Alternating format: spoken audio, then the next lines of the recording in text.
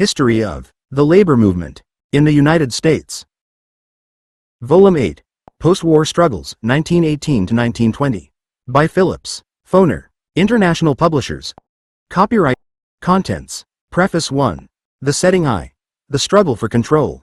Causes of Labor Unrest, 1. Promise and Reality, 3. The Industrial Conference, 6. Status of Women Workers, 10. The New Unionists, 12. The Plum Plan, 16. 2. The Setting 2. Red Scare and Red Summer. Hysteria, 21. Deportation Deliriums, 24. Palmer Raids, 25. Berger, Congress and the Red Scare, 29. Sacco and Vanzetti, 31. Unions and the Red Scare, 33. Red Summer, 35. The Elaine Massacre, 37. Black Resistance, 41. 3. The U.S. Labor Movement and the Bolshevik Revolution. The February Revolution, 43. Triumph of the Bolsheviks, 45. U.S. Intervention in Russia, 46. The AFL and the New Soviet Regime, 49. The ILGWU and the Amalgamated Clothing Workers, 53. The Seattle Labor Council, 55. Hands Off Russia, 58. American Labor Alliance, 60. V. 11-1-2042. 4. General Strike, Seattle and Winnipeg. Seattle Shipyards Strike, 63. Steps leading to a general strike, 68. The General Strike, 71. End of the strike, 75. Background of the Winnipeg General Strike, 79. The strike begins, 82. Bloody Saturday, 84. End of the strike, 85. 5. The Boston Telephone and Police Strikes. Grievances of the telephone operators, 88. The Telephone Strike, 89. End of the strike, 91. Background of the Boston Police Strike, 92. Boston Policemen's Union, 93. The strike begins, 95. A. City in Terror, 95. Role of Central Labor Union, 98. End of Boston Police Strike, 100. 63886. Streetcar Strikes, 102. Chicago and Denver, 104. Knoxville, 106. Kansas City, 108. 7. Strikes of Clothing and Textile Workers, 117. Men's Clothing Workers, 118. The Ladies Garment Workers, 120. The Textile Workers, 123. The Amalgamated TWU and the Lawrence Strike, 126. The Amalgamated Textile Workers of America, 137. 8. Strikes of Coal Miners and Steel Workers, 141. Background of the Miners' Strike, 141. Role of the Federal Government, 144. Anti-Strike Injunction, 145. Lewis calls off the strike, 146. Background of the Steel Strike, 148. Role of Foster and Fitzpatrick, 151. A National Committee, 152. The Steel Organizing Drive, 153. Fruitless Negotiations, 157. The Steel Strike Begins, 159. A Vicious Anti-Strike Offensive, 160. The Strike in Gary, 162. End of the Steel Strike, 166. Foster evaluates the Steel Strike, 167. 9. The Open Shop Drive, 1919-1920-170. Open Shop Associations, 170. The American Plan, 172. Open Shop Propaganda, 173. Open Shop Practices, 174. The National Federation of Open Shop Associations, 176. The Real Objective, 178. The Struggle in Tampa, 179. Results of the Open Shop Drive, 183. V. 10. Strikes and Black-White Relationships, 185. The Stockyards Labor Council Campaign, 186. The Chicago Race Riot, 188. Organizing Efforts Continue, 191. Black Labor and Unions, 193. Bogalusa Solidarity, 194. 11. The AFL and the Black Worker, 1919-1920-197. The Messenger, NBA, and the IWW, 197. The 1919 AFL Convention, 198. A New Era for the Black Worker, 201. The 1920 AFL Convention, 203. Another New Era for the Black Worker, 206. 12. The IWW in the Post-War Period, 208. The Sacramento Trial, 208. The Wichita Trial, 211. Centralia, 214. The Trial, 221. The Aftermath, 224. Internal Dissension in the IWW, 225. Big Bill, Haywood, 227. Political Prisoners, 228. The IWW and the International Communist Movement, 231. 13. The Split in the Socialist Party and the Formation of the Communist Party, 237. Nature and Ideology of the Left Wing, 237. Victory of the Left Wing, 241. The Purge, 241. The Left-Wing Conference, 243. The Purge Continues, 245. The Chicago Socialist Party Convention, 246. The CLP and the CP, 248. Communist Parties. Forced Underground, 252. A Unified Communist Party, 252. 14. Political Action, 1918-1920-256. Forces for Independent Political Action, 257. The Chicago Program, 259. The Cook County Labor Party, 260. The American Labor Party, 262. The Committee of 48, 263. The Non-Party Sand League, 263. A National Labor Party, 264. The Farmer Labor Party, 267. Gompers and the Labor Party Movement, 270. The Railroad Brotherhoods, 271. The AFL, the RR Brotherhoods in the 1920 election, 272. Reference Notes. Index V 275,297. Acknowledgements. As in the case of previous volumes, this work could not have been completed without the generous assistance of numerous libraries and historical societies. I am again indebted to Dorothy Swanson and her staff at the Tumament Institute. Elmer Bobst Library, New York University, for kind assistance and cooperation. I also again wish to thank the staff of the State Historical Society of Wisconsin for assistance in the use of the archives of the American Federation of Labor. I also wish to thank the staffs of the Library of Congress, National Archives, New York Public Library, U.S.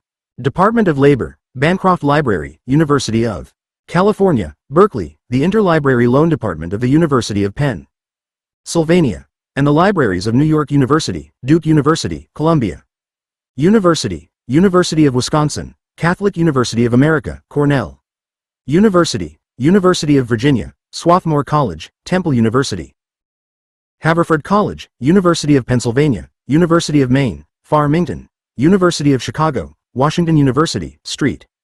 Louis, University of Washington, Seattle, University of Florida, Northwestern University, University of New Mexico, Wayne State University, University of Oklahoma, and Lincoln University, Pennsylvania.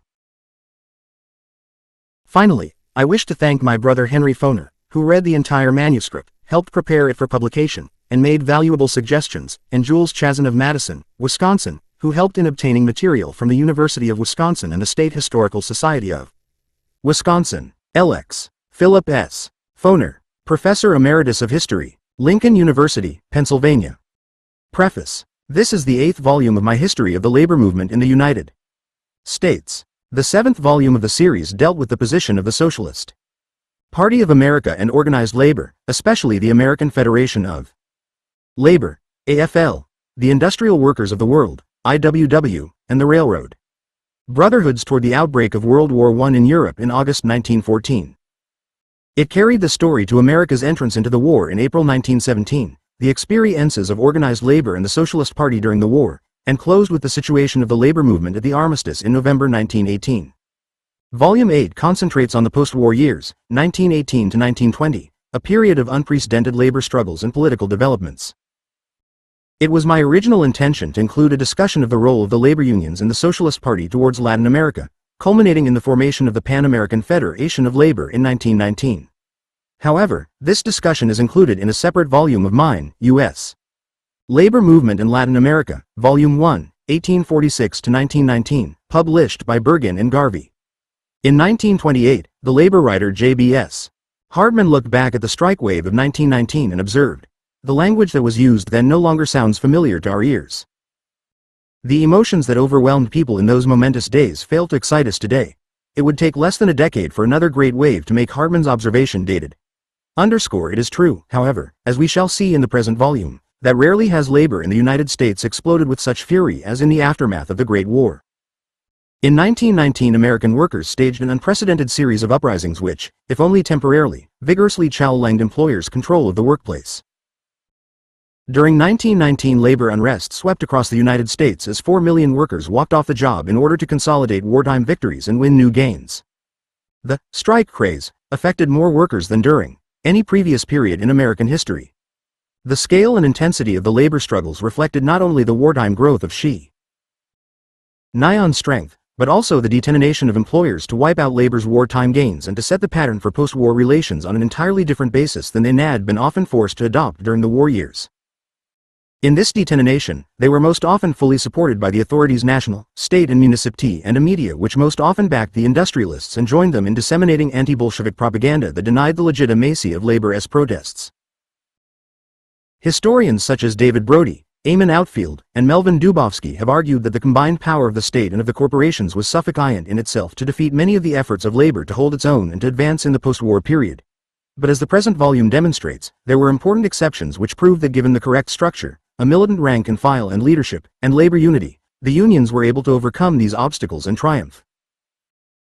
While not in any sense negating the role played by the state in aiding monopoly capitalism to defeat organized labor, this volume demonstrates that the recent tendency of labor historians to regard any workers' struggles in an environment of conservative political domination to be doomed is both too negative and cynical. J.B.S. Hardman, American 1. A Boer Dynamics in the Light of Post-War Developments, New York, 1928, page 10. Reprinted, New York, 1968. David Brody, Labor in Crisis: The Steel Strike, New York, 1965, Eamon Outfield, Montana, S. Agony Lears of MBR and Hysteria, 1917-1921, Gainesville, 1979. Melvin Dubofsky, Abortive. Refon.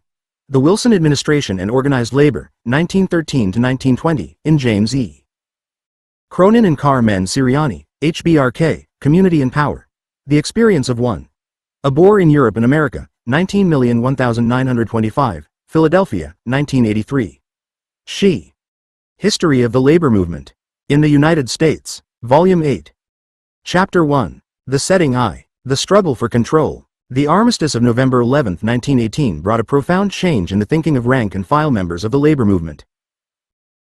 Even during the war, appeals to patriotism and for the destruction of the Kaiser had not sufficed to prevent strikes. Once the war was over, these appeals would be unable to persuade workers that they must do the bidding of either their government or the leaders of their unions. Causes of labor unrest. The year 1919 was one of the most militant in United States labor history. During its 12 months, 3,630 strikes were called involving 4,160,000 workers, an increase of 2,933,000 over the number of workers involved in strikes in 1917. The Literary Digest called it a year characterized by an epidemic of strikes. In the Outlook lamented, everywhere strikes. The strike fever is in the air. The situation changes kaleidoscopically. The disease that has struck our industrial systems breaks out in one place as it subsides in another. One strike is scarcely over when another one begins. 3. The main cause of labor unrest was the continued rise in the cost of living, which had advanced inexorably throughout the war period. In November 1918, the month of the armistice, the index stood at 169, or 69% above the 1914 level. With the end of the war, the increase continued month by month. The highest peak was reached in July 1920, when the index read 212, an increase of 112% within 4.5 years. Studies reveal that workers in manufacturing industries doubled their average earnings between 1914 and 1919. Real wages for all industrials. See Philip S. Foner, History of the Labor Movement in the United States 7, New York, 1987, 150-70. 2. Post-war struggles. 1918-1920 workers in 1919 were 19% above the average in 1915.4. However, most workers were able to meet the wartime increase in living costs only through full employment supplemented by overtime pay and bonus payments. When the war industries ceased to be important, even these alleviating factors were eliminated. On November 12, within 24 hours of the armistice, a directive issued jointly by the chairman of the Shipping Board and the secretaries of the Navy and War called for the immediate cessation of Sunday and overtime work under all government-supervised contracts. For many workers this meant wage reductions of as much as 50%. 6. Within 3 months of the armistice, the U.S. economy entered a recession brought about by the transition from war to peacetime production. But the cost of living continued to rise so that by the end of the year, workers' living standards were very seriously affected. In fact, in April 1919, the National Industrial Board expressed the view that a substantial reduction in the cost of living would do more for industrial peace than seems possible by any program of reconstruction. 7. Of the 3,630 strikes in 1919, 1,115, or approximately 31%, had a wage increase as their basic demand. In an additional 921 strikes, or 25%, wage increases figured in the demands. Thus, a total of 56% of all the strikes in 1919 demanded wage increases. 8. Second in importance to the cost of living as a cause of labor unrest was the matter of working hours. In many industries, the 8-hour day was still a dream in 1919. On the street railways, among operating engineers, in the oil fields, in canneries, in printing shops, in clothing factories, in textile mills and steel mills, workdays of 10, 12 or more hours prevailed. In steel, canning, oil, municipal transportation and domestic service, the 7-day week, too, persisted for hundreds of thousands of workers. 9. As Grace Hutchins wrote, the very workers most in need of a strong union to demand shorter hours are often too exhausted at night to attend meetings. The writer has seen silk workers, keenly interested in the union, fall asleep at a meeting, after the day's work. 10. In the strike wave of 1919, workers in those industries that had the longest hours of work tried to remedy the situation through a series of organizing drives and job actions centering mainly on the length of the working day and on union recognition. How strongly the workers felt about gaining union recognition is evidenced by the fact that of the 3,630 strikes in 1919, 860, or 24%, were called to achieve that demand. Together, the demands for higher wages, shorter hours and union recognition caused 80% of all the strikes. 11. THESETTINGI. THESTRUGGLEFORCONTROL3. Although labor had achieved advances during the war, a major cause of industrial unrest was the feeling among many workers that, in contrast to the capitalists, they had not received what they were entitled to as a result of their wartime sacrifices. World War I brought U.S. monopoly capital immense profits.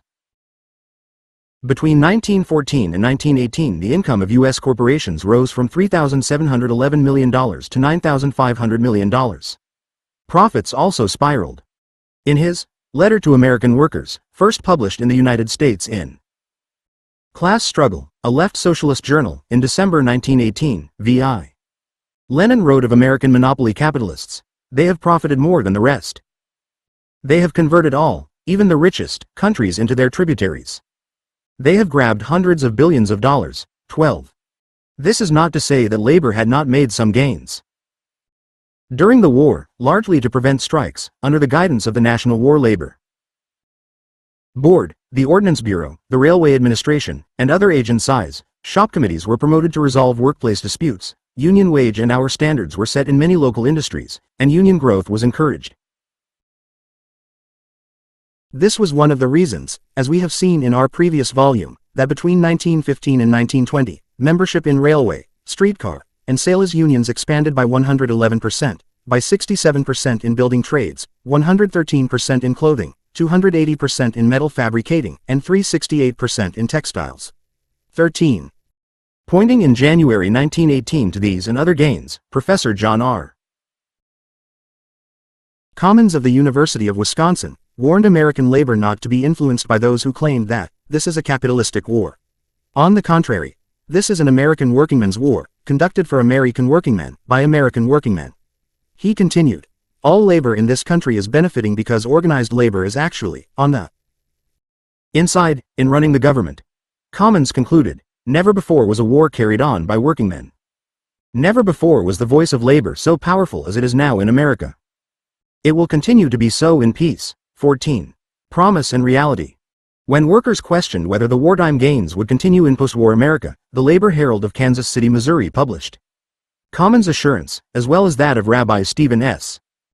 Wise, which urged the workers to continue to put their trust in President Wilson. 0. Because labor knows that the president will never consent to ** the famous history of labor in the United States, volumes 1 and 2, by John R. Commons and Associates was published in 1918. 4. Postwar Struggles, 1918–1920. Any elimination of the gains labor has achieved during the war. One at the same time, the official organ of the Central Labor Union of Kansas City noted that much was being said of the industrial democracy that would follow the end of the conflict, in which labor would receive its full reward. From every quarter came statements giving credence to this assertion. Josephus Daniels, Secretary of the Navy, wrote of the golden age of labor that would follow the war, and assured the workers, "The world after peace will not go back to conditions such as existed prior to our entrance into the mighty struggle." George W. Perkins of the House of Morgan foresaw the time when the tool user will be part tool owner. 16. Charles M. Schwab, chairman of the Emergency Fleet Corporation and president of Bethlehem Steel, declared, "We are at the threshold of a new social era. It means that the man who labors with his hands is the one who is going to dominate the affairs of this world." 17. Similar statements came from Frank A. Vanderlip, president of the National City Bank of New York, John D. Rockefeller Jr., Elbert H. Gary, chairman of the United States Steel Corporation, and Thomas L. Chadbourne, counsel for Midvale Steel and Ordnance Corporation. 18. The most significant statement came from President Wilson in his message to Congress on May 20, 1919. He asserted that industrial democratization was predicated upon the full recognition of the right of those who work, in whatever rank, to participate in some organic way in every decision which directly affects their welfare or the part they are to play in industry. 19. It is not surprising then that workers looked forward to an era of democracy in industry, in which labor would enjoy not only a decent standard of living and the recognition of its right to bargain collectively, but also a stronger voice in industrial affairs. It soon became evident, however, despite all their eloquent phrases, that employers were determined to operate without unions and with much lower wages than they had granted workers under government pressure and as a patriotic gesture in order to win the war. They made it clear that what they really had in mind for labor all along was the open shop, and that if workers were to be represented at all, they should be represented by company unions. 20. In short, not only was labor to be denied benefits it had been led to expect during the war years, but the employers were coordinating their efforts to eliminate whatever wartime gains workers had made. Small wonder that a group of steel workers in Steelton, Pennsylvania declared, "During the war we fabricated munitions plants, small arms plants. The setting I. The struggle for control 5. WF did THT. Work cheerfully, without strikes trubbic of any kind. We were so exhausted after a day's work that we fell asleep at the supper table. We pared to the bone in order to buy Liberty bonds, to give to the Red Cross and similar organizations. For what? To make the world safe for democracy. The whole industrial world is in chaos and it is up to the industrial kings of America to grant their employees industrial democracy." 21. The lack of government concern for wage earners was an important factor in the Great Strike Wave of 1919. Returned soldiers, seeking to achieve a better life in peacetime, were often attacked by the armed forces they had recently left. When Anaconda Copper announced that as of February 7, 1919, all wages would be reduced from $5.75 per day to $4.75 per day, the Metal Mine Workers Union, Independent, and the Industrial Workers of the World, IWW, immediately responded with a call to strike. The craft unions joined in a sympathy strike and various veterans organizations endorsed it. But U.S. troops were rushed into Butte, Montana, and in a number of instances, soldiers patrolling Butte seized veterans who were picketing and stripped them of their army uniforms. A protest telegram to the War Department read, "Hundreds of returned soldiers home from France among striking miners of Butte, the strikers peacefully picketing, which we believe is their legal right. Regular troops this morning arrested returned soldiers and severely bayoneted many. Is this authorized by War Department?" The protest was ignored. 22. Indeed, in a special dispatch from Butte, the New York Times reported on February 1, 1919 that Major Jones, in charge of the U.S. troops in the city, did not rebuke the soldiers for the use of the bayonet against strikers, but lectured, discharged soldiers for participating in the strike. The brutal action led one labor paper to tell the homecoming soldiers that the fight is not ended, that there is a great task ahead, and that if the present status is to be held and bettered, all who dream of better things and long for a fairer adjustment will have to join hands and go on fighting. 23. But in fighting, labor would find itself handicapped by the fact that the government shed any responsibility it had toward the workers. As David Montgomery points out, immediately after Jennany signed the armistice, industrialists launched a campaign to dismantle the Railway Administration, the War Labor Board, the Fuel Administration, and other regulatory agencies. Their success in getting the Labor Board out of business by June 1919, and returning the railroads to private hands in February 1920 stripped the unions of governmental protection, while business embarked on a militant crusade to roll back the Union tide. 24. 6. Post-war struggles, 1918 to 1920.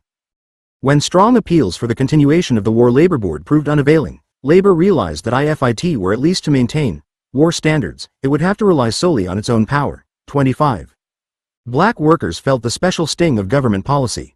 The House Committee on Appropriations initially approved continued funding of the Division of Negro Economics in the Department of Labor, headed by George Haynes of the National Urban League and Fisk University, along with funds for the Women's Bureau and the U.S.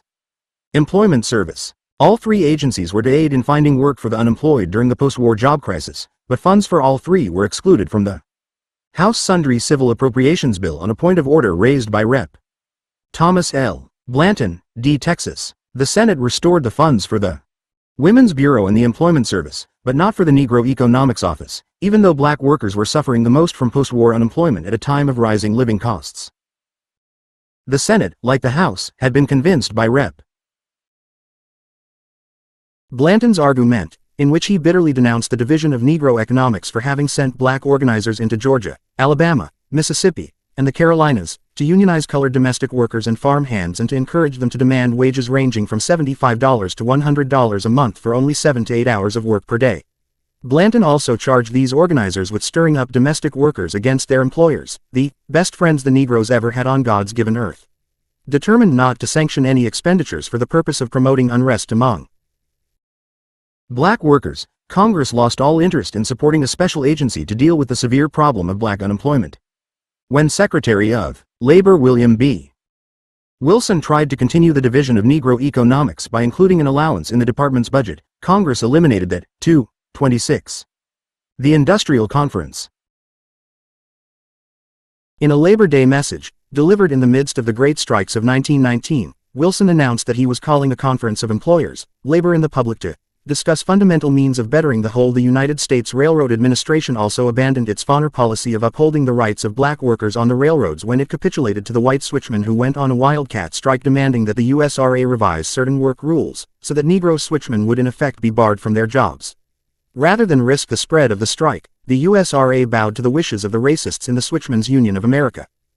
Allen Laverne Shepard, Federal Railway Labor Policy, 1913 to 1926, unpublished Ph.D. Dissertation, University of Nebraska, 1971, pp. 162-63. The Setting I. The Struggle for Control 7 Relationship of Capital and Labor and Putting the Whole Question of Wages upon Another Footing. He added later that if industrial strife continued, it would be an invitation to national disaster. 27. The conference was to be made up of 45 members. 15 public members were to be selected by the President, 15 labor representatives to be selected by Samuel Gompers, and 15 representatives of business to be selected in the following manner. 5 by the National Industrial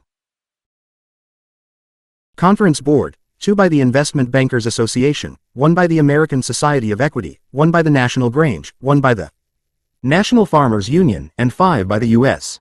Chamber of Commerce. 28. Later, 7 members were added to the public group and 4 more to the labor group. 29.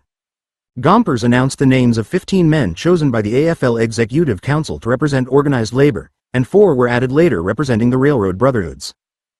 9 members of the labor delegation were also members of the AFL Executive Council. All 19 were conservative trade unionists, the leaders of pure and simple unionism, as Haggai Hurwitz points out in his study of the conference. 30. The employers' delegation included James A. Emery of the National Association of Manufacturers, J.W. O'Leary of the National Metal Trades Association, and executives of great corporations such as Bethlehem Steel, the DuPont Companies, General Motors, International Harvester, General Electric, and Standard Oil of New Jersey, all notorious as bastions of anti-unionism. Added to this group were John D. Rockefeller, Jr. and Elbert H. Gary, chairman of the U.S. Steel Corporation, who had been appointed to represent the public interest. 31. Viewing the composition of the delegations, the New Republic commented, neither the president's list of delegates nor Mr. Gompers inspires confidence in the National Labor Conference that is to be held. 32. On the other hand, the New York Times was most upset by the presence of Charles Edward Russell and John Spargo, former Socialist Party activists who had left the party to support America's entrance into World War I. Both had been appointed by Wilson to the public delegation, which led the Times to comment, "It is more than a little curious. Does anyone believe that 2/5 of the public is socialist? The socialists are entitled to be heard, but it would have been a grave mistake to open the door to all sorts of private whims and projects."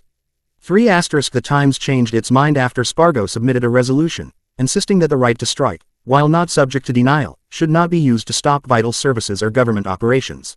New York NMES, October 16, 1919. 8. Postwar Struggles, 1918 to 1920.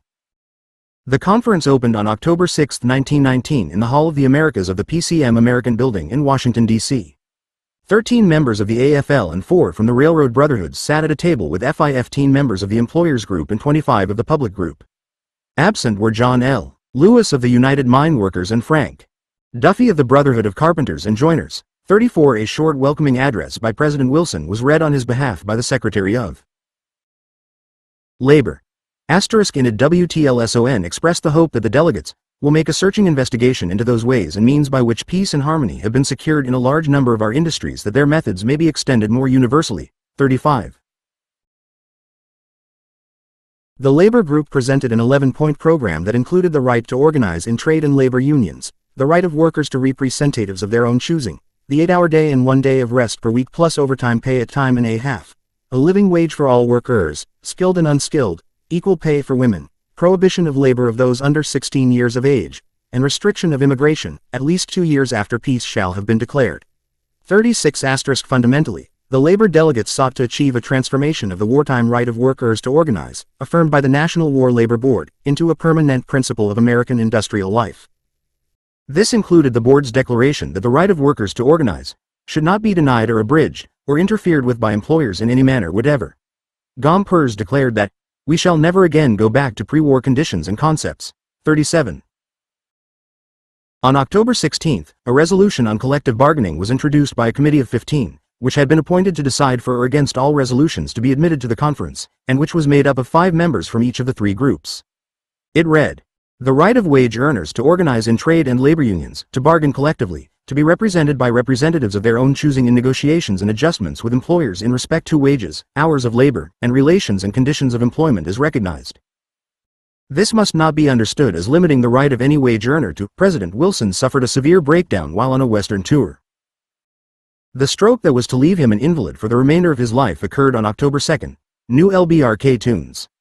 October 3, 1919. The U.S. did not formally sign a peace treaty with Germany until August 1921.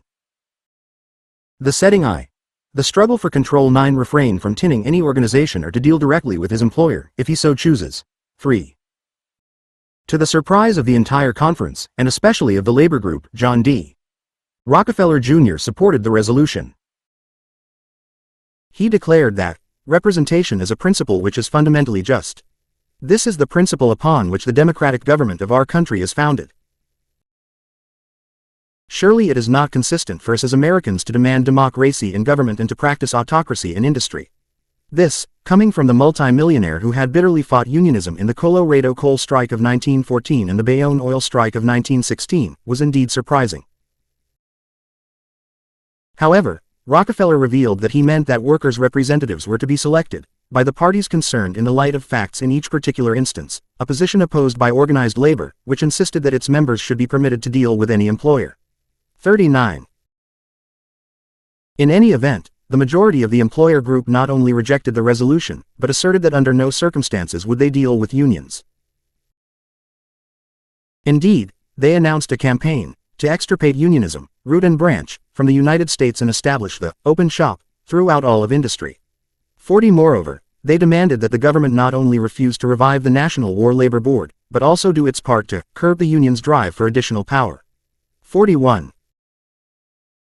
The employers' spokespersons were supported by telegrams from leading industrialists and corporations demanding that the open shop be maintained in full vigor.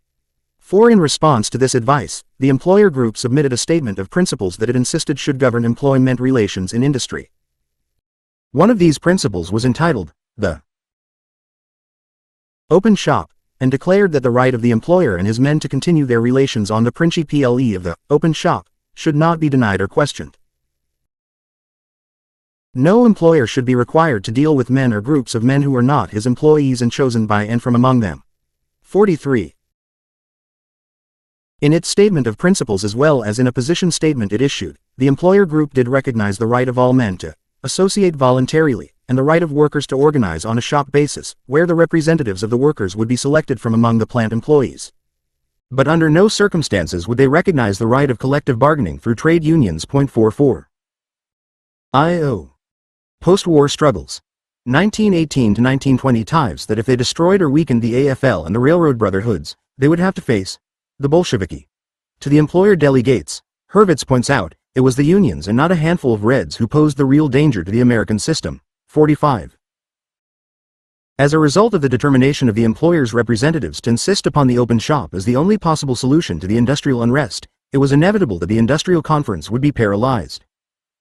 The conference broke up after 2 weeks of debate without passing a single resolution. 46. 2 weeks after the breakup, the National Industrial Conference Board, which had 5 representatives at the conference, issued a pamphlet entitled "One He Vital Issues in the Industrial Conference at Washington, D.C." The conclusion stated, in the final analysis, the stand taken by the employers group was predicated on the maintenance of the open shop, which they regarded as a vital American principle and which they saw endangered by the adoption of the type of collective bargaining insisted upon by the labor group. 4. The failure of the industrial conference aggravated the deepening labor-capital conflict and, as we shall see, gave strength to the development of a vigorous open shop movement. Status of women workers.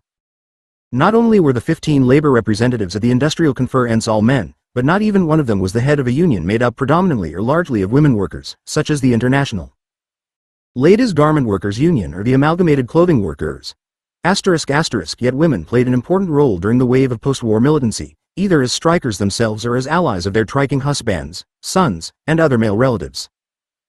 In both cases, they revealed that the war experience had had the effect of raising their consciousness as to the material basis of their oppression. Having found employment in the factories or as office workers in the rapidly expanding category of white-collar employees, they had also found that they could compete with men as equals in these areas and they therefore felt less dependent on male. A fair amount of this time was spent discussing and rejecting a proposal by Samuel Gompers calling for immediate arbitration of the steel strike by the conference. The employers' representatives and a number of those from the public group opposed this resolution. New York NMES, October 12, 13, 14, 20, 1919. 2 women were present among the public group of 25, Ida Turnbull and Lillian Wald. Survey, October 15, 1919, pp. 35-36. The setting I. The struggle for control. 11 breadwinners.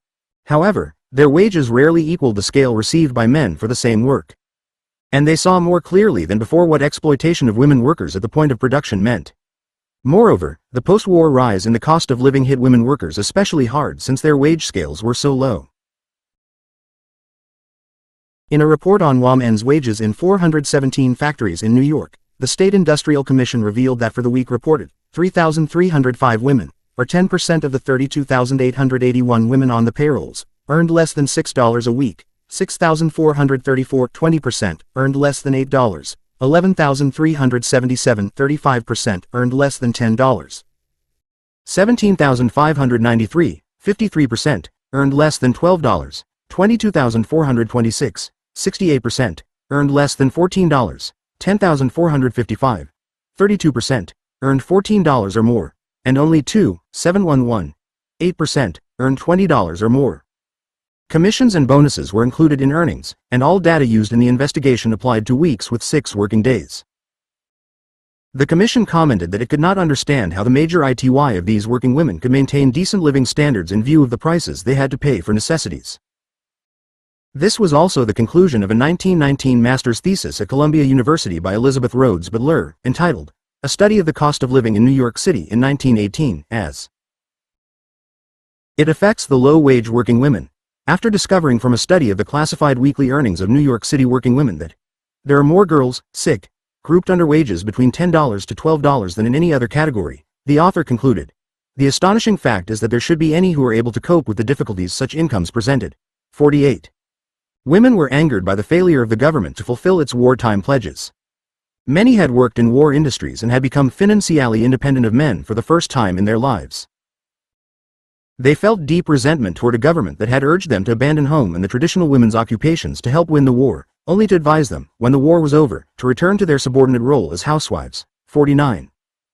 Women workers fought back on their own, or in conjunction with male workers. Indeed, one of the features highlighted in press coverage of the 1919 strikes was the class solidarity demonstrated by male and female workers, a feature heretofore rarely present in our labor struggles. 50 many newspapers commented on the militancy of women strikers. For example, 100 scrubwomen employed at the Mutual Life Insurance Building in New York City struck for shorter hours on July 21, 1919, and at 4:30 in the afternoon threatened to storm the building with sticks and stones, asserting. 12. Postwar Wars F. Ruggles, 1918 to 1920, that strikebreakers had been hired to take their places.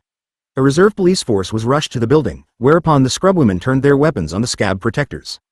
Several women were arrested, but the building owners granted their demand for shorter hours. 51.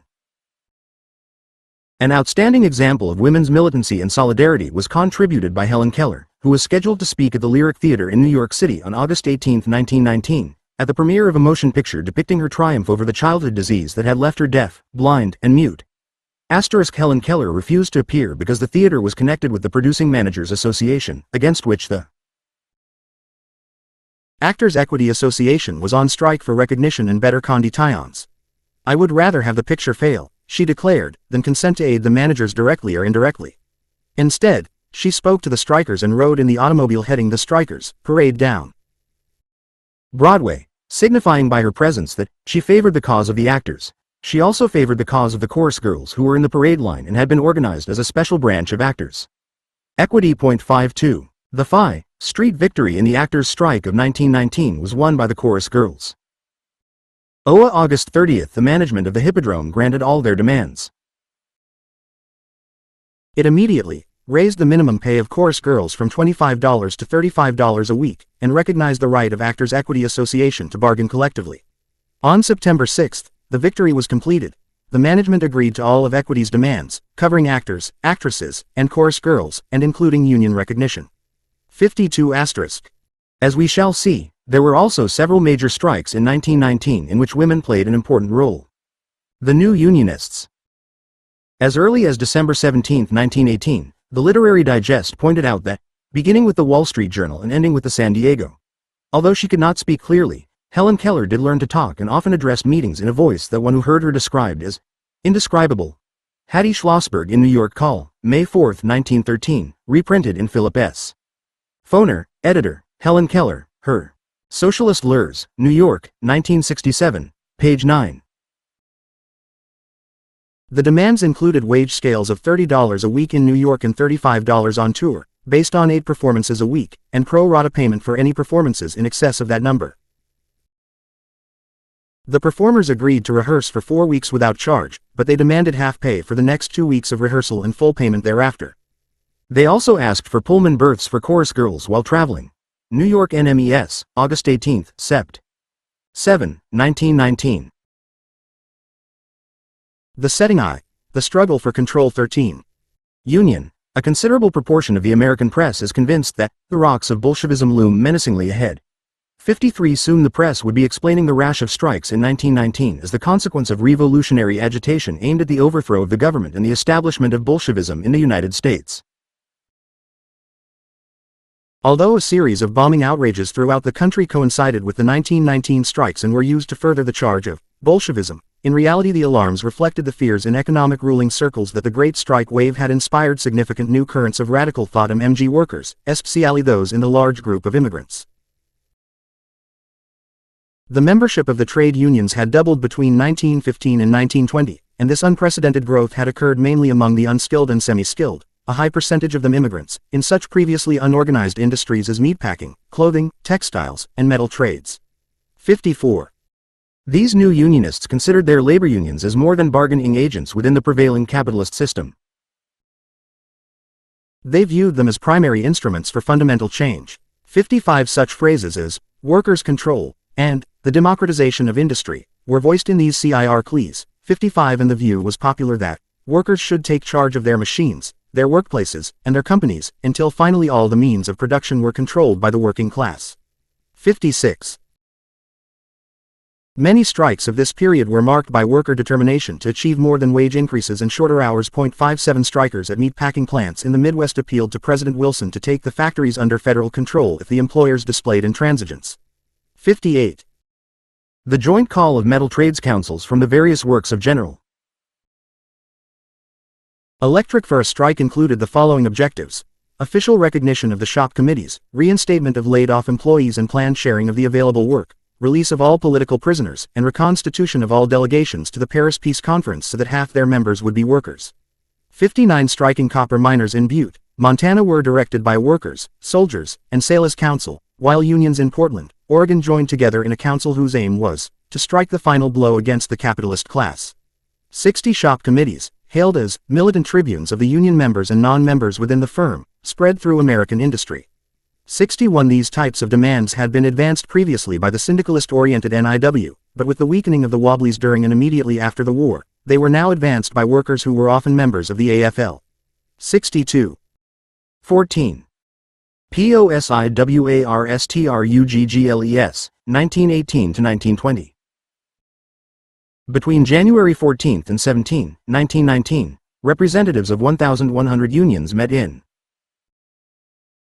Chicago at the National Labor Congress on the Tom Mooney case. One delegate reported back to the Central Labor Union of his city that this was without doubt the most remarkable convention of workers ever recorded in the annals of organized labor.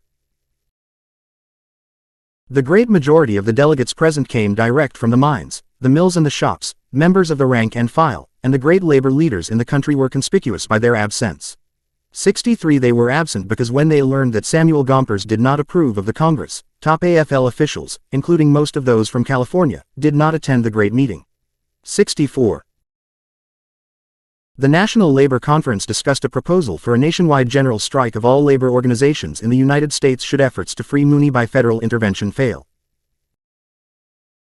The general strike was to take place on July 4, 1919, and the conference proposed that a referendum vote be taken by the rank and file of labor at an early date and that all forces be united for a final and crucial test. 65. But Gompers was adamantly opposed to the proposal for a general strike.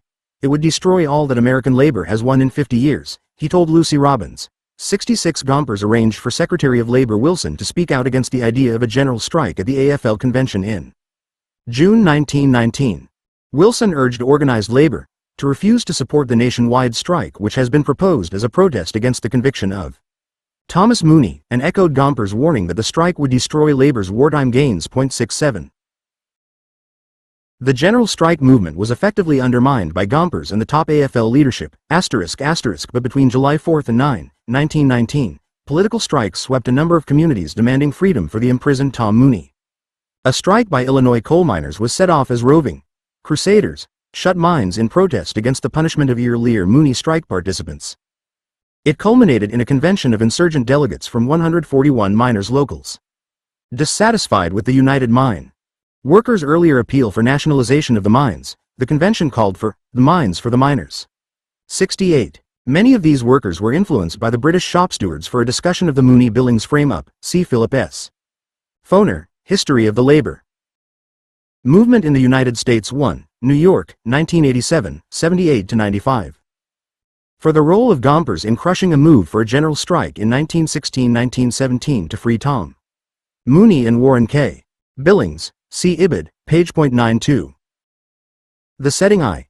The Struggle for Control 15 Movement, and by Labor and the New Social Order, the Manifesto of the British Labour Party for the Reconstruction of English Society after the War.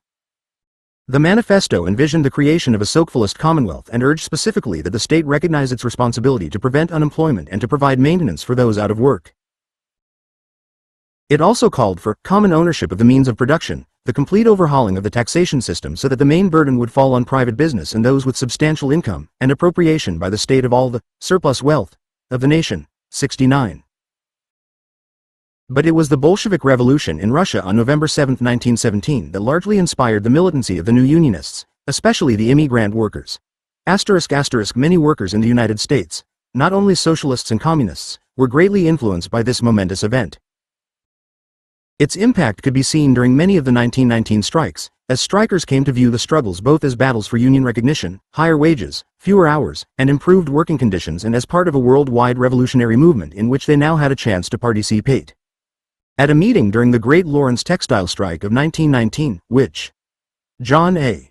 Fitch called a strike for wages carried on in a revolutionary atmosphere, 7 degrees, a strike leader told workers, "You are fighting for a great cause. You should learn to work together. You should learn the business because you will soon take it over for your own, like the Russians are doing in Russia." 71. Commenting on the Great Steel Strike of 1919, The Nation observed, This is no mere squabble over wages and hours and collective bargaining in the open shop. These are the shibboleths, the battle cries, but the real question is, who shall control our steel industry, our mines of coal and iron, our roaring furnaces, our giant steel mills? 72. All this, The Nation insisted, was not solely a Soviet-inspired event, proving the existence of the insidious Bolshevik menace, but the result of new radical thinking among workers in the United States, particularly the foreign-born. 73. An N.E. shop stewards movement made the shop the unit of industrial representation. Under this plan, each workshop would set up a committee whose function was to confer with the employer about production and the conditions of labor. Decisions were to be arrived at in a democratic manner. Leland Olds, The Temper of British Labor, Nation 108, April 19, 1919, 803. David Montgomery achieves the near impossible when he discusses the militant strikes of 1919 without once mentioning the impact of the Bolshevik Revolution. His only mention of Russia is in the proposal of progressive AFL leaders to trade with revolutionary Russia and Mexico. Immigrants, Industrial Unions, and Social Reconstruction in the United States, 1916 to 1923, Labor, Le Travail 13. Spring, 1984, 101 to 13. 16. Postwar Struggles, 1918-1920 Address to the 1919 AFL Convention. Margaret Bonfield, a delegate from the British Trade Union Congress, noted that the outlook of the strikes in the United States and England was characterized more by the determination of labor to challenge the whole existing structure of capitalistic industry, than in the more special and smaller grievances which come to the surface at any particular time. Like British workers, U.S. workers seemed to be penetrated with the Bolshevik idea. 74. The Plum Plan. To many spokespersons for big business, concrete evidence of this trend was the revolutionary Plum Plan championed by the usually conservative railroad brotherhoods. It was drawn up in 1919 by Glenn E.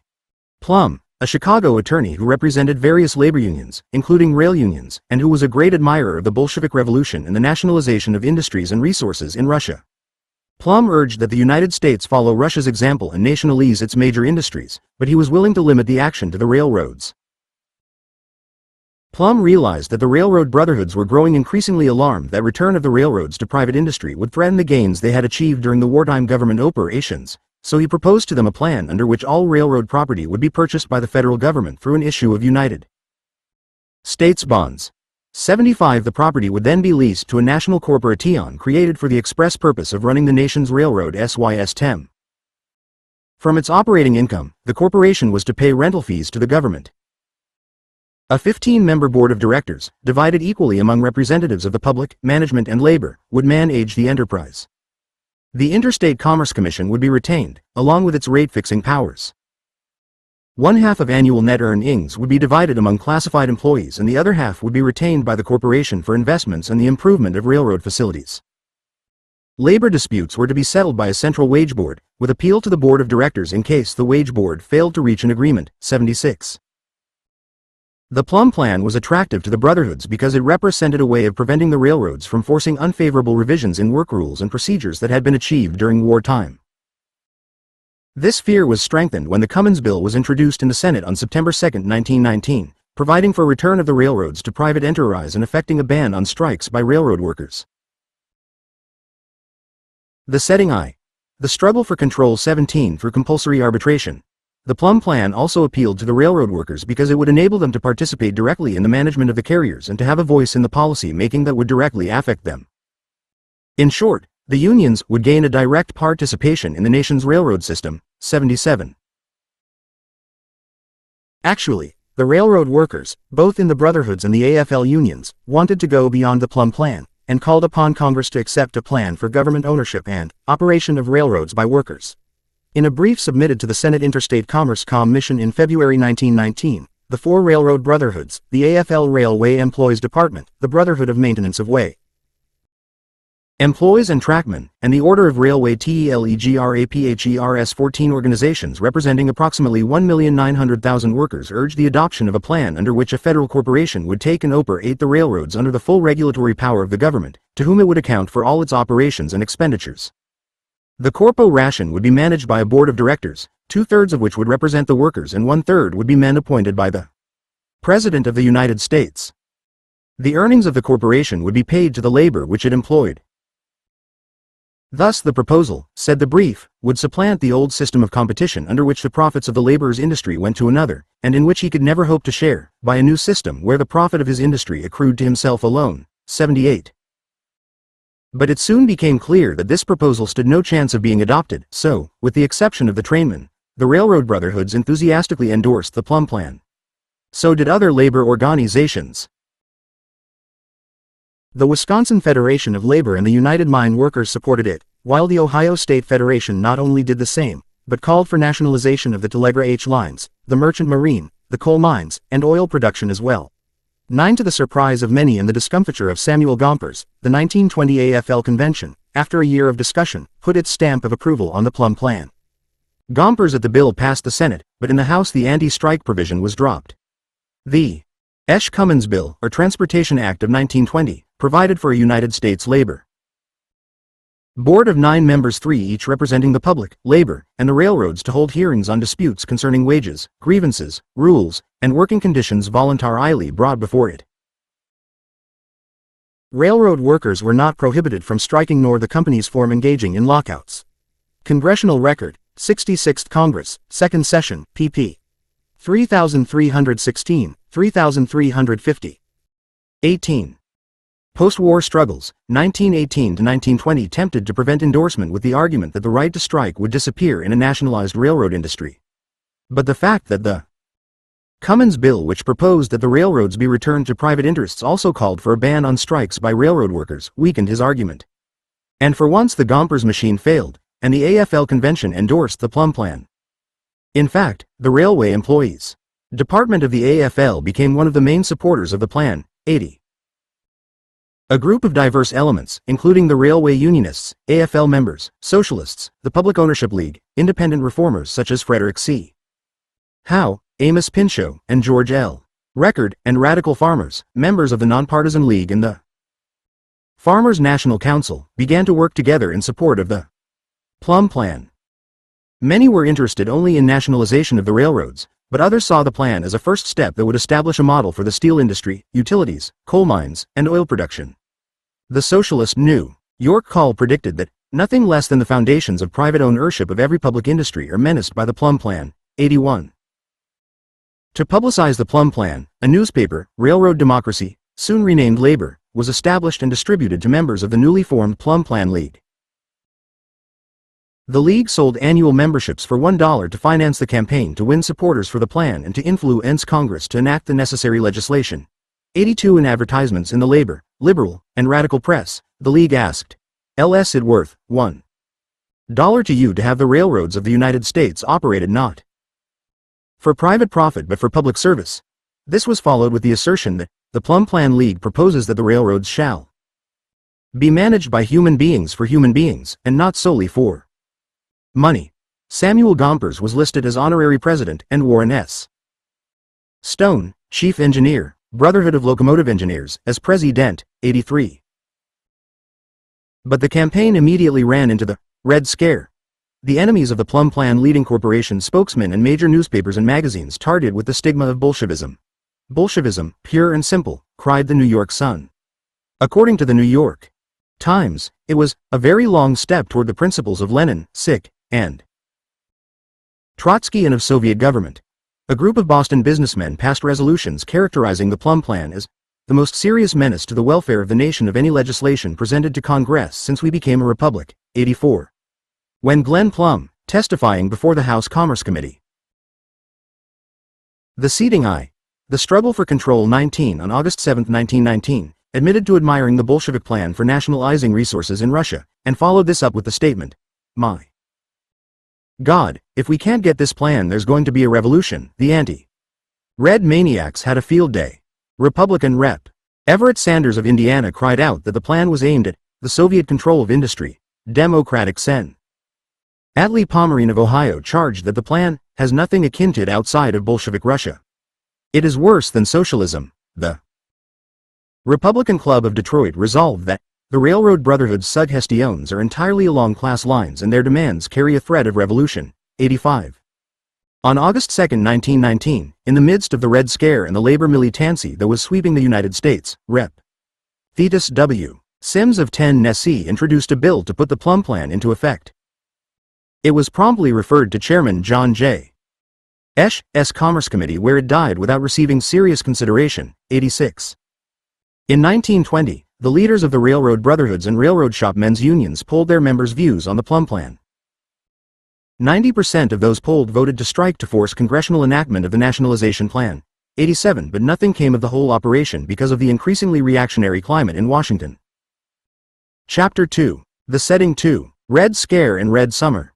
While a Siberian expeditionary force was dispatched from the United States as part of an international endeavor to overthrow the Soviet government, a Red Scare was unleashed in the United States. At the height of the Red Scare, Thomas H. West, the well-known labor poet, published his version of what lay behind the unprecedented hysteria. One he Bolshevist breeders are busy, it seems, in trying to further their underhand schemes. Though wealthy, they anxious to pile up some more. Meanwhile keeping the wolf at the working man door. One hey oppose every movement the workers uphold. One hey bribe everybody they can with their gold. It is they and their methods make Bolshevism grow. These are facts which the world is beginning to know. One he Bolshevist breeders are big profiteers. For the laws of the land they have nothing but jeers. When they furnish the music the lawmakers dance. And bills for the working men don't stand a chance. They're the real labor crushers who grab for it all, making life for the workers as bitter as gall. If with torment and trouble the world is a one he Bolshevist breeders are surely to blame. 1. Another poem pointed out that the Red Spectre was used not only as a union-busting and strike-breaking device but also as a weapon against all. The Setting 2. Red Scare and Red Summer. 21 forms of liberalism, and that allegations of Bolshevism were used to counter any attempt at reform. Hysteria. LBU believe in votes for women? JBH. The Bolshevils do. And shorter hours? And land reforms? They re-Bolshevistic too. The recall, and other things like that, are dangerous to seek. Don tell me you believe him or I'll call you Bolshevik. Bolshevik. Veek. A reformer is a freak. But here's a name to stop him for, it's like a lightning streak. Reinforced by the press and a combination of business groups and super-patriotic societies, the anti-Red Crusade claimed that the labor uprising of 1919 was essentially the product of left-wing ideologies sown by the Bolshevik Revolution and born into the American labor movement by outside agitators, who had their greatest influence among the foreign-born workers. When Robert W. Dunn and Evan Thomas, brother of Norman Thomas, attempted to establish a local of workers in Paterson affiliated with the Amalgamated Textile Workers of America, they immediately came up against the Red Scare. We had scarcely signed the lease on the union office, Dunn recalled, when the local silk manufacturers snapped their fingers and the police raided the place, closed it down and threw us into the Paterson jail along with 2 leading silk workers. The formal indictment against us was that we had conspired to overthrow the government of the state of New Jersey. The evidence was that the first national convention in the new union a few months before had sent fraternal greetings to the Textile Union of Soviet Russia, a typical solidarity message of workers in one country to those of another. 3. In a full-page advertisement in the Toledo Blade of May 9, 1919, the Merchants and Manufacturers Association, the Banks of Toledo, and the local Kiwanis and Rotary Clubs explained the strike of auto workers employed by the WTLLY's Overland Company for a wage increase and a 44-hour week as follows. Outside agitators, having no interest in the welfare of our city or our citizens. 22. Postwar Struggles, 1918 to 1920 are seeking to stir up trouble in the ranks of labor, harass and interfere with the production of our factories, and by their revolutionary doctrine, ferment in the minds of many misguided foreigners a class hatred and a disregard for all law and authority. The strike of 6,000 auto workers was defeated as a result of a restraining order issued by Judge Killitz, which was expanded into a permanent injunction. It limited the number of pickets to 150, only 50 of whom could be used at one time. It further stated, for the first time in U.S. labor history, that all pickets had to be citizens of the United States. The injunction was enforced by hundreds of former soldiers sworn in as policemen by the mayor of Toledo. The soldier police arrested and imprisoned many of the pickets on the ground that they were foreign-born and had thus violated the injunction. The fact that a picket looked Polish was enough to cause his arrest. 4. Late in April 1919, newspapers all over the country headlined, Reds planning to overthrow U.S. on May Day. The American Legion announced that it had information pointing to a revolution that would follow May Day demonstrations. The scare was intensified on the eve of May Day by the discovery of bombs in some post offices, said to be addressed to 36 wealthy individuals. The Liberator, a left-wing socialist journal, charged that the so-called May Day bombs were a frame-up by those who are interested in getting the leaders of radicalism and feel the need of a stronger public opinion before they can act. Bidet. Mitchell Palmer, Attorney General of the United States, charged that the bombs were part of a Bolshevik plot to overthrow the government on May Day. Reds plan May Day murders, blared the headlines in the nation's press. 5. Despite threats, radicals and unionists staged rallies, held mass meetings, and conducted parades on May 1. In Boston, the police attacked 1,500 marchers in a parade sponsored by the Lettish Workmen's Association, and during a battle in which the police were aided by a mob of bystanders, one police officer was mortally stabbed and one civilian was wounded. Mobs then proceeded to demolish the Boston Socialist headquarters while vigilantes all over the city went on a rampage against socialists. Ultimately 116 May Day paraders were arrested, charged with rioting and resisting the police. 14 were found guilty of disturbing the peace and sentenced to prison terms ranging from 6 to 18 months. Not a single member of the mob was arrested. 6. In Detroit, where 12,000 workers were on strike, the police stopped the workers from holding a parade. In Chicago, too, the police stopped a May the setting 2. Red Scare and Red Summer 23 Day demonstration. In New York, no parade was permitted, but a May Day rally was held in Madison Square Garden as a Tom Mooney protest meeting. 7 signs around the garden read, "We demand freedom for our comrade Tom Mooney," and "We demand freedom for our comrade Eugene V. Debs." 7. Headlines in the press on May 2, 1919, read, "Soldiers and Sailors break up meetings in New York." The reference was to the attacks on the Russian People's House and the offices of the New York Call, the Social East Daily, by 400 soldiers and sailors, aided by some civilians. The mob confiscated literature and smashed office furniture. At the Russian Pople's house, the vigilantes forced the May Day gathering to sing the Star Spangled Banner, and at the Call's office they broke up a May Day reception of 700 people and drove them into the street with such violence that 17 had to receive first aid. 8. The anti-May Day rioting reached its peak in Cleveland. A peaceful parade, led by Charles E. Ruthenberg, left-wing socialist leader, was halted by a mob led by an army lieutenant, who demanded that the soldier leading the parade drop his red flag.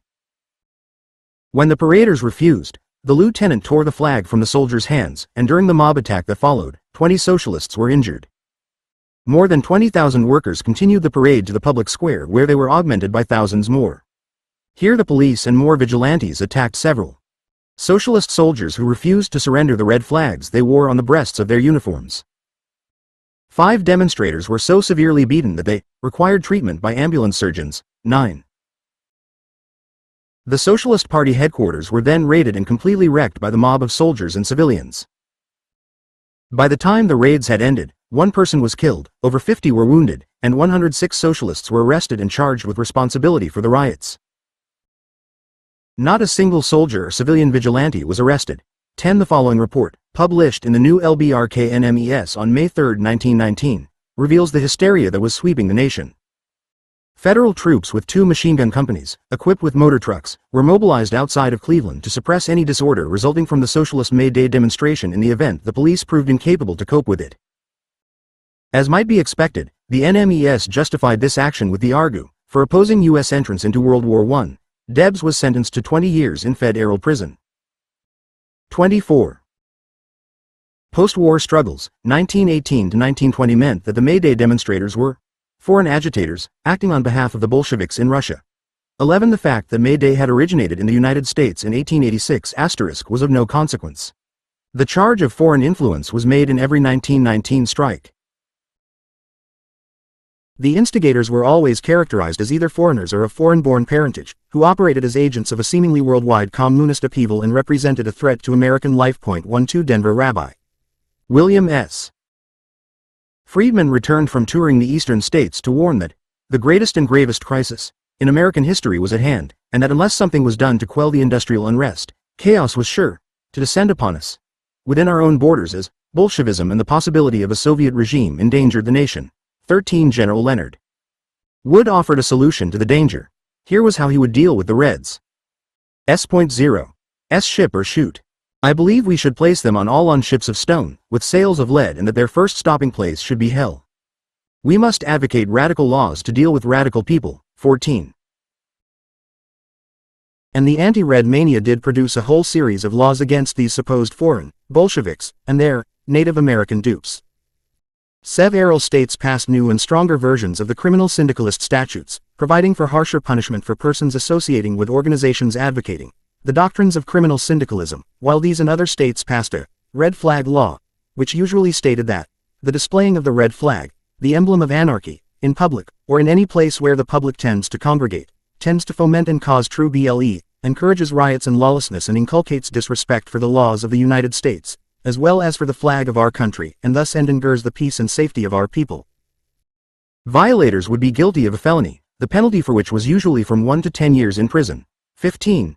Deportation deliriums.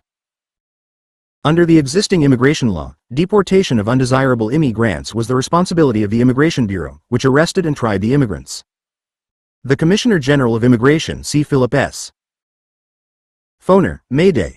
A Short History of the International Workers, Holiday 188-61986, New York, 1986, pp. 3-49. The Setting 2. Red Scare and Red Summer 25 reported his findings to his superior, the Secretary of Labor, who made the final decision. The alien had no right to appeal the decision to any higher authority. As we saw in our preceding volume, after the United States entered World War I in 1917, the right of free speech and expression was sharply curtailed by the Espionage and Sedition Acts.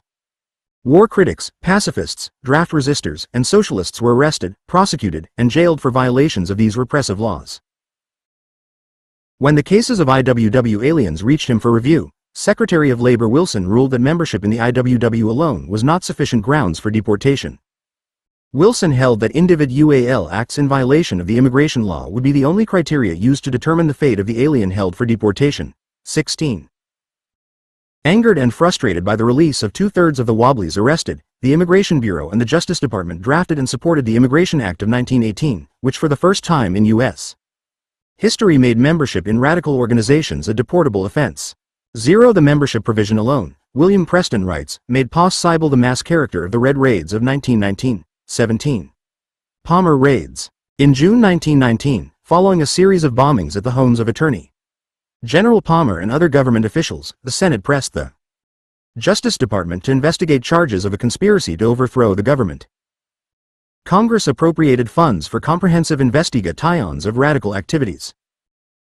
Palmer reported that on August 1, 1919, a General Aerial Intelligence Division, GID, of the Bureau of Investigation was formed 0 with the purpose in view of collecting evidence and data upon the revolutionary and ultradical groups. Palmer appointed J. Edgar Hoover, a young clerk with the Bureau, as head of the GID. Hoover's immediate task was to organize the anti-radical division of the Bureau. For this purpose he set up a master file of all radical activities which, Palmer reported, makes it possible to determine or ascertain in a few minutes the numerous ramifications or individuals connected with the ultra-radical movement. 2 years later, Congress passed the Immigration Act of 1920, which the chairman of the Senate Committee on Immigration, Sen. Thomas R.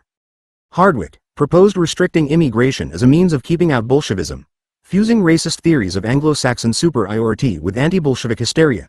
The law aimed to encourage Anglo-Saxon immigration from Central and Northern Europe, and to discourage immigration from Southern and Eastern Europe.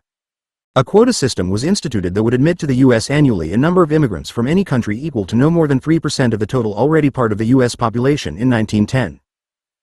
26. Postwar 1918 to 1920. By the end of 1919, Hoover, Palmer, and Commissioner General of Immigration Anthony J. Camenetti had developed elaborate procedures for dealing with the Red Menace. These included sudden and simultaneous dragnet raids, secret testimony from undercover agents and informants, seizure of correspondence, mailing lists, and membership cards, cross-examination of aliens without the presence of defense lawyers, and detention of radicals incommunicado with excessive or no bail. 18. The first application of these procedures came in December 1919 when 240 deportees, aliens and suspected anarchists, including Emma Goldman and Alexander Berkman, were deported on the U.S. transport. Buford called the Soviet Ark from Ellis Island in New York to Finland to preserve America and the human race. On January 10, 1920, while aboard the Buford, Emma Goldman and Alexander Berkman wrote in a letter that the deportation had been surrounded by secrecy and had taken place during the darkness of night. To be sure, the government could not afford to take us from Ellis Island in broad daylight. The condition of the first group of American deportees, most of them destitute and half naked, among them a number who had been rushed to Ellis Island direct from the jails of Buffalo, Detroit, Youngstown, Bridgeport, etc., and arrived only a few hours before their deportation, would have aroused the indignation of even the most callous American citizen. The government, which waxed so indignant over the German atrocities in Belgium, did not dare to let the people see that it was committing similar atrocities at home, on people more helpless and defenseless than the Belgians were. It did not dare. Therefore our kidnapping in the dead of night, in mad haste, with a military force armed for murder and bloodshed at the least provocation. 19.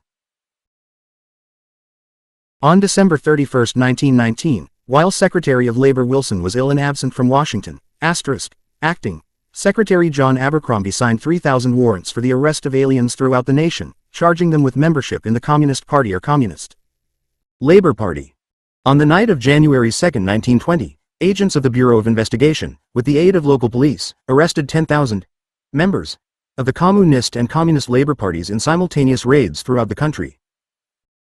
During these operations scant attention was paid to legal prose. Many contemporaries argued that Secretary of Labor Wilson left Washington because he did not want to interfere with the hysterical attacks on aliens, but W. Anthony Gangarelli, who is very critical of Wilson's early approval of these vicious tactics, insists that he was actually ill. Secretary of Labor William B. Wilson and the Red Scare, 1919-1920, Pennsylvania History, October, 1980, pp. 325-27. The Setting D. Red Scare and Red Summer 27 door. Behind banner headlines like, 2,000 Reds arrested in 56 cities. One atrocity after another was perpetrated on the men and women rounded up during the dragnet operations. It was days before a suspect alien was permitted access to counsel or friends, and it was weeks before the case was decided. Meanwhile, the victim languished in jail, unable to raise bond money that ranged close to $10,000. 0.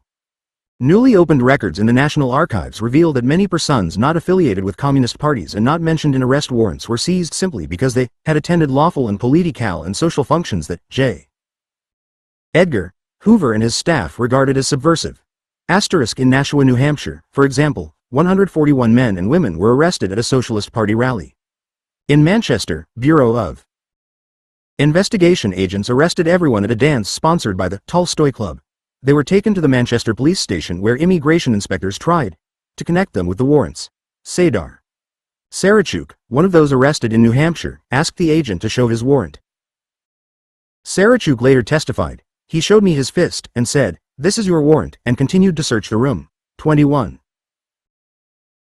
Evidence obtained in the raids supposedly proved the existence of the most menacing revolutionary plot yet uncovered. Fortunately, according to the Department of Justice, it was nipped in the bud at the right time.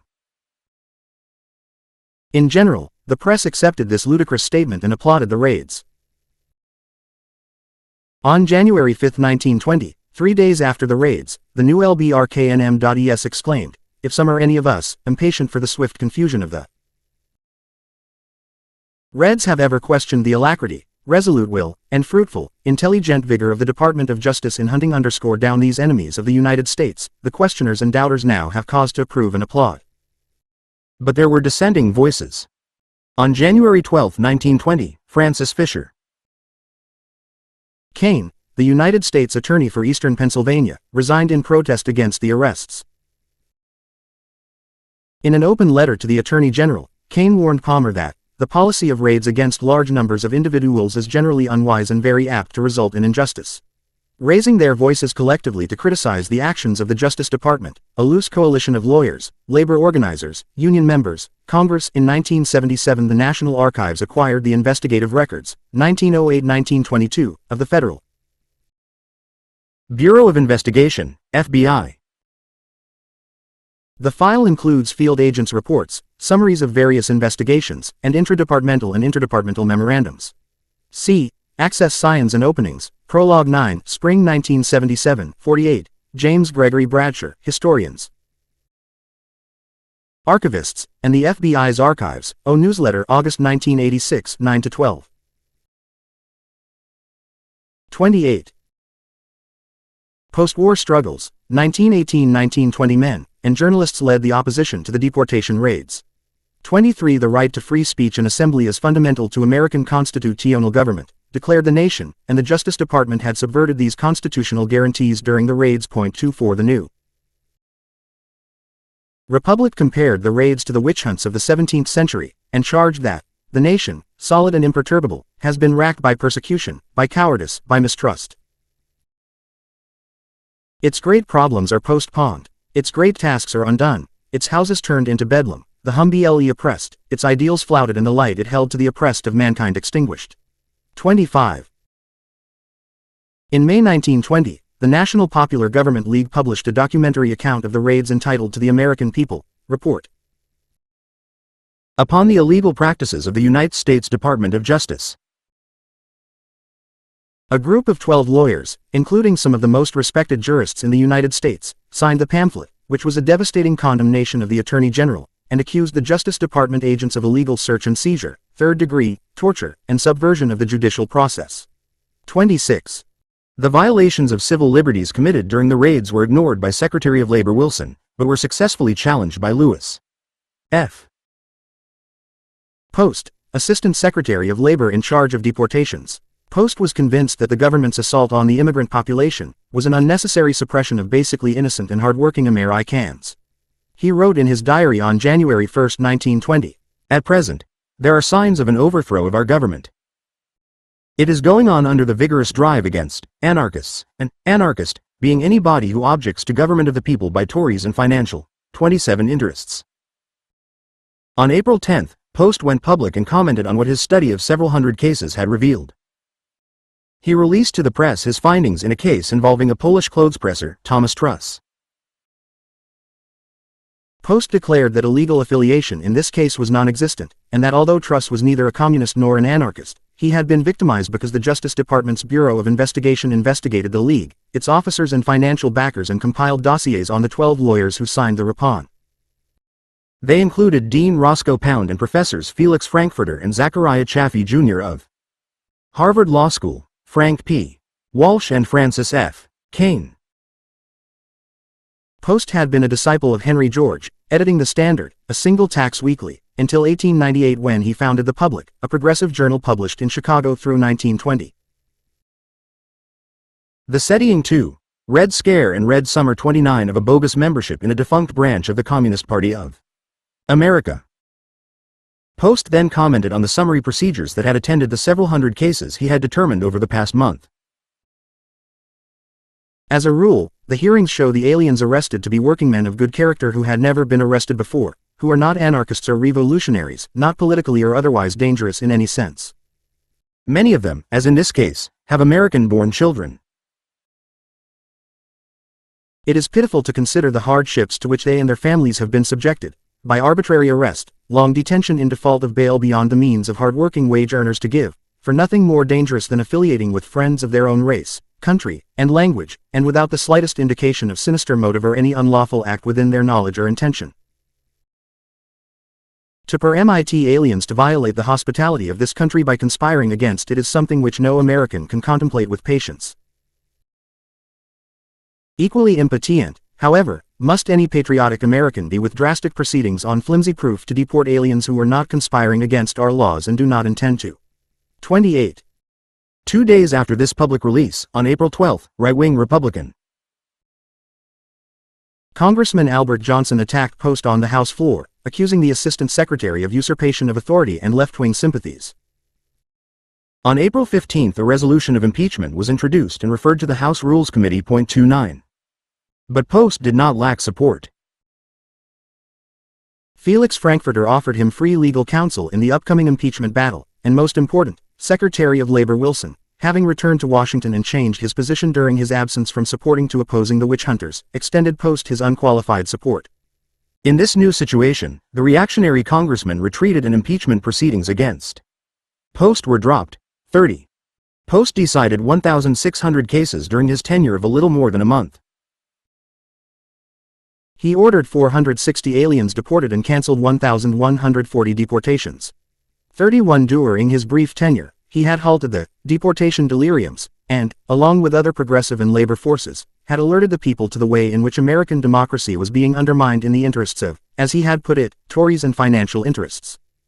Burger, Congress, and the Red Scare. As we saw in the preceding volume, in the midst of his campaign for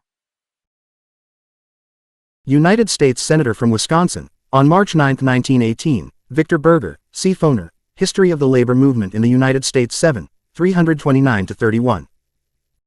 30. Postwar Struggles, 1918-1920. The first socialist congressman was indicted for violating the Espionage Act. Although the war was over by then, Berger was tried with 4 other socialists on December 9, 1918 in Chicago before Kennesaw Mountain Landis. They were charged with conspiracy against the war effort. The trial lasted 4 weeks and resulted in conviction of the defendants on January 8, 1919. Landis sentenced each of the 4 to 20 years of imprisonment at Fort Leavenworth, but all were freed in a total bail of $625,000 and the case was appealed to higher courts.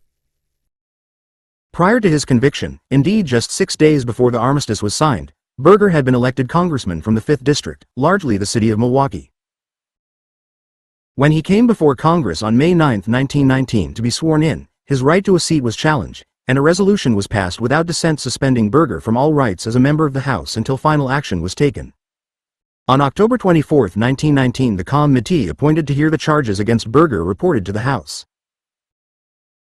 An 8-man majority agreed that Victor Berger did obstruct, hinder, and embarrass the government of the United States in the prosecution of the war and did give aid and comfort to the enemy, and declared him to be absolutely ineligible to membership in the House of Representatives. On November 10, 1919 the House voted to exclude Berger. The vote was 31-1. Like many other papers, the Baltimore Sun decried the fact that even 1 vote had been cast for Berger. The Milwaukee Socialists immediately renominated Berger for Congress in a special election called for December 1919. The Democrats and Republicans fused behind one candidate to defeat a man associated with the Bolshevism of Lenin and Trotsky, but a majority of the electorate of the 5th District voted for Berger. When Berger appeared before Congress on January 10, 1920, he was again excluded. This time the members refused even to hear him, and by a vote of 330-6 barred him from Congress for a second time. But again he was immediately renominated by the Milwaukee County Executive Committee, which issued the statement that, "We'll keep on nominating Berger until Hades freezes over if that un-American aggregation, Congress, continues to exclude him." In 1922 Berger was re-elected to Congress. A year before that the Supreme Court had, on a technicality, thrown out his conviction for violating the Espionage Act, and when Berger appeared in Congress in Decem, Judge Landis had been the presiding judge in the federal trials of the IWW and on August 3, 1918 handed down the severe sentences against the Wobblies. Ibid. pp. 310-12. The setting 2. Red Scare and Red Summer 31 or 1923 to take the oath of office he was warmly welcomed. He was re-elected until 1928, 32.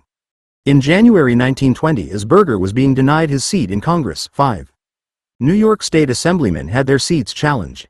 They were excluded in April 1920 solely because of their membership in the Socialist Party.33. Nevertheless, the high tide of the Red Scare had passed with the notorious Palmer raids of January 2, 1920, and more communities were joining Milwaukee in expressing their discontent with repression and intolerance.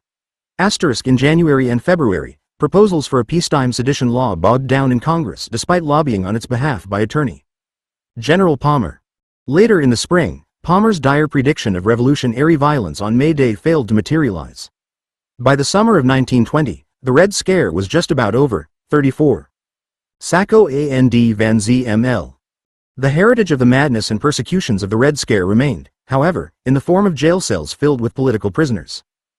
Among them were two immigrant Italians, Nicola Sacco and Bartolomeo Vanzetti, the former a skilled factory worker and the latter an itinerant, unskilled laborer and fish peddler. Neither had come to America as a radical, but both were later attracted to anarchism. Both men were involved in strikes and war resistance. In 1917, Sacco, Vanzetti, and other New England anarchists fled to Mexico for a year to avoid the draft and possible deportation for anti-war activities. After Sacco and Vanzetti returned to the United States, they resumed their radical activities. On April 15, 1920, a robbery took place in South Braintree, Massachusetts. In the course of stealing a $15,000 payroll, the robbers shot and killed the paymaster and his guard. 3 weeks later, Sacco and Vanzetti were arrested for the crime on a policeman's hunch that anarchists were responsible. They were arrested in Brockton, a shoe factory town, as they were organizing a protest meeting. In Vanzetti's pocket was the Italian text of the announcement of a meeting to be held on May 9. It read, in English translation: "The expulsion of the 5 socialist members of the New York State Legislature was a factor in the decline of the Red Scare since it aroused widespread public anger. Thomas E. Vadney. The Politics of Repression. A Case Study of the Red Scare in New York, New York History 45, January 1968, 56-75.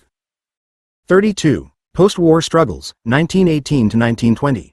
Fellow workers. You have fought in all the wars. You have worked for all the capitalists. You have wandered over all the countries. Have you harvested the fruits of your labors, the price of your victories? Does the present smile on you? Does the future promise you anything? Have you found a piece of land where you can live like a human being? On these questions, on this argument and on this theme, the struggle for existence, Bartolomeo Vanzetti will speak. 35. Neither Sacco nor Vanzetti was told the reason for the arrests until many weeks had passed. 36.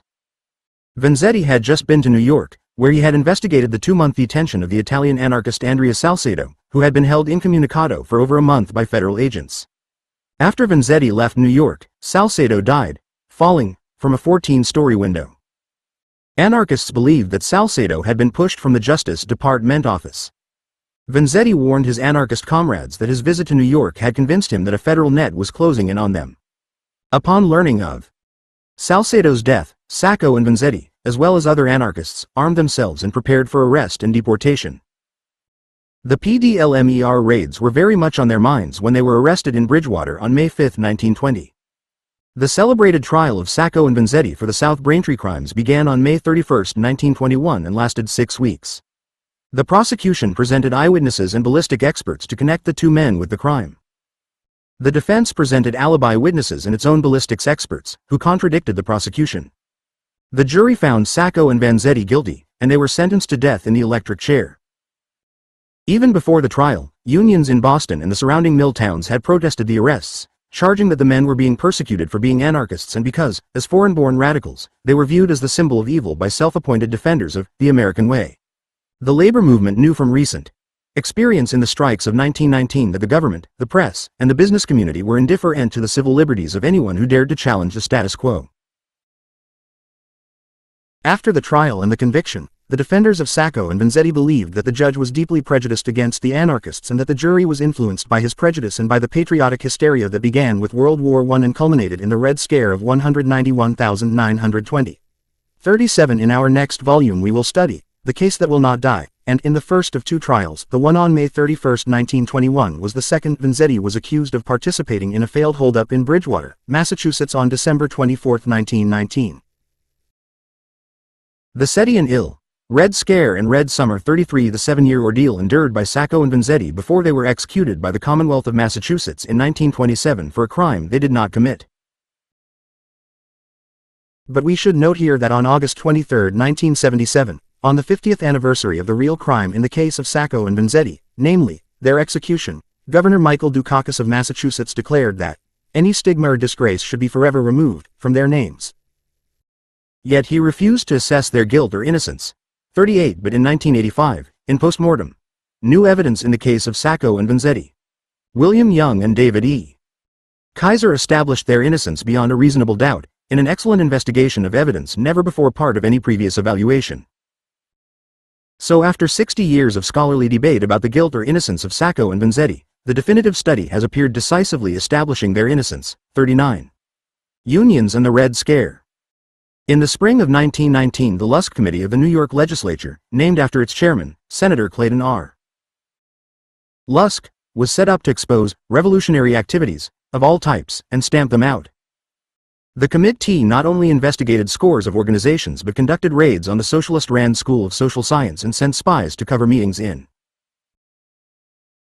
Harlem and to disclose activities of black radicals. 40. In its investigation of the American Federation of Labor, the Lusk Committee found suspicious tendencies in certain unions but declared the policies of Gompers and the National AFL to be free from the taint of revolutionary radicalism. The committee praised the AFL for declining to form a labor party, as British Labour has done. 41. One large APL union, however, the International Ladies' Garment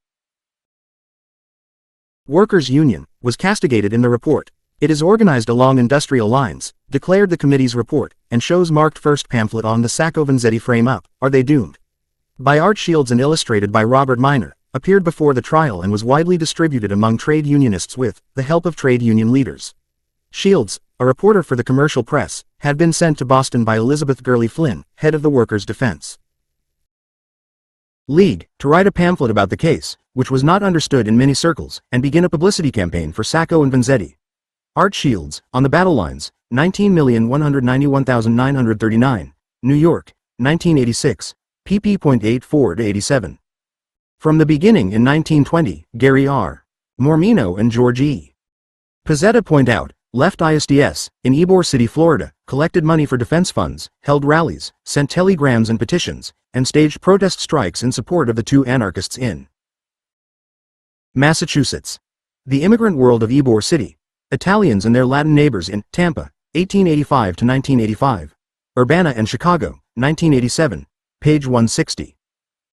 34. Postwar Struggles, 1918-1920 Radical Tendencies. It is founded upon the principles of class struggle. It adopts the one big union idea and seeks to bring about the overthrow of society. The committee further found that the union was guilty of un-American education practices in classes held for members of the ILGWU. There is a manifest purpose of getting before the membership of the organization the principles of government and of industrial organization which are the basis of socialist psychology. 42. Many AFL leaders hailed the Lusk investigation as proving that, with the one exception noted, the Federation had been absolved of radicalism. John Golden, president of the United Textile Workers, whose class collaboration policies we noted previously and will meet again below, congratulated the Lusk Committee on the splendid work being done in getting at real facts in connection with the seditious activities of such a large number of the foreign element. James P. Holland was proud of the fact that the Lusk Committee cited him in its report because he had testified before the committee that over 90,000 AFL members were Bolsheviks or ultra-radicals. 43. However, the garment worker, a fervent supporter of the policies of the Gompers AFL Executive Council machine, especially their policy concerning Russia, argued that the Lusk Committee had underestimated the degree and extent of radicalism in the American labor movement. We do not believe, the garment worker editorialized, there is a union in any of our large cities, but that is feeling the influence of revolutionary radicalism. There need be less to fear from hostile employers than from the revolutionary elements in our unions. This approach was endorsed by J.E. Roach, in charge of the AFL's New York office, who told David J. Sappis that the Red Scare was beneficial since there is no room for radicalism in the labor movement. Roach pointed to the preamble to the AFL 3 Constitution, adopted in 1881 and repeated every year thereafter, which emphasized, a struggle is going on in all the nations of the civilized world, a struggle between the capitalist and laborer, which grows in intensity from year to year, and will work disastrous results to the toiling millions if they are not combined for mutual protection. It is ridiculous Roach continued, to have a preamble calling for the abolition of the capitalistic system and at the same time expecting to deal with the employer and also expecting him to improve your condition, thereby helping himself out of business ultimately. It won't be good for the labor movement in general to have too many radicals, Roach concluded, expressing the hope that investigations such as that conducted by the Lusk Leasetting LL. Red Scare and Red Summer 35. Committee would help solve this problem. 44. These approaches were sharply criticized by trade unionists and trade union publications for aiding and abetting the anti-union employers. 1 He. Carpenter, organ of the Brotherhood of Joiners and Carpenters, insisted that the capitalists were attributing social unrest to Bolsheviks in order to advance the open shop movement, and that our own unions are accepting and fostering the union-hating employers, propaganda. 45. No one more effectively tore the curtain aside and revealed the real aims of the Red Scare than did J.G. Wright, president of the Central Labor Union of Kansas City, Missouri, when he said in late February 1919, "We hear much of late about anarchists and Bolsheviki. All these laws for the suppression or deportation of the Bolshevists are made by the capitalist class so that when men are ground down to the last notch and strike because they cannot stand it any longer, the employer may cry, 'Bolsheviki,' and drive them out of the country." 46. It is indeed tragic that sections of the labor movement cooperated in these endeavors. Red Summer.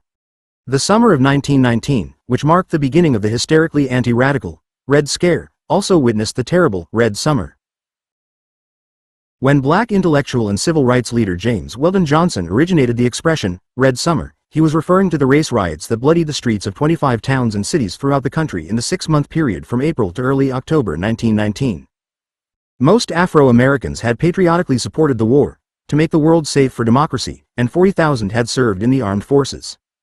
There they had met with discrimination and segregation, and when they came home they had to face lynching, Jim Crow, and unemployment caused by the slackening demand for labor during post-war demobilization. In his interview with Sapis, Roach delivered a number of attacks on foreign-born workers.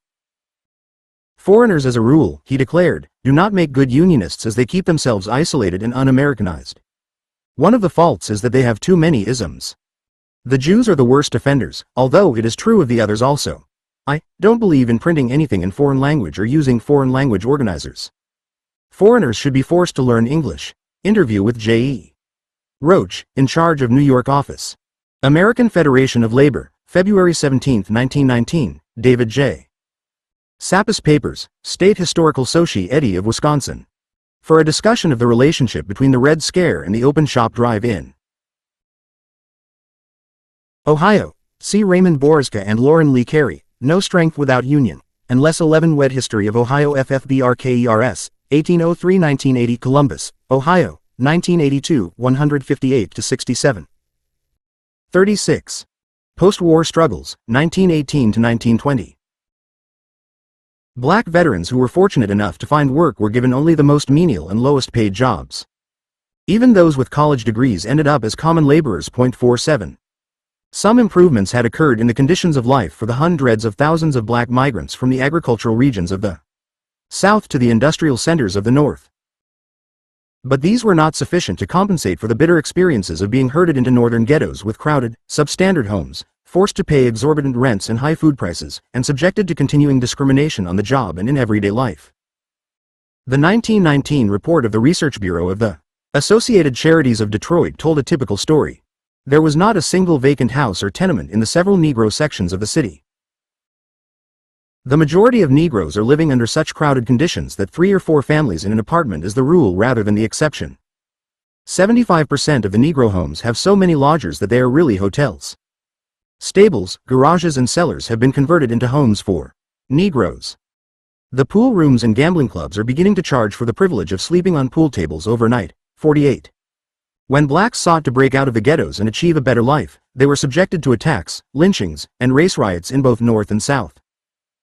Lynch mobs murdered 78 black people in 1919, an increase of 15 over 1918 and 30 over 1917. 49. The first of the race riots of the Red Summer erupted in Charleston, South Carolina on May 10, and when it was over, 2 black men were dead and 17 blacks and 8 whites were wounded. Then race violence exploded in Longview, Texas, Washington, D.C., Knoxville, Tennessee, Phillips County, Arkansas, Omaha, Nebraska, and, worst of all, Chicago. 50. On a Sunday afternoon, July 27th, with the temperature in the 90s, a group of white bathers at one of the Chicago city beaches stoned a black youth, Eugene Williams, causing him to drown. Outraged blacks, whose patience had been stretched thin by a series of anti-Negro actions since early spring, insisted that a policeman, who was white, arrest the alleged murderer. He not only refused but stopped a black policeman from arresting the white youth. Racial conflict erupted as angry blacks and whites swarmed to the beach, and it spread throughout the southern section of the city. The rioting that began on July 27 raged virtually uncontrolled for the greater part of 5 days. Chicago was embroiled in the worst race riot in its history, and the toll was fearful. Police officers fatally wounded 7. The Seting ill. Red Scare and Red Summer 37. Black men during the riot. Mobs and lone gunmen brutally murdered an additional 16 blacks and whites.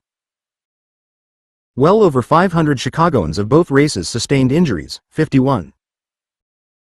In Knoxville, Tennessee, on August 30, 1919, white mobs intent on lynching an alleged black murderer inflicted considerable damage in the downtown area, while National Guardsmen joined in the attack on the black community. The riot took several lives, injured scores of people of both races, and cost thousands of dollars in property losses. 19 whites were indicted on felony charges, but the jury acquitted 14 of the defendants and the other 5 went free because of a mistrial, 52. The Elaine Massacre. One of the riots of the Red Summer was a massacre. This occurred in Elaine, Phillips County, Arkansas. Phillips County was part of what was commonly referred to as the Black Belt, since there was a high concentration of black people, many of whom were sharecroppers and tenants on numerous plantations in that region. In 1910, the county had a population of 26,354 black and only 7,176 white people. The land, devoted to the growing of cotton on the plantation system, was owned by whites and most of the labor was performed by blacks. According to the arrangement that prevailed before the massacre, black sharecroppers and white landowners shared the profits from the sale of the cotton. Between the time of planting and time of sale of the crop, the sharecroppers were advanced food, clothing, and necessities, at excessive prices, from the plantation store owned by the planter. At the end of the year the landowner sold the crop at his discretion, showed no records to the black workers, and settled with them unilaterally so that most Negroes lived in constant debt to the landlord. The system led to abuses against which the blacks feared to protest because of rank intimidation and the threat of bodily harm. Although permanently in debt to the landlords, they were unable, because of written laws and unwritten laws of the cotton country, to leave a plantation until their debts were paid. 53. Many blacks in Phillips County whose cotton was sold in October 1918 did not get a settlement until July 1919. With no other recourse available to them, black farmers, sharecroppers, tenants, and laborers of both sexes in 1918 formed the Progressive Farmers and Household Union of America, at W.M. Chester, Arkansas. The union's objective was to advance the interests of the Negro, morally and intellectually, and to make him a better citizen and a better farmer. In addition, to further advance the cause, uniting the race into a perfect union in various counties. 54. 38. Postwar Struggles, 1918 to 1920. Between April and August of 1918, lodges of the Progressive Farmers and Household Union were established in Ratio, Elaine, Hoopspur, Old Town, Ferguson and Melwood. Secrecy was maintained and fines and expulsion for exposing the secrets were provided for in the union's constitution. In its campaign for members, the union quoted biblical passages that supported its demand for economic justice and social equality. Members were required to affirm their belief in God, and to pledge to defend this government and her constitution at all times. 55. Union members began to withhold their cotton so that they might receive higher settlements and rates. Influenced by the union, many blacks in the area refused in 1919 to pick cotton unless paid the price they demanded, and at Elaine, black sawmill workers refused to allow their wives and daughters to pick cotton or to work for a white man at any price. In general, blacks declared they were tired of being exploited and forced to act as children. 56. To protect themselves from the inevitable attack by the white landowners, union members armed themselves with rifles and pistols, and each member pledged to protect other members, as they sought to obtain their rights as citizens. The union members knew that to acquire these rights in Phillips County they need to protect themselves and their families, for the white man's law would not protect them against the abuses of the white men. 57. In the evening of September 30, 1919, the Hoopspur branch of the union held a regular meeting in a black church, to discuss a plan for withholding all cotton, thereby forcing their landlords to make equitable settlements with them. At 1:01 p.m. the meeting was fired on by white men from an automobile outside the church. In the shootout that followed, lasting until 12:30 a.m., one white man was killed and another wounded. The blacks at Hoopspur immediately reported to the authorities that the white men had fired first to break up the Union meeting, and that they had returned the gunfire. But reports of the shooting spread and whites prepared to attack all Union members. When a force of whites from Helena arrived at Elaine and began to search and ransack the homes of blacks, arresting men and women indiscriminately, they were resisted by armed blacks who exchanged gunfire with the posse. Men were killed on both sides.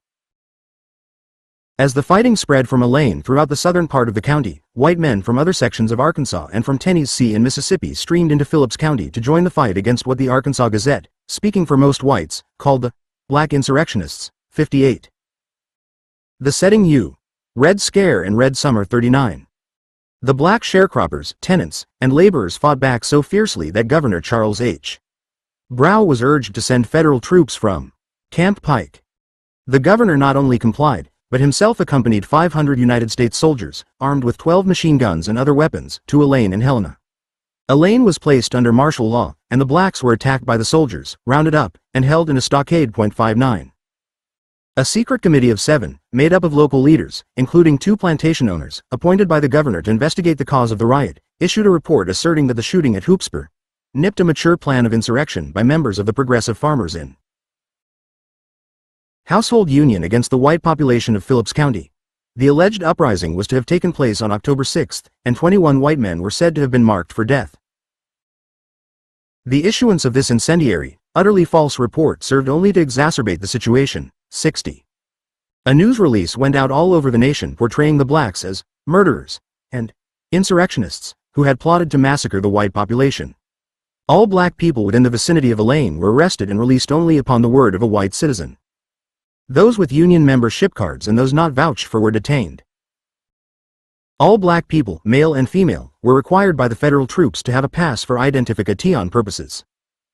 Over 100 were jailed at Helena. 61. A month later 65 blacks were indicted by the Phillips County Grand Jury 11 for murder in the first degree. After a farcical trial, in which the only evidence produced by the prosecution was the report of the Committee of 7, and following a few minutes of deliberation, the jury found all guilty. 11 blacks were sentenced to death, and 54 were given penitentiary sentences, ranging from 1 to 21 years. A 12th black, indicted for murder, was apprehended and tried later. He too received a death sentence. 62. On December 7, 1919, the People's Movement of Chicago unanimously passed a resolution offered by Ida B. Wells Barnett and sent it to Governor Brough. It read, "Whereas, the press dispatches bring the news that 12 Negroes have been condemned in Helena, Ark, to die in the electric chair for the alleged killing of 5 white men after a deliberation of 8 minutes by the jury which found them guilty, and whereas, it would appear that this riot arose over a determination of those Negroes to form a union for the protection of their cotton crop, therefore, be it resolved, that we demand of Governor Brough that he exert his influence to 40. Postwar Struggles, 1918 to 1920 see that those men are given a new trial or chance to present their cases to the Supreme Court. Hundreds of Negroes have left Arkansas because of unjust treatment, and we pledge ourselves to use our influence to bring thousands away if those 12 men die in the electric chair. Arkansas needs our labor, but we will never rest till every Negro leaves the state unless these men are given justice." The Chicago Defender of December 13 carried an appeal from Ida B. Wells Barnett to blacks throughout the country to raise funds to help the condemned men carry their cases to the Arkansas Supreme Court, and to the U.S. Supreme Court if necessary. Wells Barnett received a touching letter from one of the 12 condemned men in Arkansas thanking her for the appeal. "Because we are innocent men," he wrote, "we was not handled with justice at all in Phillips County Court. It is prejudice that the white POPLE had agents we Negroes. So I thank God that through you, our Negroes are looking into this trouble." After receiving the letter, Wells Barnett departed for Little Rock, and spent a day interviewing the prisoners. She reported that since the first week in October when they were imprisoned, the men had been beaten many times, and left for dead while there, given electric shocks, suffocated with drugs, and suffered every cruelty and torment at the hands of their jailers to make them confess to a conspiracy to kill white people. Besides this, a mob from the outside tried to lynch them. With the support of the NAACP, the unjust verdict and sentences were appealed. After a stay of execution, the cases were carried through the courts of Arkansas to the U.S. Supreme Court and back to the Arkansas court, which dropped prosecution. After 2 terms of the court went by without trial, 6 of the men were released on June 25, 1923. The other 6 were granted indefinite furlough by Governor McRae on January 14, 1925, 63. An indeterminate number of black farmers, at least 100, had been killed, and a number of their fellow sharecroppers had been forced to spend years in prison. As explained by one student of the massacre, the audacity of the Negroes to organize a union and to attempt through it to secure economic justice led inevitably to the charge of insurrection. 64. An Arkansas lawyer who was involved in the case put it concisely when he wrote that there was no insurrection, but only a preconceived plan to put Ida Bell Wells Barnett, 1862 I-931, journalist, lecturer, and civil rights leader, was a militant fighter in the crusade against lynching and exposed it in her pamphlet, A Red Record 1895, and as chairperson of the Anti-Lynching League. She was a founder and charter member of the NAACP. On June 27, 1895, she married Ferdinand Lee Barnett, a black lawyer and editor of the Chicago Conservator. For an excellent discussion of Ida B.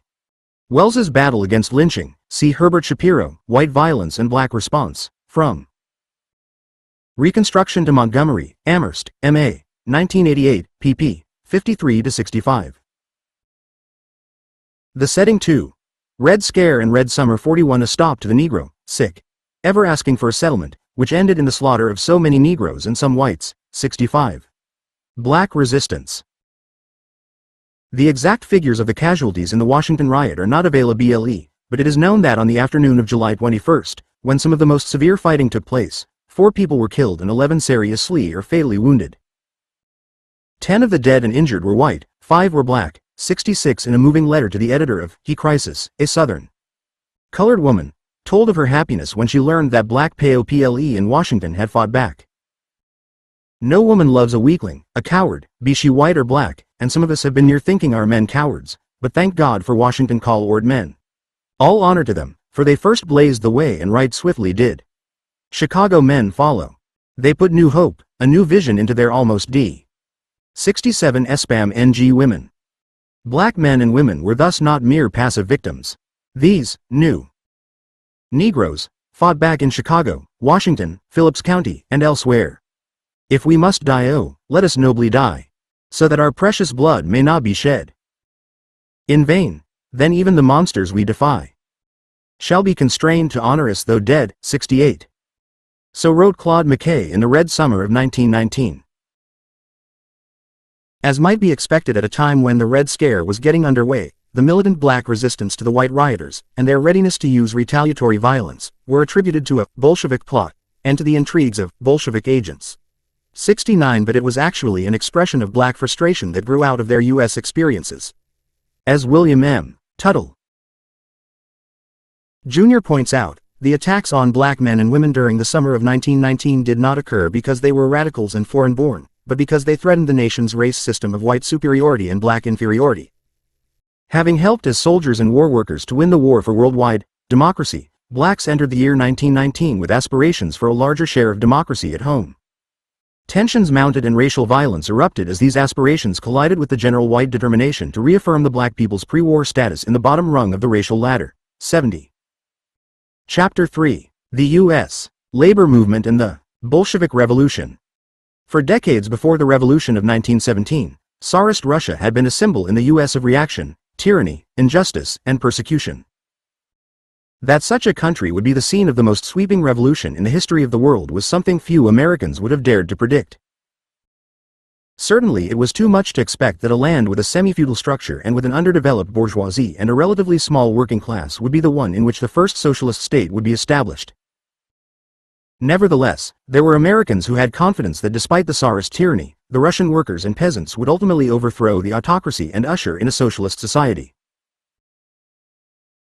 When the unrest that gripped Russia exploded in rebellious students' demonstrations, strikes, and widespread acts of peasant violence that culminated in the Revolution of 1905, some radical journals were convinced that the revolution would triumph if not immediately, then eventually.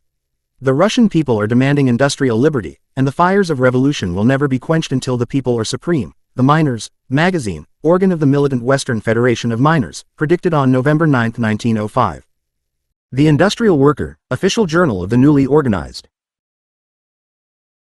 Industrial Workers of the World IWW, ventured the prediction in March. Contrary to the opinions of Marx and Engels, and of Lenin himself, it was the more or less common view among American socialists that Russia was not ready for socialism and that before the working class could take over the government, the country would first have to go through the stage of fully developed capitalism. For the views of Marx and Engels, see Selected Correspondence of Karl Marx and Frederick Engels, 1846–1895, New York, 1942, pp. 301, 349, 434, 438, 501. For those of Lenin, see his Two Tactics of Social Democracy in the Democratic Revolution, 1905, U.S. edition, New York, 1935. The U.S. Labor Movement and the Bolshevik Revolution 43 1906 that, the son of the Socialist Republic will first cross the horizon of the Slavic Empire. The International Socialist Review was convinced in its January 1906 issue that if the revolution were successful in Russia, it might usher in an era of European revolutions that will end with the dictatorship of a socialist society. Even after the 1905 revolution was crushed, radicals were not completely discouraged. Their great hope had to be postponed, but only for a while. The revolution had clearly demonstrated the great potential power of the Russian workers, and in due time that power would achieve victory. When World War I broke out, some radicals were certain that in Russia the reaction against the war would provide the impetus for a successful revolution. At the risk of shocking some of our readers, Eclard Solidarity, the IWW journal, on September 12, 1914, we are offering to bet on Russia as the hope of Europe. The Tsar had led Russia into the war, but the workers would lead the nation out of the conflict and into a new social system. By 1916, as the strain of the war opened ever-increasing cracks in the Russian economy, and Tsarist failures aroused widespread discontent both in the army and on the home front, many American radicals anticipated the coming of the revolution. On April 13, 1918, the Industrial Worker noted that after the 1905 revolution, it had expected another one in 10 years, and it came. Not in 1915, nor in 1916, as we expected, but in 1917 it came. But the long-awaited explosion came with a suddenness that surprised even some of the radicals. The February Revolution. In February 1917, spontaneous strikes swept Petrograd and Moscow as workers complained of lack of bread, mounting inflation, and the terrible toll of lives in the war against Germany. On February 27, the Tsar ordered the workers back to the factories and shops, but when the Petrograd Gary's son joined the strikers, the Tsar abdicated, and on March 1, 1917, a provisional government under Prince George E. Lvov, a liberal nobleman, assumed power. Alexander Kerensky, soon to become Minister of War and Premier of the Provisional Government, occupied the post of Minister of Justice under Prince Lvov. At the same time, the Petrograd Soviet of Workers' Deputies was created, and began to function as a sort of separate government, issuing its own proclamations. The February Revolution in Petrograd, March 9–14, 1917, by the West *, the name was soon changed to Petrograd Soviet of Workers' and Soldiers' Deputies. The word Soviet means council. A Soviet of Workers' Deputies was first formed in St. Petersburg on October 26, 1905, in which each deputy represented 500 workers. 44. Postwar Struggles, 1918–1920 M calendar, aroused widespread rejoicing in the United States. The most corrupt government, the most detestable despotism which has survived among the nations of the modern world, is by way of perishing, the new republic cheered on March 24, 1917. At its national convention in April 1917, the Socialist Party of the United States sent fraternal greetings to the socialists and workers of the Russian Republic, and hearty felicitations upon their glorious victory in behalf of democracy and social progress. The American Federation of Labor hailed the revolution and saluted freedom in Russia, while the tiny Knights of Labor heralded the revolution as the most wonderful step out of the darkness of absolutism towards the light of freedom and democracy ever known to human history. 1. Samuel Gompers, president of the AFL, sent a cable to the representatives of the working people of Russia, cautioning the Russian workers to solve their problems, practically and rationally, and not attempt further revolutionary activity.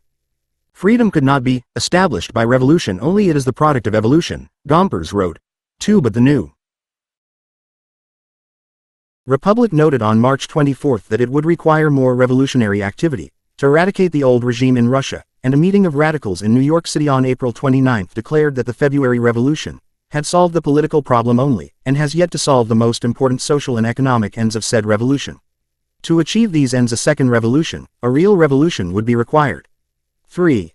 Despite widespread evidence of the longing for peace in Russia and the demoralization of the army, the United States put pressure upon the provisional government to keep Russia in the war. To arouse enthusiasm among the Russians to continue the fight, and to survey the situation and make policy recommendations, the Wilson administration sent a mission to Russia headed by Elihu Root, former Secretary of War and Secretary of State and a leading spokesman for big business.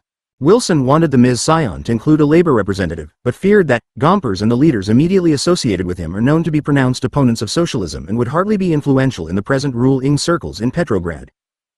And yet we shall have to be careful, if we are to send a real representative of American labor, not to send a socialist. The dilemma was solved by choosing a Gompers-type bureaucrat, 79-year-old James Duncan, president of the Granite Cutters International Union and AFL vice president. Also chosen was Charles Edward Russell, the pro-war right-wing socialist. The other members of the mission were representatives of business, finance, the army and philanthropy. The U.S. Labor Movement and the Bolshevik Revolution 45. The Elihu Root mission spent the latter part of June and the beginning of July 1917 in Petrograd, wined and dined by all sorts of respectable LA ments. Russell had been expelled from the Socialist Party for his stand on the war and for accepting a place on the Root mission. This did not stop him from holding up his red card of the Socialist Party when he addressed the Soviets and told the Russians, "I come from the plain people of America, from the workers, the radicals, the American socialists, the champions of democracy." Russell urged the Russian workers to give up their opposition to the war, arguing that only through victory against Germany could socialism be built. Free Duncan, viewing the Russians as children who with childlike enthusiasm were seeking to build a better world, lectured the Petrograd workers about the Union label. But Elihu Root got down to the real purpose of the mission. He told the provisional government that unless Russia continued to fight in the war, no money would be forthcoming from the United States. No fight, no loan, he declared in Petrograd. 4. Bowing to this pressure, as well as more from London and Paris, the provisional government launched the summer offensive into Galicia, which ended in appalling disaster. 5. The decision to continue the war caused a series of violent demonstrations in Petrograd. Soldiers refused to be sent back to the front. On July 16–18, the Kronstadt sailors, the Petrograd workers, and soldiers demonstrated against the provisional government. Urging the end of dual power, the crowds in the streets shouted Lenin's slogan, "All power to the Soviet." 6. Triumph of the Bolsheviks. On November 7, October 25 by the old-style Russian calendar, under Lenin's leadership, the Bolsheviks captured the Winter Palace and overthrew the provisional government in Petrograd. Lenin wrote his famous proclamation to the citizens of Russia, which read, "The provisional government has been deposed. State power has passed into the hands of the organ of the Petrograd Soviet of Workers' and Soldiers' Deputies, the Revolutionary Military Committee, which heads the Petrograd proletariat and the garrison. The cause for which the people have fought, namely, the immediate offer of a democratic peace, the abolition of landed proprietorship, workers' control over production, and the establishment of Soviet power, this cause has been secured. Long live the revolution of workers, soldiers and peasants." 46. Postwar Struggles, 1918–1920. On November 22, 1917, the headline in the New York Call read, "John Reed cables the Call news of Bolshevik revolt he witnessed," and the subheading, "First Proletarian Republic greets American workers." The dispatch, dated Petrograd, November 13, but delayed by the censor in the United States, carried the stunning words, "This is the revolution, the class struggle, with the proletariat, the soldiers and peasants lined up against the bourgeoisie." Last February was only the preliminary revolution. The extraordinary and immense power of the Bolsheviki lies in the fact that the Kerensky government absolutely ignored the desires of the masses as expressed in the Bolsheviki program of peace, land and workers' control of industry. News of the socialist revolution, the real revolution in Russia, was met with undisguised hostility by the Allied governments, including the United States. Appalled by the rise to power of the Bolsheviks, the Allies set out to isolate the Soviet government, sever it from all contacts with the West, and destroy it. An Allied blockade of Soviet-controlled territory began soon after the October Revolution. The formal Allied intervention in Siberia began in August 1918 with the landing of their men of war in Vladivostok. Soon there were some 25,000 Allied troops, half of them Japanese, stationed in that city. U.S. intervention in Russia. 2 contingents of American troops were landed at Vladivostok in August 1918. A month later, approximately 2,000 more men under the command of General William S. Graves arrived. At the same time, a company of infantry, a company of engineers, and some hospital units were landed in North Russia at Archangel. By late 1918, the United States had approximately 7,000 soldiers on duty in Russia. 8. The bulk of the U.S. forces arrived at Archangel in September 1918. They were Americans who composed the 339th Infantry Regiment, made up of 4,487 men who were nearly all from Michigan. They had been drafted in June 1918 to fight in France. That they were sent to fight Bolsheviks instead came as a complete surprise to them. Ill-equipped for the bit asterisk, the standard work on the intervention is Leonid I. Strahovski. Intervention at Archangel. The story of Allied intervention and Russian counter-revolution in non-Russia, 19,181,920, Princeton, 1944. More recent studies are George F. Kennan, Soviet-American Relations, 1917-1920 Volume 2. The Decision to Intervene, Princeton, 1958, Richard H.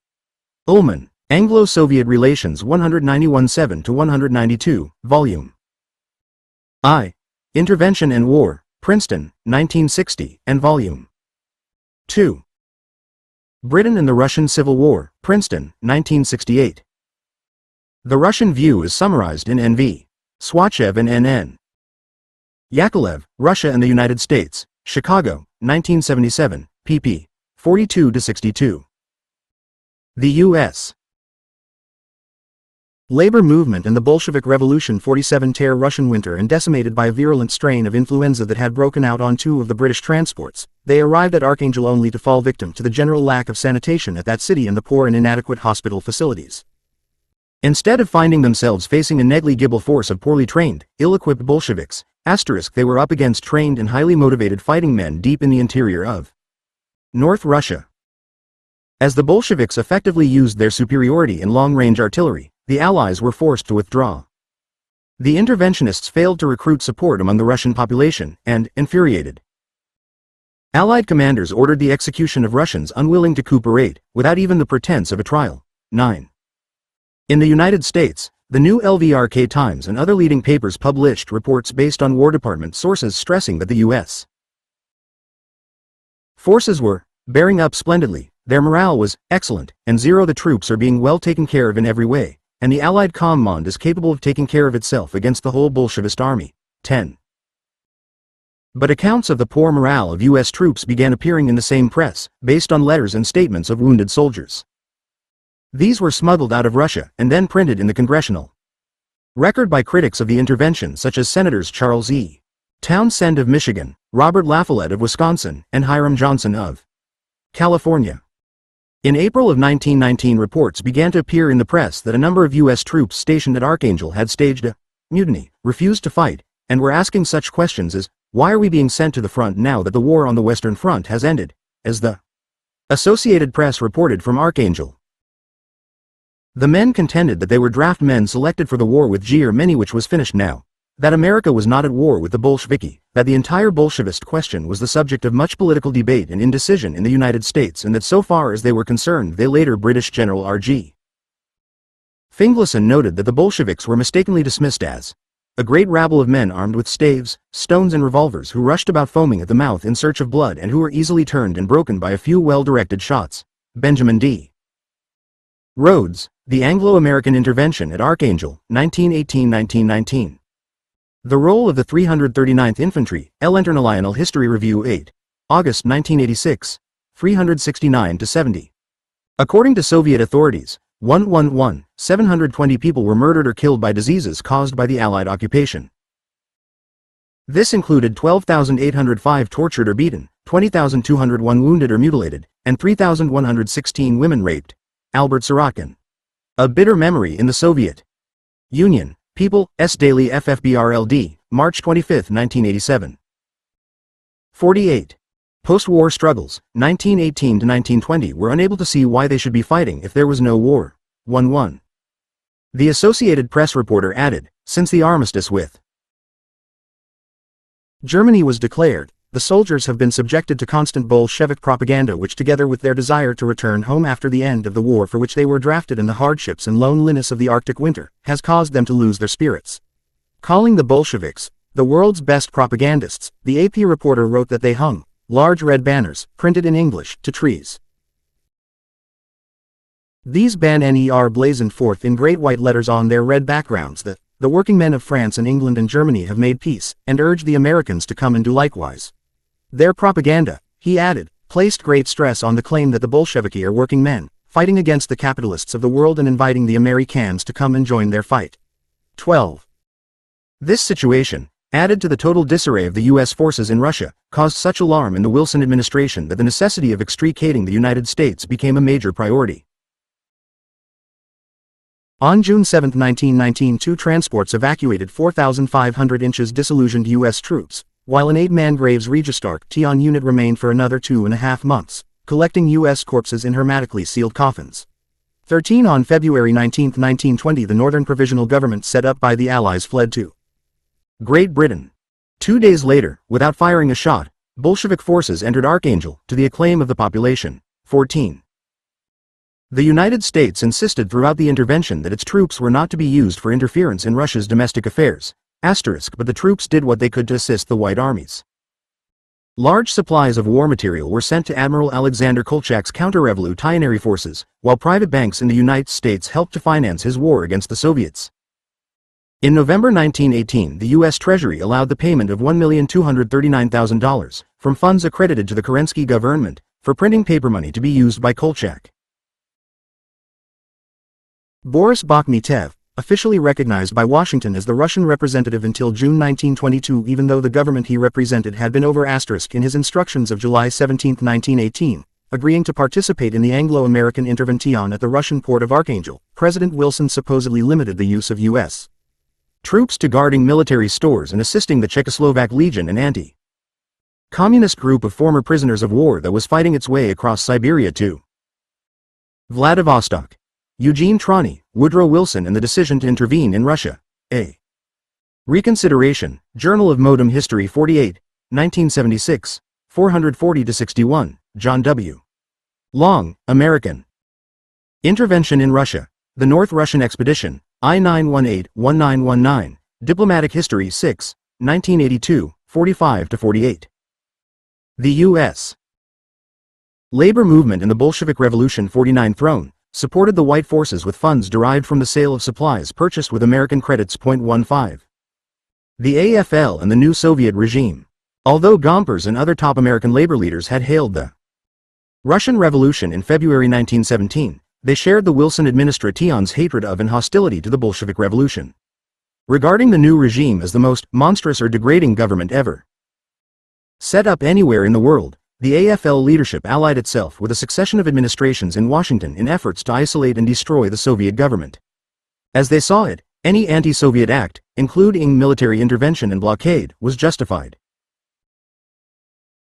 The AFL leadership did not merely oppose the new government in Russia as an undesirable political institution, it regarded Bolshevism as the substantive evil in the world, which should be extirpated at any cost. As a result, concludes one student of the subject, opposition to the Soviet government became the cornerstone of AFL foreign policy.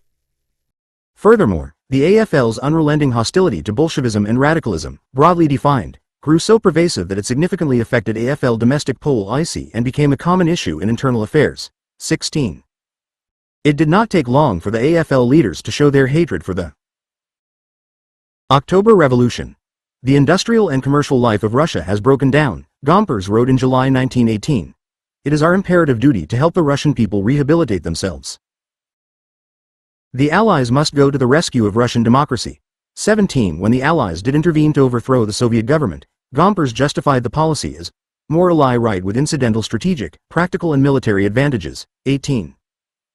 Gompers was in Paris when he learned that President Wilson had sent William C. Bullet to Moscow on a special mission to see what was happening after the Bolshevik ascent to power. He complained to the American peace commissioners about treating with the Bolsheviks, arguing that enough was known of actual conditions in Russia, and he cited Press Re*** the entire May 1987 issue of U.S. Farm News, published in Hampton, Iowa, was an answer to the vicious anti-Soviet ABC TV series, America, which dealt with a supposed invasion and occupation of the United States by the Soviet Union. The issue was entitled, The America of 1918 to 1920, the U.S. Invasion of the Soviet Union, and the headline said, Russia invaded by Allies, America, Great Britain, France land at Vladivostok and Archangel. Local pro-Soviet people murdered or fled. Millions of American taxpayers' dollars aiding monarchists. Foreign exploiters hope to regain mines and factories from Bolsheviki. 50. Post-war struggles, 1918 to 1920 reports that told of cruelty of all sorts against the Russian people by the Bolsheviks, of the existence of a Bureau of Free Love, with which all women over the age of 18 had to register. The women were then to be parceled out among various men. And he cited reports of the institution of a total dictatorship. 19. Gompers made the AFL's Russian policy crystal clear by late 1919. The APL condemned the Bolshevik Revolution and its offspring, the Soviet Union, completely and for all time. The President of the Federation and its Executive Council would oppose U.S. recognition of the Soviet Union now and forever. Actually, forever, he noted, was simply for the record, for it was his belief and that of the Executive Council that it would be only a comparatively short time before the Soviet government would either be overthrown or fall of its own contradictions, and the fact that it was solely a dictatorship of a self-appointed committee. 20. But Gompers and the Executive Council's Russian policy encountered significant opposition in the American labor movement. Indeed, the Russian question stood on the order of the day. It was actively debated in every post-war APL convention. Despite Gompers' bitter opposition, delegates to these conventions insisted on voicing their members' support for the Soviet Republic. 21. At the 1919 APL convention in Atlantic City, resolutions were introduced calling for recognition of Soviet Russia, for the lifting of the blockade, and for an end to the intervention. The one introduced by the Central Labor Union of Portland, Oregon, urged withdrawal of American troops from Russia. Another proposed on behalf of the Central Labor Unions of Cleveland and Akron, Ohio, asked that all American troops be withdrawn as speedily as possible, and that the Russian people be left to regulate their own affairs. 22. The strongest expression was that of the delegation representing the Seattle Central Labor Council. It read, The workers of Russia are endeavoring to establish in their country a government of, by and for the workers, and the capitalists of the world are seeking to annul their efforts. We believe the workers of America have the power to prevent the capitalists of the United States from carrying out their part in the plan for the destruction. The resolution requested that Congress withdraw U.S. troops from Russia and that the Soviet government be recognized by the U.S. government. The resolution proposed that the question of recognition be referred by ballot to all members of the APL, so that policy might be determined by the rank and file. 23. The U.S. labor movement and the Bolshevik Revolution. 5-1. These three resolutions were rejected by the Committee on Resolutions. However, bowing to the sentiment of the delegates, the committee reported out a resolution that mildly recommended withdrawal of American troops at the earliest possible moment, but reflecting the viewpoint of the AFL leadership, refused to endorse the Soviet government until the people of Russia had established a truly democratic form of government. John P. Frey, secretary of the Committee on Resolutions and regarded as the theoretician for AFL policies, gave an astounding explanation for the committee's refusal to endorse the Soviet government. Since the Russians claimed that their government represented only the workers, such a government was unrepresentative of the nation as a whole. The Committee on Resolutions could not approve of sending food to the Russian people because it would simply strengthen the Bolshevik government that controls the transportation of food.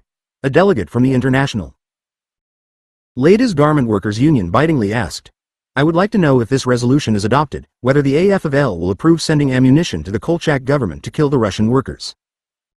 Gompers indignantly replied, I think that question is an insult to this convention. The committee resolution was then carried by voice vote. 24. The American Federationist, edited by Gompers, triumphantly announced the convention vote.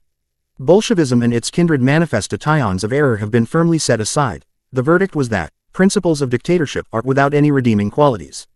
25. Writing in the Federationist a month later, William E. Walling, a proud socialist and co-author with Gompers of a book viciously attacking the Soviet Union, echoed his collaborator. Bolshevism in America was buried on the 17th of June by the AFL convention. He went on to write that those who agitated for aid to Russia were asking to grant them, the Russians, what we refuse their teachers and allies, the Huns. For the Bolsheviks are the Hun Kultur of the gutter. 26. At the 1920 Montreal Convention of the AFL, resolutions on Russia were again placed before the delegates. Delegate Luigi Antonini of the ILGWU introduced a resolution praising the people of Russia for having established a government which was based on the universal duty to work and the right of all toilers to have and enjoy the full produce of their labor, thereby doing away with industrial slavery and economic injustice, the elimination of which we hold to be the ultimate aim and finality of the organized labor movement. The resolution called for lifting the blockade against Russia, the resumption of trade relations with her, and recognition of the Soviet government by the United States. 52. Postwar Struggles, 1918-1920 TLE Central Labor Council introduced a resolution that called the Russian workers the most slandered in the world, and expressed admiration for the noble defensive fight waged against tremendous odds by the workers of Russia for the right to work out their salvation, without outside interference. It called upon the government to urge the immediate withdrawal of all foreign troops from Russia, to lift the blockade, and to furnish credits to the Russian government. Once again, the machine-controlled Committee on Resolutions rejected these resolutions. Instead, it recommended a resolution that not only failed to call for withdrawal of foreign troops but went beyond the 1919 resolution in criticizing the Soviet government. It added to the previous charges an indictment of Russia's attempt to create revolutions in the well-established, civilized nations of the world, and to interfere in the functioning of trade unions. Duncan announced himself astounded by the report, and urged the delegates not to be taken in by imperialist propaganda against the Workers' Republic. I know that possibly it is unpopular in an American Federation of Labor convention, at least, to say one word in behalf of my Russian brothers, but regardless of the cost I am going to undertake at least one sympathetic voice in this convention. Duncan expressed the hope that the convention would go on record in a very definite way as being opposed to any further blockade, for the resumption of trade with Russia, and for the right of the Russian people to have the opportunity to work out their own salvation without outside interference. But the AFL leadership refused to budge. Frey, speaking again for the Committee on Resolutions, disclosed the fact that during the convention, Gompers had wired Secretary of State Bainbridge Colby asking if the government sanctioned trade relations between the United States and Russia. Colby had replied that there is no licensed or regular trading between the United States and Russia at present, and added hypocritically that while the government had no desire to interfere with the international affairs of the Russian people or to suggest the kind of government they should have, it could not approve of the existing regime in Russia, nor recommend trade relations with it. The AFL leadership emphasized that Colby's stand was sufficient to justify the convention's refusal to recommend relations with Russia. The convention then proceeded to adopt the resolution proposed by the Committee on Resolutions, 27. One-third of the votes cast, however, were in favor of trade relations with Russia, and Justice, official organ of the ILGWU, reported in its issue of July 2, 1920. The Negroes, at the convention, in general voted. The U.S. labor movement in the Bolshevik Revolution 53 to extend the helping hand to the Russians. Asterisk the Philadelphia Public Ledger, conservative Republican organ, hailed the AFL leadership for having defeated the rising tide in the labor movement for recognition of and support for the Russian Soviet government. It is a matter for congratulations, it declared enthusiastically on June 17, 1920. The ILGWU and Amalgamated Clothing Workers. While the national AFL refused to take a stand in support of Soviet Russia and instead allied itself with the interventionist drive to destroy the Socialist Republic, many international unions, local unions, city centrals and state federations of labor rallied to the support of the embattled Russian workers and peasants. The International Ladies Garment Workers Union and the Amalgamated Clothing Workers of America, a large percentage of whose membership were Jewish immigrants from Tsarist Russia and identified themselves with the socialists in the United States, took the lead. At the ILGWU's 14th convention in May 1918, the delegates pledged themselves to the following program. The members of the International Ladies Garment Workers Union will follow the struggle of their brothers in Russia with intense interest and sympathy, not only because many are linked to them by ties of kinship and sentiment, but also because the fate of the first great working-class republic in the world cannot but be a matter of prime concern to the organized and progressive workers of all countries. 2L. The ILGWU condemned the blockade and called for the re-establishment of trade relations with Russia. The Union attacked Wilson's policy toward Russia as pathetic and lacking in vision, and condemned the AFL's stubborn opposition to the Soviet government. It called the resolution adopted by the 1920 AFL Convention condescending to the Workers' Republic. President Benjamin Schlesinger of the ILGWU spent several weeks in *. This is only one of a number of examples of the widespread support of the October Revolution among Black Americans, especially Black socialists. Both the Messenger and the Crusader. Black socialist journals praised the October Revolution, and in October 1919 the Crusader declared, "If to fight for one's rights is to be Bolshevist, then we are Bolshevists, and let them make the most of it." The black press gave considerable coverage to the national policy conducted by the Soviet Union, contrasting it with the racial discrimination prevalent in the United States. See Philip S. Foner, The Bolshevik Revolution, Its Impact on American Radicals, Liberals, and Labor, New York, 1967, pp. 22, 99-101, 181, 206-07. For the response of the Socialist Party to the Bolshevik Revolution, see Foner, The Bolshevik Revolution, pp. 20-24. 54. Postwar Struggles, 1918-1920. Russia prior to attending the International Federation of Trade Unions conference in Copenhagen. On his return to the United States in November 1920, he predicted that the Soviet government would not fall before the blows of international capitalism, and declared that the great suffering in Russia is not due to failure of the Workers' Republic, but is due to the blockade that has kept Russia from importing necessaries. Schlesinger praised the admirable attempts to regenerate the poorer classes, the absence of exploitation of labor, and the magnificent role of the trade unions in determining the nation's destinies. 29. The amalgamated clothing workers were even more firm in support of the Russian Revolution. The interest in Russian affairs among our members is intense, Joseph Schlossberg, General Secretary of the Union, declared in June 1918. Many of them have been citizens of Russia in the past, and they are familiar with conditions there and know what the revolution means to the great mass of the Russian people. At its convention that same month, the amalgamated hailed, with joy, free Russia, and sent her its most fraternal greetings.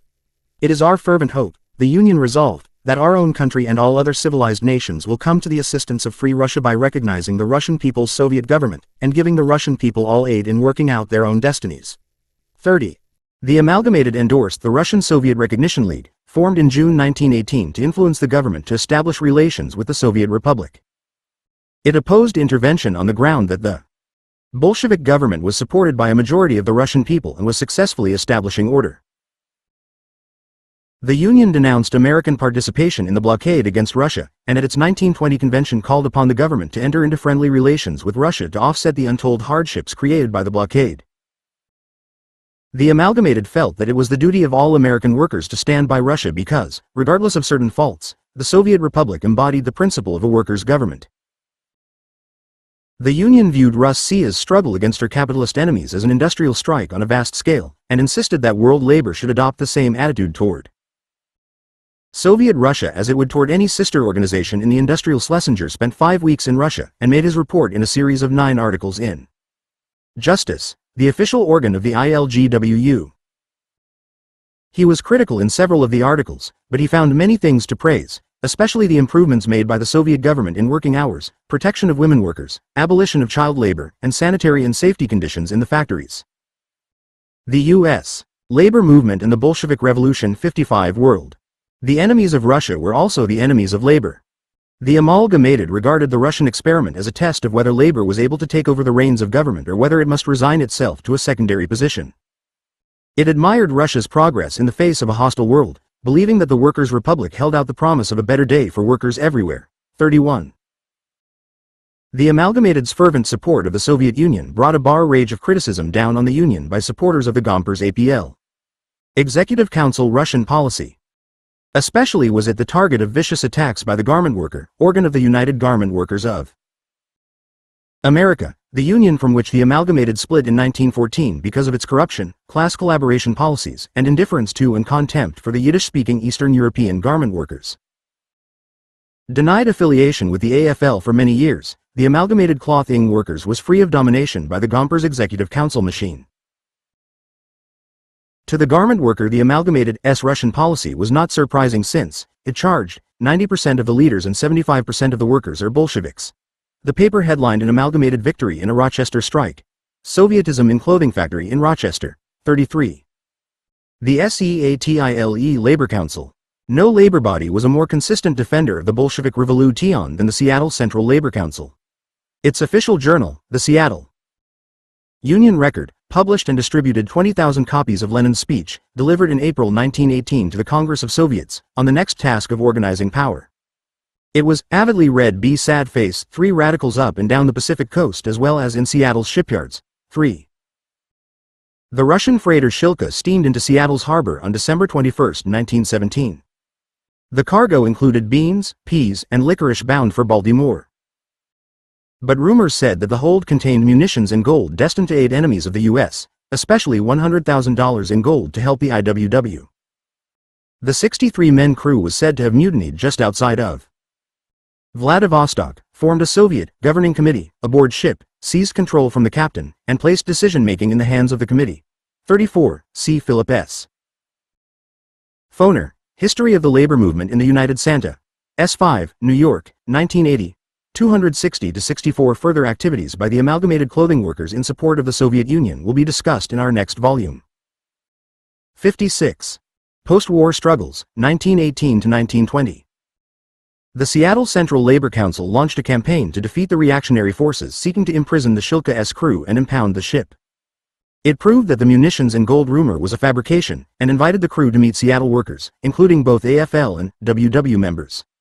Through the aid of a Russian interpreter, the Central Labor Council learned of conditions in what the Seattle Union Record called the world's newest and most advanced democracy. 35. When the Shilka left Seattle Harbor on January 8, 1918, it carried a letter from the Central Labor Council to the workers of Russia, entitled, "To the workers of all Russia, who are sincerely endeavoring to establish democracy," in care of the crew of the Russian steamship Shilka. The letter contained fraternal greetings in the name of more than 40,000 organized workers of Seattle who were also an integral part of the American Federation of Labor, whose membership is composed of 2 million men and women. The Central Labor Union wished the Russian workers success in your efforts to make of Russia a free republic conditioned upon both political and industrial democracy. 36. Since little or no authentic news about Russia was printed in the Seattle commercial press, the Union Record opened a Bureau of Russian Information, which from time to time published reports of constructive work under the Bolsheviks. The educational work conducted by the Union Record helps explain the fact that while most unions opposed intervention against Russia through speeches and resolutions, the workers of Seattle went further. In September 1919, the longshoremen of the city noticed a mysterious shipment by RAIL 50 freight cars destined for Vladivostok and labeled sewing machines. When a longshore crew suspicious of the cargo allowed a crate to crash on the dock, out came stacks of rifles, bound for the Kolchak counter-revolutionary government. The Longshoremen's Union announced that its members would not touch the cargo, and that any dock that attempted to move it would be put under permanent ban. The Union notified other ports of their action. The Central Labor Council backed up the longshoremen. 37. On September 20, 1919, the Seattle Union Record reported, Pacific Coast longshoremen will tie up the coast from Seattle to San Diego before they will load rifles or munitions for Siberia or any part of Russia. Soon reports appeared in the press that longshoremen in Pacific Coast ports and in Baltimore had refused to load arms for the interventionists. The Baltimore longshoremen had staged a work stoppage in protest against arms shipment to Russia. 38. The Shilka, which left the United States carrying a message from the U.S. labor movement in the Bolshevik Revolution. 57. Seattle Central Labor Union and its members, who were an integral part of the American Federation of Labor, also carried a more emphatic message sent by the Tacoma IWW. The Tacoma Wobblies wrote of themselves as co-workers in our attempt to establish the worldwide industrial commonwealth. The message continued. You no doubt realize that we, the revolutionists of America, being still in the minority, are unable as yet to follow your example in freeing ourselves from the terrible slave system in which we are enthralled, but confidently look forward to the time when we can reach across the Pacific Ocean and grasp the hands of our progressive fellow workers in Russia and say we are with you. 39. As the message makes clear, the IWW saw in the victory of the Bolsheviks the triumph of the very class and principles for which the Wobblies were working. Thus an IWW publication, Defense News Bulletin, concluded a month after the Bolshevik Revolution that, in broad essentials, the now famous Bolsheviki stand for about the same thing in Russia as our IWW stands for In America, specifically, Workers' Control of Industry through Industrial Unions. 40 On January 26, 1918, the industrial RBRKER announced, "The trend of events in Russia sustains the IWW contention that the power of the workers lies in industry and in their unions on the economic field. None but actual producers can function there, and the laws that are passed in the Union Hall have behind them the strength of the organized toilers." Noting that the Bolsheviks were a minority, the industrial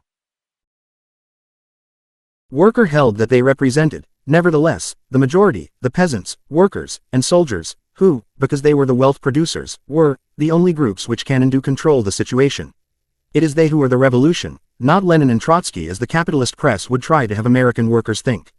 From this truly democratic society a new freedom would arise, based on the sturdy backs of the Russian workers who, because they controlled the all-important element in society, the means of production, would be able to develop the new freedom. 41. The Bolshevik emphasis on political action and the necessity of capturing the institutions of the state went against IWW insistence that only economic activity was important, since the state is only a reflection of the economic. But although the Soviets and the formation of a Bolshevik government were, admittedly political and not the establishment of a society of labor based on the principles of industrial administration, this was regarded as necessary for the time being. In any case, the IWW did not condemn the Soviets. 58. Post-war struggles, 1918 to 1920. We understand them, we understand why they acted so, and moreover, we approve of their actions. It was impossible to act otherwise. We think that while it is necessary for the workers to participate in political questions, and while at the heads of foreign nations there are capitalists and autocrats, the working class of Russia must have a government of its own, based on strictly working class lines. 42. It was too much to expect, many Wobblies noted, for the Bolsheviks, facing military invasion and blockade, to institute the correct economic organization. But on January 24, 1920, the New Solidarity, official journal of the JWW published in Chicago, ended an editorial entitled, All Hail to the Bolsheviki, with the observation, with all military resistance practically ended and the blockade raised, Soviet Russia now enters the second period of the revolution, the period of construction. And the working plan of the new social order which it shall build will be the industrial unionism of the IWW. But the Soviet Union did not proceed to base the first socialist state solely on the industrial unionism of the IWW. As a result, a strong anti-Soviet faction that dominated the IWW General Executive Board was no longer willing to accept the state character of the Soviets. The board banned further distribution of Harrison George's pamphlet, The Red Dawn, the Bolsheviki and the IWW, extolling the Bolshevik Revolution and explaining its background. 43 But many Wobblies still continued to show their enthusiasm for the Bolshevik Revolution by singing the new chorus for the famous IWW song, Don't Bite the Hand That's Feeding You. All hail to the Bolsheviki, will fight for our class and be free. A Kaiser, king or czar, no matter which you are LBU, nothing of interest to me. If you don T like the red flag of Russia. If you don T like the spirit so true, one hen just be like the cur in the story. And lick the hand that's robbing you. 44, Hands off Russia. Despite the positions of the leaders of the AFL and IWW, the mass of the membership of both organizations had a single stand, support of the Bolshevik Revolution. Moreover, a strong feeling permeated these two. The U.S. labor movement in the Bolshevik Revolution 59 groups of American workers that it was not enough to extol the Russian Revolution, it was also necessary to protect it. They joined with members of the Socialist Party, the Socialist Labor Party, the newly founded Communist Party and Communist Labor Party, 45 liberals, and many others to conduct a tireless campaign to end the intervention against Soviet Russia. The Communist Party of America made its first campaign, the struggle to arouse the workers against the blockade of Soviet Russia. All branches were urged to hold mass meetings from November 7 to 9, 1919, adopt resolutions against the blockade, and distribute a Break the Blockade of Russia declaration issued by the Central Executive Committee of the party. The declaration stated boldly, "The war against Russia, the blockade of Russia, is an expression of the international class struggle between the workers and the capitalists. Force is used against the Russian workers, but force is also used by these governments. British, French, Italian, Japanese, American against their own workers. The war against Soviet Russia is a war against the workers of the world. Let the workers detonine. We must break the blockade of Soviet Russia. Workers, men and women, come to the aid of your fellow workers. Break the blockade of Soviet Russia, 46. The Communist Labour Party entered the campaign against the blockade and intervention, distributing its hands-off Soviet Russia appeal, which urged American workers to emulate their brothers in Britain, France, and Italy, who were refusing to load ships with ammunition and provisions destined for the foes of Soviet Russia. 47. In the second half of 1919, more and more important unions and labor organizations were not only backing the hands-off Soviet Russia movement, but calling for recognition of and trade with the Soviet Union. The September 1919 Convention of the United Mine Workers of America adopted a resolution calling for U.S. diplomatic recognition of Soviet Russia.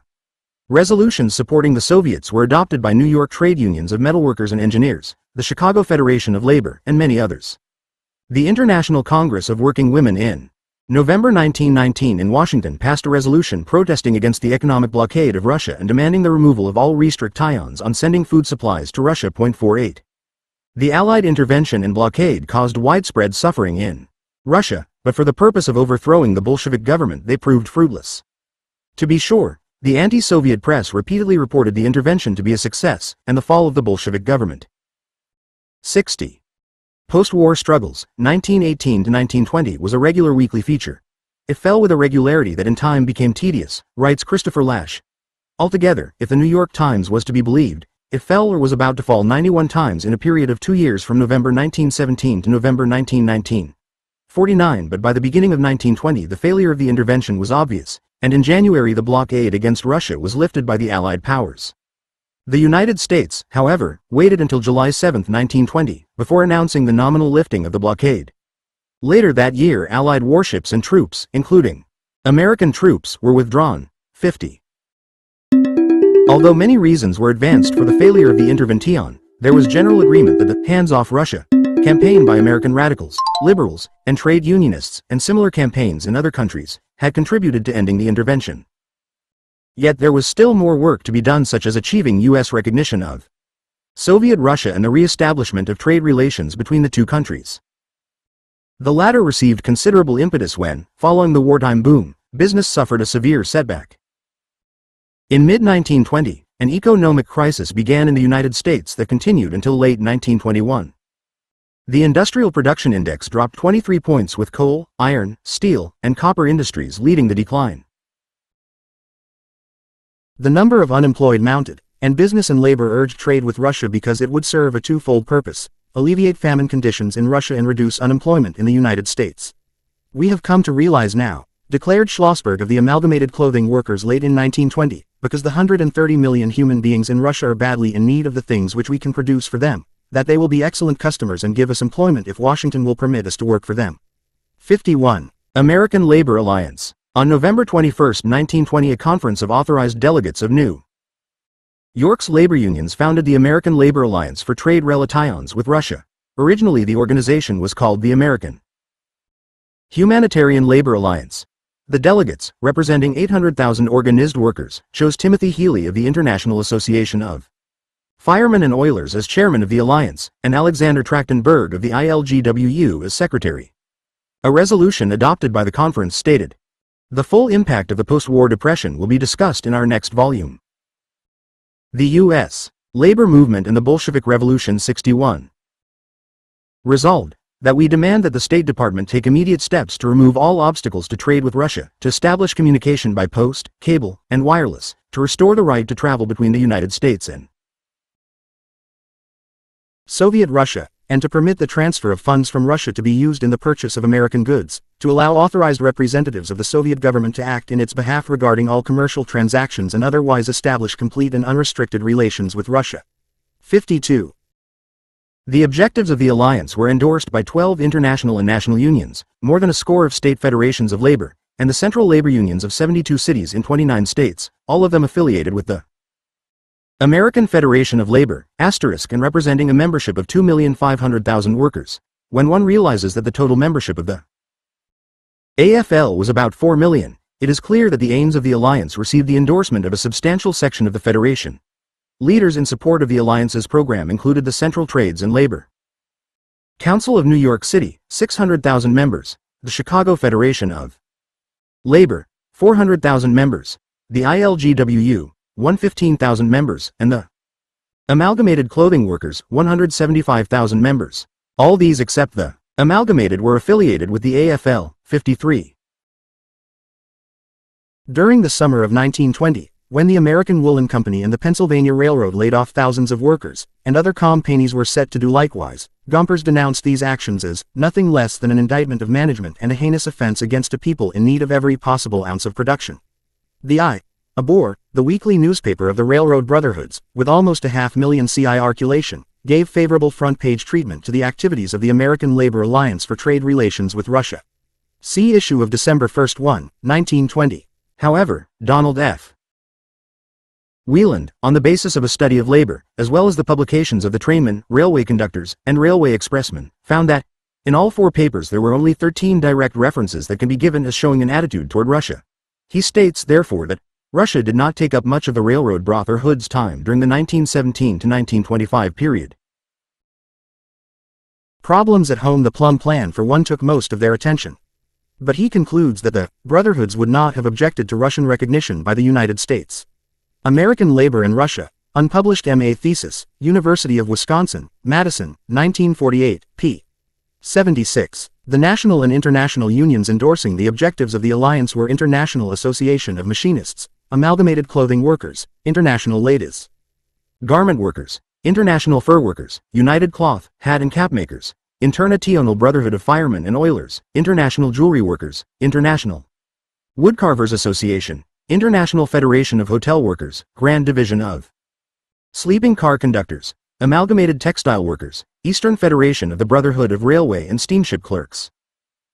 62. Postwar Struggles, 1918 to 1920. Nation, he insisted, needs production. 54. But when informed of the huge meeting leading to the foundation of the American Labor Alliance for Trade Relations with Russia and of the demand of so many AFL members for the State Department to take immediate steps to remove all obstacles to trade with Russia, his reply was that the proposal proved that these workers were the unwitting tools of American business, which put profits above the nation's interests.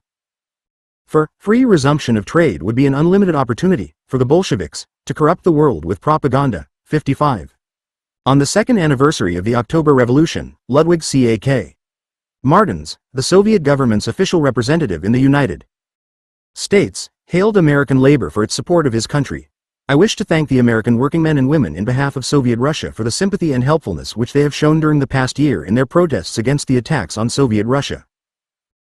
I feel confident that the more the American workers learn the truth about the Republic of the Russian workers, the stronger will be our bonds of sympathy and solidarity. 56. In the Soviet Union, Lenin noted that, in the United States, the strongest and youngest capitalist country, workers have tremendous sympathy with the Soviets. He added, America, naturally, is at the head of the states where the workers can help us, are already helping us, and will help. I am profoundly confident on a far greater scale. 5. Among the central labor unions endorsing the alliance were the central labor bodies of Barstow, San Diego, Taft, Calif, Denver, Call, Bridgeport, Hartford, Meriden, New Haven, Con, Wilmington, Delaware, Washington, D.C., Council Bluffs, Iowa, Chicago, Springfield, Illinois, Portland, Shelbyville, Terre Haute, Indiana, Frostburg, Baltimore, Maryland, Boston, Salem, Mass, Albert Lee, Min, Omaha, Neb, Berlin, NH, Fort Edward, Schenectady, N.Y., Cincinnati, Ironton, Ohio, Altoona, Harrisburg, Jeanette, Philadelphia, Pittsburgh, Reading, Warren, Wilkes-Barre, Pa, Charleston, South Carolina, Ogden, Utah, Newport News, Richmond, Virginia, Seattle, Tacoma, Washington, La Crosse, Milwaukee, Wisconsin, Cheyenne, Graybill, Ohio, Central Trades and Labor Council of New York, United Hebrew Trades of New York, Women's Trades Union League of Philadelphia, Women's Trades Union League of New York, and Italian Chamber of Labor of New York were also among the supporters of the alliance's program. Relations with Russia, hearings before the Committee on Foreign Relations, United States Senate, 66th Congress, 3rd Session, on S.J. Res. 164, A. Resolution providing for the establishment of trade relations with Russia, and so forth. Washington, D.C., 1921, pp. 29, 55-60. Chapter 4. General Strike, Seattle and Winnipeg. The year of strikes, 1919, had barely begun when the Seattle General Strike started. Although it was neither a revolution nor a rebellion, the Seattle Strike was one of the key events in post-World War America. SEATILE Shipyards Strike. The causes of the General Strike were linked to the long radical and militant traditions of Seattle's labor movement. As one study of that movement put it, the Seattle labor movement stood for everything Samuel Gompers rejected: labor in politics, industrial unionism, and nationalization of key industries. One indeed, the Seattle labor movement was so distinctive that even the industrial workers of the world characterized it as a movement, affiliated more in form than in spirit with the American Federation of Labor. 2. Many radical unionists in Seattle held both IWW and AFL cards. Since Seattle was essentially a closed-shop city, a worker without a valid AFL card could not get work. I belonged to the IWW for principle and the AF of L for a job, one wobbly declared. Point 3. The radical nature of the Seattle labor movement was further advanced by the Bolshevik Revolution. The triumph of the Russian workers intensified the determination of Seattle workers to find radical solutions to the question of labor's place in society, even though there was no agreement how this would be achieved. Despite the dramatic title of his book, Revolution in Seattle, Harvey O'Connor concedes that, in the case of the General Strike, the Seattle workers were launched on a trade union trial of strength, and not a revolution. New York, 1964, page 110. As one who was person ally involved in the strike, O'Connor's testimony is significant. 64. Postwar Struggles, 1918–1920. Harry Alt, editor of the Seattle Union Record, *, put it succinctly. I believe 95% of us agree that the workers should control the industries. Nearly all of us agree on that but very strenuously disagree on the method. Some of us think we can get control through the cooperative movement, some of us think through political action, and others think through industrial action. 4. The direct cause of the General Strike of 1919, however, was not a desire on the part of the Seattle labor movement to achieve workers' control of the city's industries. Rather, it was the result of a strike in the shipyards, Seattle's most important industry. With the tremendous expansion in wartime shipbuilding, the shipyards became the largest employer in Seattle. As a result, the shipyard unions grew enormously in membership, and the yards were almost 100% organized. The Metal Trades Council, a combination of 21 craft unions in the shipbuilding industry, was the major force in Seattle's Central Labor Council. Point 5. The shipyard workers had been greatly disappointed and outraged by the decision handed down in the fall of 1917 by the Shipbuilding Labor Adjustment Board of the Emergency Fleet Corporation. The EFC had the responsibility of building shipyards and ships and supervising the use of the ships. The board, a wartime agency created to adjust disputes over hours and wages, used the wages paid on June 1, 1916 as a base point and from it granted a 31% pay increase. The basic rate for skilled workers was set at $5.25 for an 8-hour day. These wages were not only lower than the Seattle shipyard workers had expected, but they became the maximum wages that could be paid. Moreover, while increasing the wages of some crafts, the board's award decreased the wages of others, some 22 cents per day below the level of wages granted in other, non-contract, work in the same city. 6. During the war, the Seattle Metal Trades Council, while protesting the wage award, known as the Macy Award, and appealing in vain for its reversal, did nothing to disturb labor relations. Although the shipyard workers were bitter and dissatisfied, they accepted the appeals of their union leaders to their patriotism. The leaders also pointed out that a strike would be a violation of their union agreement. 7. The Seattle Union Record was the only labor-owned daily in the country. It was a complete daily with all the features of a large paper, wire service coverage of major national and international stories, a women's section, and coverage of the arts. After World War I, circulation boomed and for a time the newspaper had a daily readership of 112,000. Robert L. and Robin Friedheim, The Seattle Labor Movement, 1919–1920, Pacific Non-West Quarterly, October 1964, page 150. General Strike, Seattle and Winnipeg 65. The council awaited news of the armistice in order to touche more vigorous action, and in November 1918, less than 2 weeks after the war had ended, council officials asked their locals to vote on an authorization to strike. The vote was secret, but the metal trades officials announced that authorization to call a strike had been voted by the required 2/3 majority of the affiliated unions. The council was authorized to demand a new wage scale ranging from $5.50 to $8 per doll, graduated on the basis of skill, plus an 8-hour day and a 5.5-day week. Since the war was not yet legally ended, the federal government still played a decisive role in the settlement of the wage dispute that had precipitated the strike vote. The employers' committee announced its willingness to offer a raise in wages to the skilled mechanics, but refused any increase for the less skilled and lower-paid workers. But Charles Pease, director of the Emergency Fleet Corporation, threw the full weight of the government against any concession. Pease ordered the shipowners not to yield to any union demands under threat of the loss of their steel allotment. Since the wartime demand for ships had ended, the shipyards would not be able to pass the increased cost of higher wages onto the United States government, and the employers were only too happy to comply with Pease's demand. 9. On January 18, 1919, 2 days after the employers had responded favorably to Pease, formal strike notices were distributed to the managements of the various yards, notifying them that all work would cease on January 21. All work did stop in the shipyards on that day as about 35,000 workers walked out, 24,300 in the metal yards, 3,250 in the wooden yards, and the rest in the allied trades. 10. 3 days later, in an effort to put pressure on the wives of the strikers to get their husbands back to work, the Seattle Retail Grocers Association voted to discontinue the granting of credit for food purchases to idle workers. 1. The Machinists' Union responded with a circular that was distributed to the wives of all shipyard workers. It opened with a sentimental appeal. The best part of your husband's life has been spent in grinding toil for you. Through the bitterness of winter nights, through the heat of summer days, he has gone into the merciless treadmill of capitalist industry to wrest therefrom with his bare hands a living for you. While he has suffered abuse and galling injustice at the hands of the masters of industry, he has toiled on day after day with mute lips for you. Now, the leaflet went on, the masters of industry had decreed that 66. Post-war struggles. 1918 to 1920. These men should not be able to bring home a living wage to their wives, but they did not know with whom they were dealing. The manhood in your husband was swelled within his breast. He has flung back his manly answer no. He has struck. When he laid down his tools, his thoughts were all of you. Full well he knew that the hardships and miseries of a strike would fall most heavily on you. Of himself he did not think.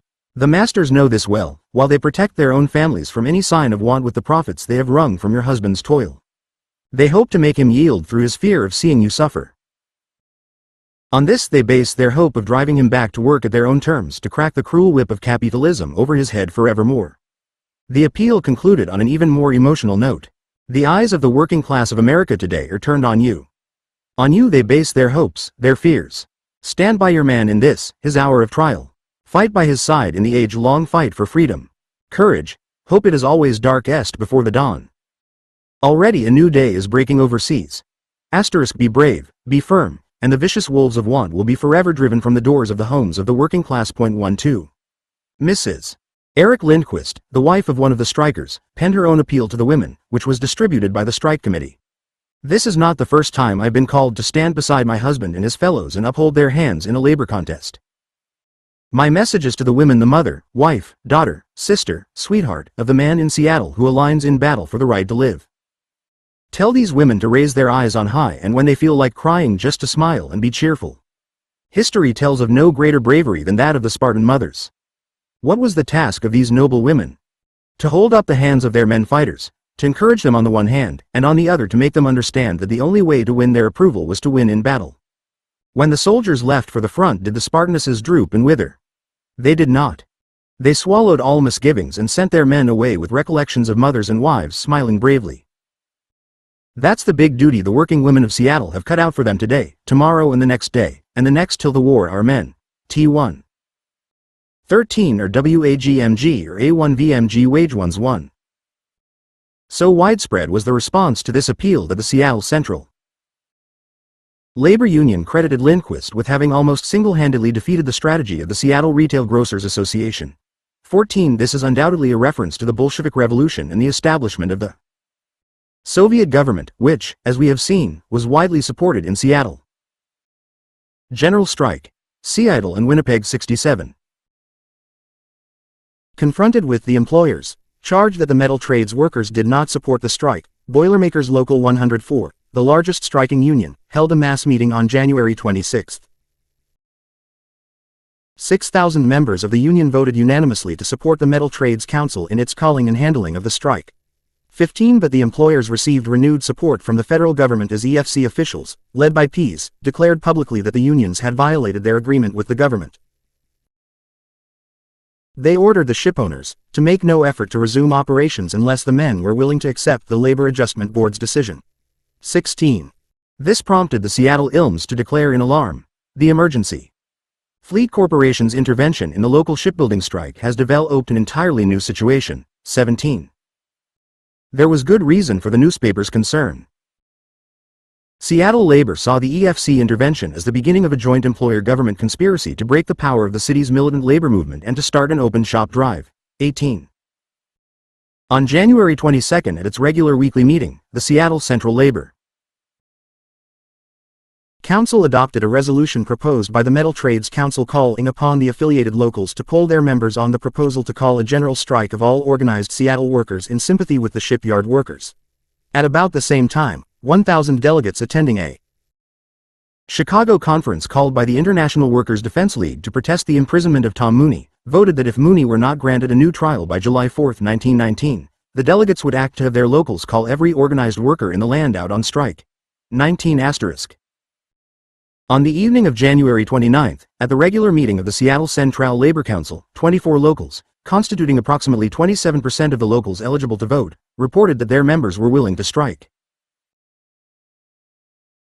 The unions voting to strike were the painters, barbers, blacksmiths, boiler makers, building laborers, carpenters, cigar makers, cooks and assistants, foundry workers, garment workers, hotel maids, hod carriers, house builders, house painters, jewelry workers, laundry workers, longshoremen, milk wagon drivers, newsboys, plumbers, riggers, structural iron. Tom Mooney, a militant San Francisco labor organizer, had been convicted on perjured testimony along with Warren K. Billings, of murder in connection with the bombing of a Preparedness Day parade in 1916. The original death sentence had been reluctantly commuted to life imprisonment by Governor William D. Stevens at the request of President Woodrow Wilson, but labor, convinced that Mooney was the victim of a colossal frame UP, continued to demand his release from prison. For the story of the Mooney case, see Foner. History. 7. 78 to 95. 25 of the delegates were from Seattle. 68. Postwar Struggles, 1918 to 1920. Workers, tailors, teamsters, and truck drivers. While the delegates from these locals indicated that support for the metal trades workers had been the major factor in the vote in favor of a general strike, they also made it clear that members of these unions had their own grievances over wages, hours, and working conditions, and that past experience had indicated that actions of individual unions were ineffective and inadequate. However, the meeting voted not to add the demands of the individual unions to those of the Metal Trades Council and not to make the yielding to these demands and those of the Council a condition for ending the proposed general strike. 20. In an effort to prevent a general strike, new mediation schemes for the settlement of the shipyard dispute were quickly proposed by Seattle bankers. However, Pease quickly scotched this effort by notifying the employers that the Emergency Fleet Corporation cannot consent to outside mediation that would involve a revision of the decision of the shipbuilding Labor Adjustment Board. Going even further, Pease inserted full-page advertisements in the Seattle newspapers urging shipyard workers to return to their jobs, to preserve the sanctity of contract. He warned them that if they continued to strike, the government might choose not to continue the building of ships. The strikers did not respond. Upton Sinclair, the socialist novelist, wired Pease expressing the hope that no government money was used to pay for the advertisements. If it is your personal money, he wrote, all right. If it is mine, I protest with utmost vigor. 21. Steps leading to a general strike. The shipyard strike was now taking second place to the developing momentum for a general strike. On February 4, the Seattle Union Record published what has been called the most famous editorial in its entire history. Written by Anna Louise Strong, then a reporter for the newspaper, it was entitled, No One Knows Where, and said in part, on Thursday at 10 a.m., there will be many cheering and there will be some fear. Both these emotions are useful, but not too much of either. We are undertaking the most tremendous move ever made by labor in this country, a move which will lead no one knows where. We need not hysteria. We need the iron march of labor. Labor will feed the people. 12 great kitchens have been offered, and from them food will be. General strike. Seattle and Winnipeg 69 distributed by the provision trades at low cost to all. Labor will care for the babies and the sick. The milk wagon drivers and the laundry drivers are arranging plans for supplying milk to babies, invalids and hospitals, and taking care of the cleaning of linen for hospitals. Labor will preserve order. The strike committee is arranging for guards, and it is expected that the stopping of the cars will keep people at home. Labor will not only shut down the industries, but labor will open, under the management of the appropriate trades, such activities as are needed to preserve public health and public peace.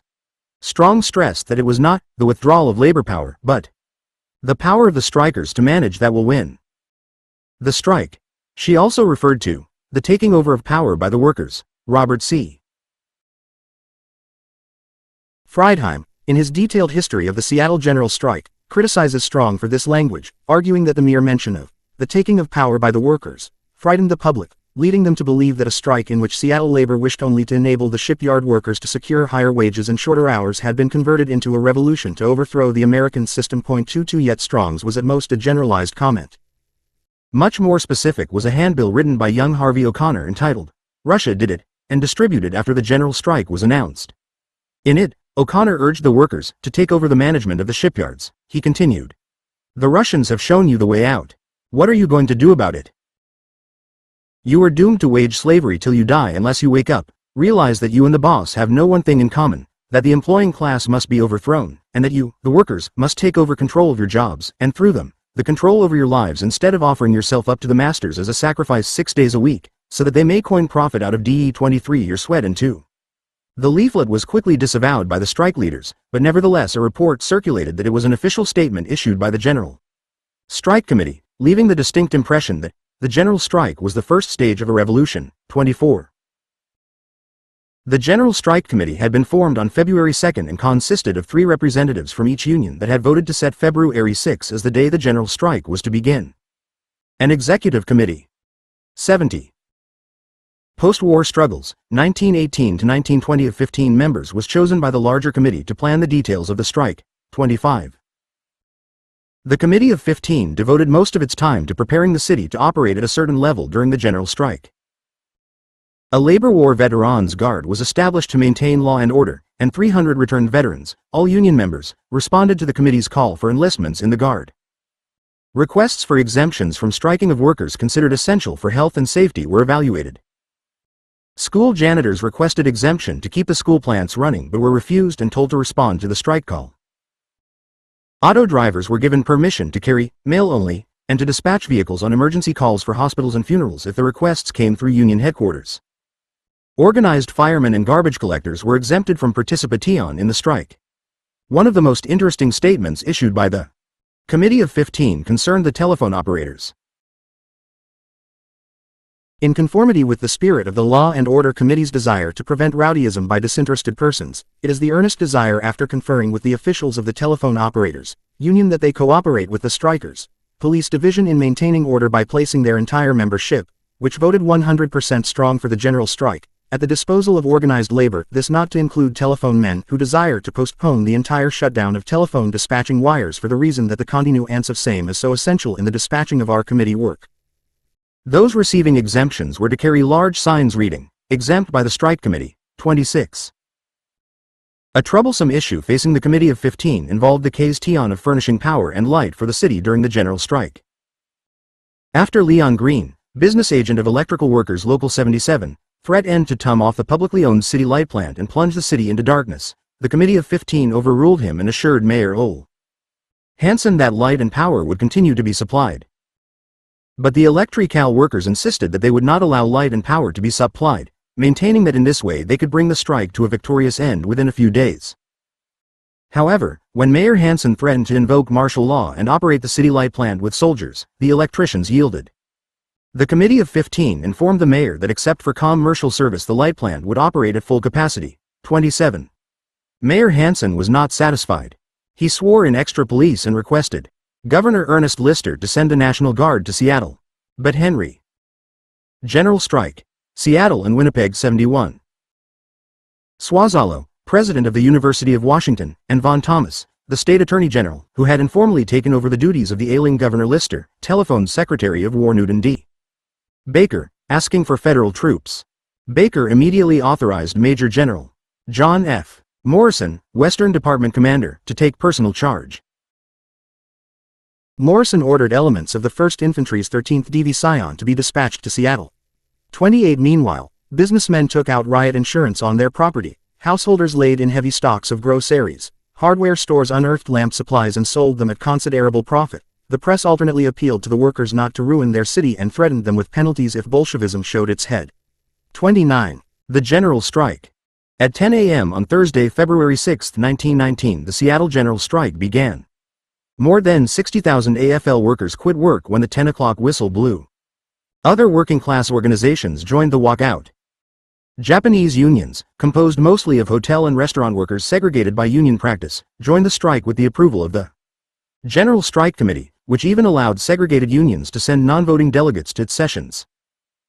3,500 TWW members also walked off their jobs, and to assure the General Strike Committee they would not create disorders, the Wobblies promised not to hold any demonstrations nor make any soapbox speeches. Moreover, RWW headquarters announced that any Wobbly who disobeyed the order would be expelled from Seattle. When the strike began, 40,000 other workers in addition to the strikers were off their jobs, making a total of well over 100,000 workers, men and women, who stopped working. With public transportation facilities completely shut down, even those who may have wanted to work could not get to their places of employment. 30. Downtown shops, theaters, and restaurants were closed, and Seattle's 88 public schools closed voluntarily. Butcher shops and food markets remained open. Those government employees who could get to work did so, since they had been warned that if they joined the strike they would be subject to imprisonment.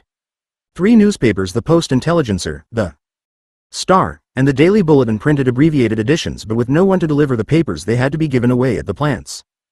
Unfortunately, the Seattle Union Record decided to suspend publication for the duration of the strike.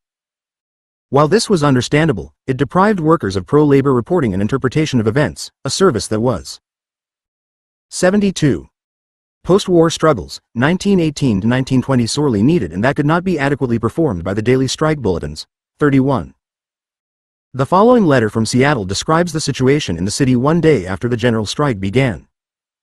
I have just returned to my room in the hotel in its 6th story, made accessible by walking the 6 flights of stairs.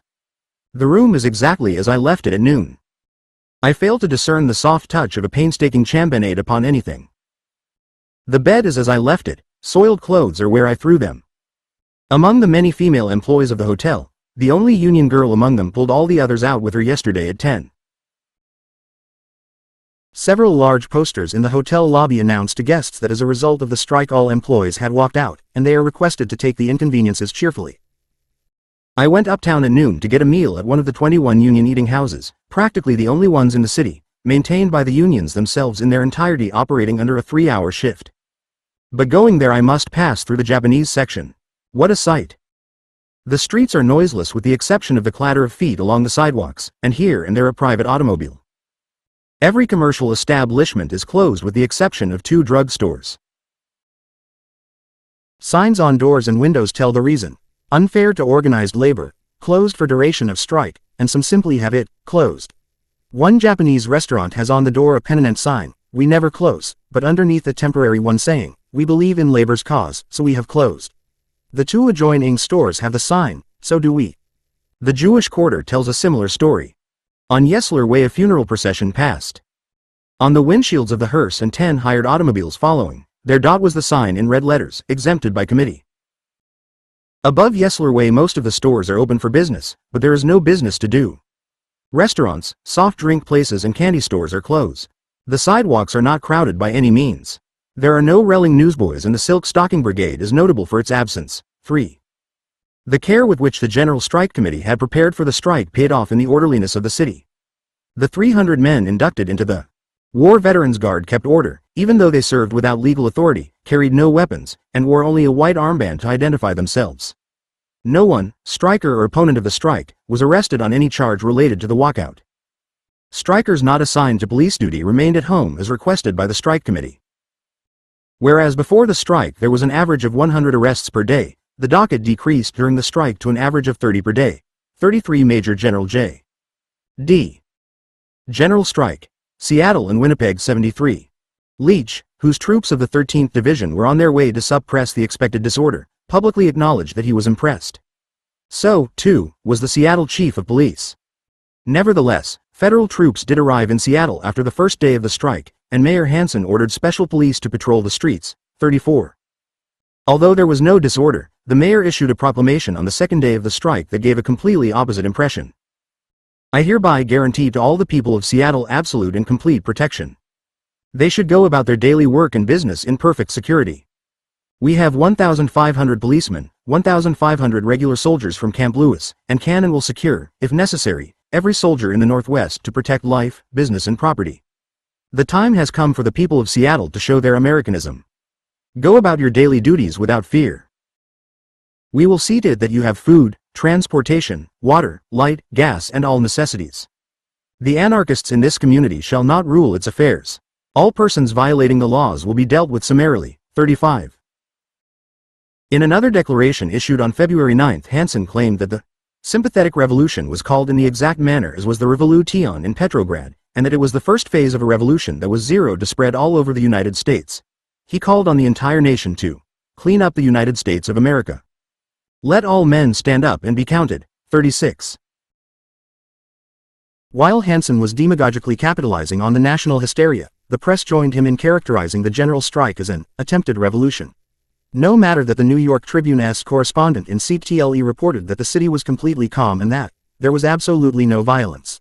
37 inches the whole thing, declared the Outlook, had been planned by the PNW and Bolshevist elements as the beginning of a revolution. The Seattle hold-up was to extend to the entire state and then to other states, until it had spread over the entire country. The government was to be conducted by the workmen's and soldiers' delegates, as in Russia. 38. The general level of reporting by the press was expressed by the Cincinnati NMES Star, which called the general strike a revolution, a deliberate attempt by agitators, many of them foreigners, to start a disturbance on the Pacific coast, which they hoped would spread and eventually result in the overthrow of the government at Washington. 39. Shortly after the Seattle general strike, Alexander M. Byng observed. 74. Postwar Struggles, 1918 to 1920. Today there is a great deal of difference of opinion as to the extent to which an industrial revolution was contemplated. There can be no doubt, however, that there were some of the workers who hoped that the upheavals of Europe would be duplicated in the United States and that the Seattle strike was only the beginning. As a matter of fact, the strike committee did adopt as one of its maxims that of revolutionary socialism, from the old International Manifesto. You have nothing to lose but your chains and the world to gain. Yet radical as many of the leaders of the strike undoubtedly were, it does not appear that revolutionary opinions and motives animated either their calling or their conduct of the strike. Certainly, the actions of the strike committee were not those of a body of men who seriously contemplated revolution. War NME Strikes and Their Adjustment, New York, 1921, 29. Robert L. Friedheim, who has studied the general strike more fully than any other historian, concludes that the strike was not a revolution, but it was a revolt against everything and therefore a revolt against nothing. There were too many enemies to thrust out against for labor to be able to define the goals of the strike. He also notes that separately, the various causes of discontent among Seattle workers could not have provoked the general strike. Rather, it was the combination of extraordinary events and the condition of Seattle labor. R.N.S. Swabick, a participant in the general strike, agrees that it was not an attempt at revolution, but emphasizes that it was permeated by the revolutionary spirit of the time, and above all by the spirit of the Bolshevik Revolution and the subsequent revolutionary upheavals in Europe. Both Friedheim and Swabick agree that the Central Labor Council was the dominant force behind the general strike.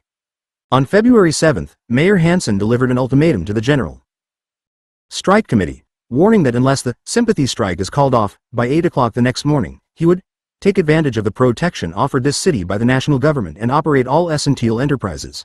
40. Knowing Hansen's penchant for issuing endless threats that were usually followed by little or no action, the committee did not react to the ultimatum. However, on the morning of February 8, the first crack appeared in the remarkable solidarity the strikers had thus far demonstrated. The streetcar men began to return to work and 6 cars started to run, enabling some residents to get downtown. By that afternoon, other union workers had returned to their jobs. Stores, including Bon Marché, The Seattle General Strike, Pacific Northwest Quarterly 52, July 1961, 98. The Seattle General Strike of 1919.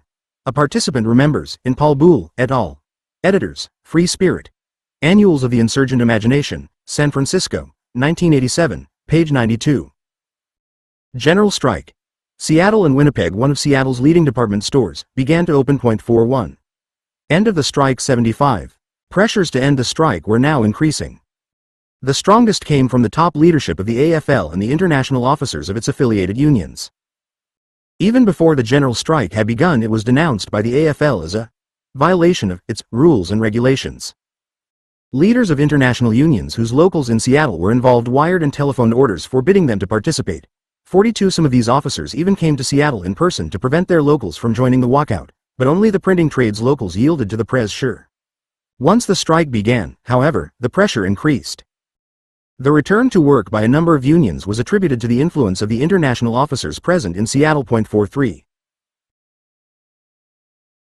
By a margin of 13-1 with one absence, the Executive Committee voted to request the General Strike Committee to end the strike at midnight on Saturday, February 8, and to instruct all workers except the shipyard strikers to return to work, holding themselves in readiness to respond to another call from the General Strike Committee in case of failure to secure a satisfactory adjustment of the metal trade's demands within a reasonable length of time. When the General Strike Committee, after a lengthy debate, submitted this proposal to a vote, it was overwhelmingly rejected. The strike would continue, the committee explained, because it had not been empowered to call it off by the unions that had originally voted to strike. 44. However, this was only a temporary reprieve. More and more union workers were returning to work, some openly and some surreptitiously. On February 10, the General Strike Committee met again, and, with the shipyard workers excluded from voting, accepted a new date to end the strike, February 1. Those local unions that had returned to work were asked to walk out again so that all trade unionists could return together. The resolution ending the historic Seattle General Strike read, "Whereas, this strike committee now assembles in the midst of the general understanding of the true status of the general strike, and whereas, the executive committee is sufficiently satisfied that regardless of the ultimate action that the rank and file would take, the said committee is convinced that the rank and file did stand pat, and the stampede to return to work was not on the part of the rank and file, but rather on the part of their leaders. However, be it understood that this committee does not question the honesty." 76. Post-war struggles. 1918 to 1920 of any of the representatives of the general movement. Therefore be it resolved that the following action become effective at once, February IO, 1919. That this strike committee advise all affiliated unions that have taken action to return their men to work, that said unions shall again call their men to respond immediately to the call of the rank and file until 12 noon February 11, 1919, and to then declare this strike at a successful termination, and if developments should then make it necessary that the strike be continued, that further action be referred to the rank and file exclusively. 45. Some unions, including the auto drivers, newsboys and teamsters, did go out again, but most did not respond to the second strike call. In any case, by noon on February 1, all organized workers except those in the shipyards had returned to their jobs. 4. The American Federation of Labor greeted the end of the general strike with the comment, "Born in a spirit of insubordination, disregarding all rules and regulations adopted by trade unions for orderly procedure." The strike was from its inception destined to die an early death. 47. The AFL, moreover, proudly took credit for having brought the general strike to an end.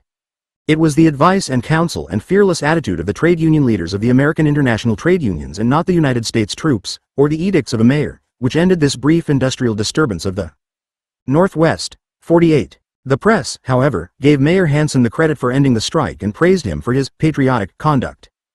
The newspapers even lauded Hansen's action in placing dozens of picked marksmen on rooftops, ready to take care of those Reds, after the strike was already over and people were calmly going about their business. He was hailed as the new American hero, who had furnished one of the finest examples of patriotism and courage, both physical and political, in our history. 49. The New York Times editorialized, "In one splendid moment, Ole Hansen, a man 2 or 3 days ago quite unknown, has made himself known and beloved through the United States." 50. Hansen decided to take advantage of his sudden popularity and resigned his office to conduct a lucrative speaking tour, lecturing on how he beat the Reds in Seattle, on Americanism and law and order, before chambers of commerce, women's clubs, American Legion posts, and other groups. He told the veterans that the only way to guarantee that they did not fight the good fight in vain was to launch a vigorous campaign to achieve the deportation, incarceration, annihilation of all radicals, socialists, wobblies, anarchists.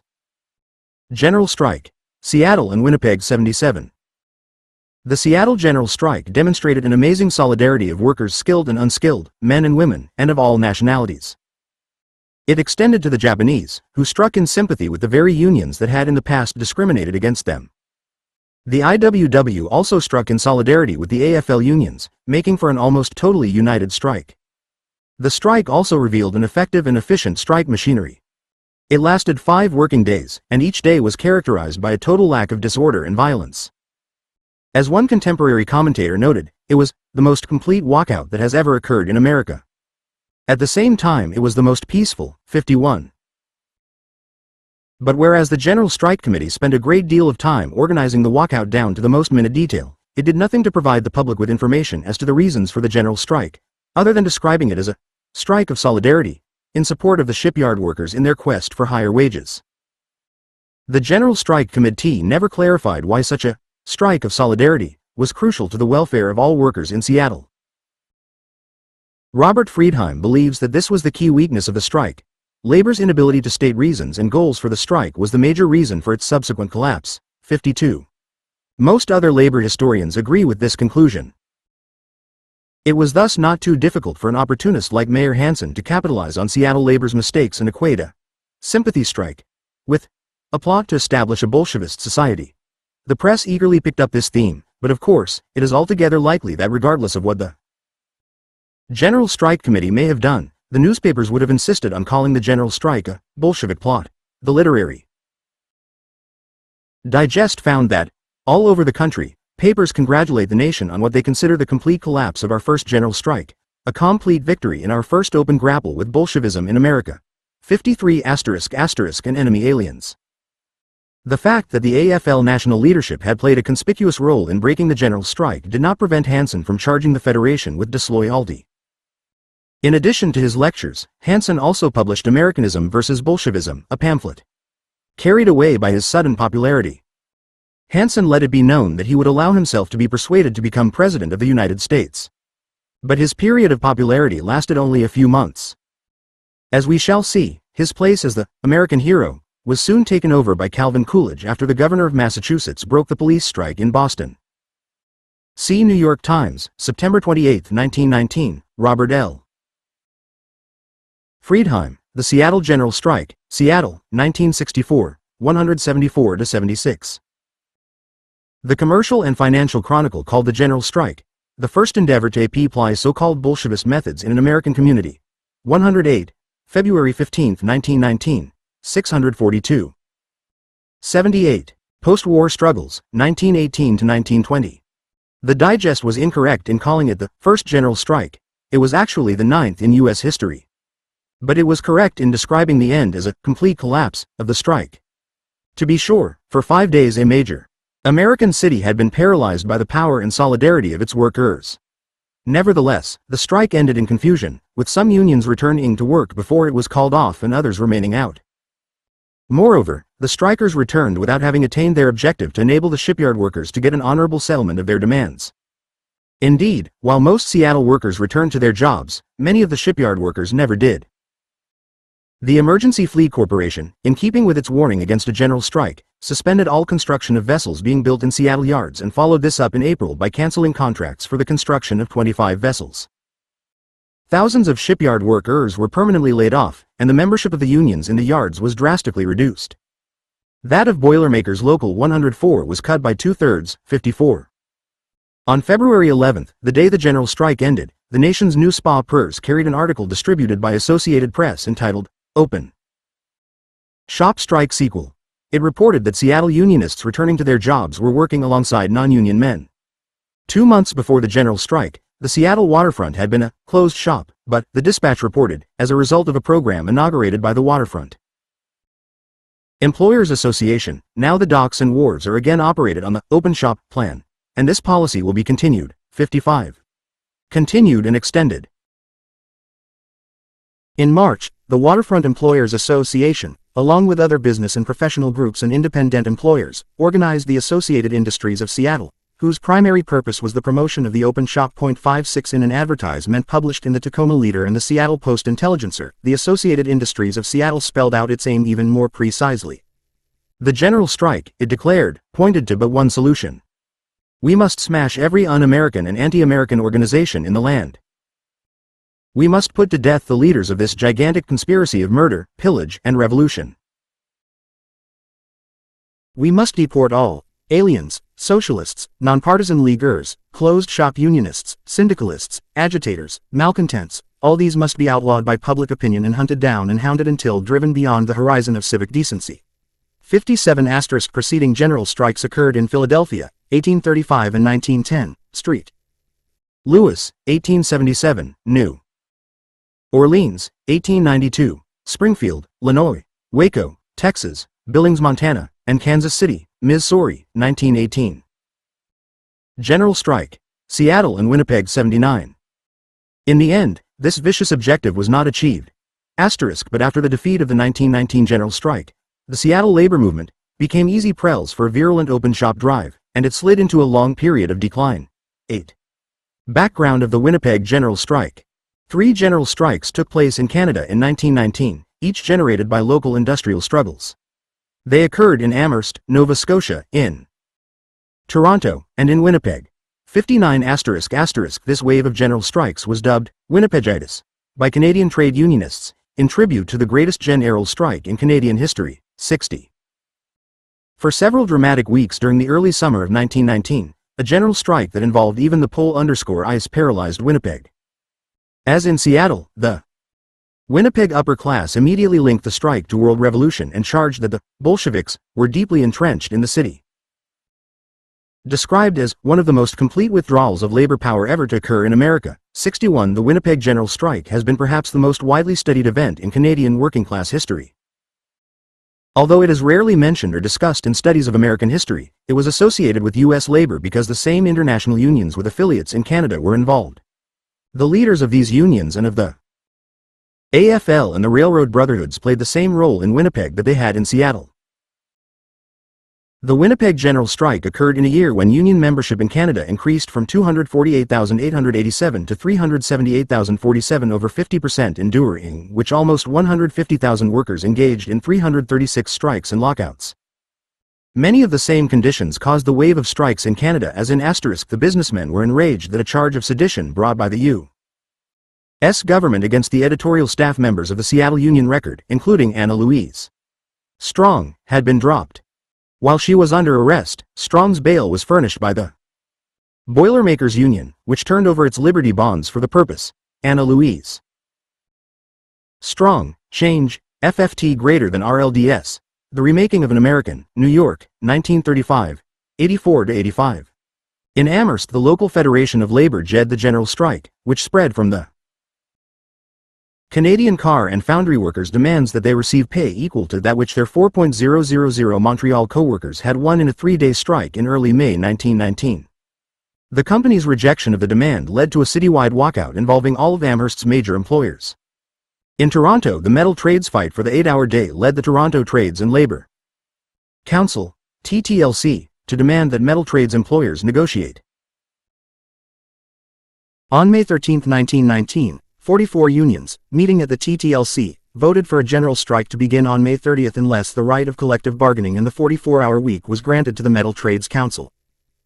The general strike began on May 30 and lasted until June 4, when it was called off by the Central Strike Committee at the request of the Metal Trades Council, Gregory S. Keeley, 1919. The Canadian Labour Revolt, Labour, Le Travail 13, Spring 1984, 25-28. 80. Postwar Struggles, 1918-1920. The United States. The rising cost of living while business profits were mounting, unemployment resulting from war demobilization and the return of soldiers, and bitterness over the failure of business to live up to its wartime promise that Canada would be a happy place for workers to live in once the Kaiser was defeated. In Canada, too, the impact of the Russian Revolution of November 1917 was influential in heightening working-class consciousness and confidence. In fact, in his study of the Winnipeg general strike, David J. Berkeson points out that Western Canada and Winnipeg workers were influenced by reports of the revolutionary movement in Germany and Hungary as well as that in Russia, and that they became more certain than ever that they themselves were part of a great world tide of change. 62. Post-war radicalism was even more pronounced in the Canadian labor movement than it was in the United States. At the convention of the British Columbia Federation of Labor, held in Calgary in March 1919, labor delegates attended from all western cities, including 29 from Winnipeg. The convention came out for a 6-hour day to be won by a national general strike that was to take effect no later than June 1, 1919. A vote to ratify this decision was to be held among all Canadian locals. The convention also endorsed a resolution submitted by Victoria Lodge 456 of the International Association of Machinists AFL, which declared that full acceptance of the principle of proletarian dictatorship is absolute and sufficient for the transformation of private property into public or communal wealth. Finally, the convention went on record as favoring the immediate reorganization of the workers along industrial lines, so that by virtue of their strength, the workers may be better prepared to enforce any demand they consider essential for their maintenance and well-being. 63. That same month the Western Canada Labour Conference took place, attended by 250 delegates representing most of the important local unions between Winnipeg and Victoria. The convention adopted resolutions that 1. Urged the abolition of the present system of production for profit, and the substitution for it of production for use. 2. Establishment of a system of industrial Soviet control by selection of representatives from industry, a system, it declared, that was superior to capitalistic parliamentarianism, and 3. Expressed full accord and sympathy with the aims and purposes of the Russian Bolshevik and German Spartacus revolutions. The convention also called for immediate reorganization of workers along industrial lines. Lastly, the Western Canada Labour Conference decided on a general strike to begin on June 1, 1919 for these demands. 1. The 6-hour day. 2. The release of political prisoners. 3. The removal of general strike. Seattle and Winnipeg 81 restrictions on working class organizations. 4. The immediate withdrawal of Allied troops from Russia. And 5. The defeat of Allied attempts to overthrow the Soviet administration in Russia or Germany. 64. At both the British Columbia Federation of Labour Convention and the Western Canada Labour Conference, delegates were present who supported the concept of one big union, or OBU, which was soon to be formally established, and a general strike was a weapon much favored by the OBU. 65. At a conference in March 1919 of Western trade unionists, called for the purpose of forming a left-wing caucus within the Trades and Labor Congress, the idea of secession from the American Federation of Labor and the Congress was pushed by several key militants and won wide support. The delegates decided to withdraw from the AFL and the Trades and Labor Congress, and to create a new organization, based on a Marxist analysis of society and designed to unite all workers in Canada into a single union. 3 months later, at the beginning of June 1919, their work reached fruition with the founding of the One Big Union. From the day of its birth, the OBU expanded rapidly across the West. Lodges, trades councils, and provincial federations withdrew from the international unions and threw in their lot with the OBU. By the end of the year, the OBU's membership reached almost 50,000.66. The upsurge in militancy of Canadian unionism following the armistice was especially evident in Winnipeg, where many workers were earning only $12 or $15 a week when a dollar could buy only a quarter or third of what it bought before the war. 67. Small wonder that James Winning, president of the Winnipeg Trades and Labor Council, noted just before the general strike that more workers had been added to the organized labor movement than during the past 15 years. 68. With the growth in membership came a great increase in the spirit of labor solidarity. The general strike grew out of this spirit of solidarity, and its developed, although the Amherst general strike was conducted under the influence of the One Big Union, and the strikers identified themselves with the OBU. A number of Canadian historians argue that although it advocated general strikes in industrial disputes, the OBU said nothing about the revolutionary strike, which is an essential feature of revolutionary syndicalism. This in spite of the fact that the One Big Union was born as a syndicalist movement. Syndicalism may be defined as a doctrine that espouses the ownership by workers of all means of production and distribution in society. This was to be achieved through massive general strikes waged by highly centralized trade federations. David J. Burkeson, Western Labor Radicalism and the One Big Union, Myths and Realities, Journal of Canadian Studies, May 1974, pp. 2-19. Burkeson, Ibid, page .3. 82. Postwar Struggles, 1918-1920 meant resembled that which took place in Seattle. It started as a result of action taken by the Winnipeg Trades and Labor Council in response to a request for support from the metal and building trades councils in their strikes. The metal trades workers had organized a council to overcome the weakness of separate craft locals, but the employers had refused to deal with the council, insisting on meeting with shop committees from individual shops. On May 2, 1919, the metal workers went on strike, demanding recognition of their trades council, the 8-hour day and 44-hour week, double pay for overtime, a 1-hour premium for the night shift, and new hourly rates for machinists, boilermakers, electrical welders, laborers, and apprentices. The building trades unions had also formed a council and demanded recognition. Since the workers were earning about $900 a year when they claimed the head of a family of 5 needed $1,500, they also asked for a substantial wage increase. When the Builders' Exchange, representing the employers, rejected these demands, the building trades unions went on strike. 69. Upon receiving the appeal from the Metal and Building Trades Councils for support, the Winnipeg Trades and Labor Council responded by holding a general strike vote among its affiliated unions. The strike ballot contained 3 demands on behalf of the Metal and Building Trades Councils. 1. A living wage, 2. The 8-hour day, and 3. The right to organize to be confirmed by a CIFCNet agreement. The vote was overwhelmingly in favor of strike action. 0.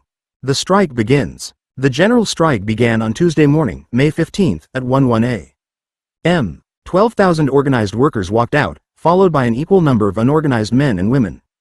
Construction came to a halt. Streetcars stopped running. Telephone and telegraph workers walked out. Hotels and banks and buildings, deprived of servicemen and elevator operators, ceased functioning. Bakery and dairy delivery men joined the strike, and within 48 hours bread and milk were no longer being delivered. Restaurants closed, and no newspaper was published in Winnipeg except the strike committee's strike bulletin. The municipal police and firemen and the federal post office workers continued on the job, but they indicated that they were ready to go on strike if called upon. This soon happened, and they, too, joined the general strike. Within 48 hours 35,000 workers were on strike in a population of 200,000. More joined the strike every day as workers signed up in unions in every trade. 71. General strike. Seattle and Winnipeg. 83. The Labor Temple was the strike headquarters. There the Central Strike Committee directed an event unprecedented in Canadian history. The committee was composed of 290 members, 3 delegates from each of 95 local unions, plus 5 from the Trades and Labor Council. Subcommittees were appointed for food, press, organization, and other functions. The Central Strike Committee elected an executive committee of 15, but decisions on basic policy remained in the hands of the larger body. 72. Originally the strike had been called to support the recognition of the Metal and Building Trades Councils and for the granting of their wage and hour demands. In a resolution adopted on May 22, the committee added 2 new demands. 1. All strikers must be reinstated without discrimination, and 2. Employers and government must recognize the right to organize. Specifically, the provincial and federal governments were asked to enact legislation requiring employers to recognize trade union bodies whether they were craft or industrial, and whether locals, councils or federations. 73. Early in the strike, Winnipeg's employers organized the Citizens' Committee, ostensibly to provide milk for babies and to ensure an uninterrupted supply of water, bread, and milk for the public. But it showed its real purpose when it organized between 3,000 and 5,000 volunteers into a militia body.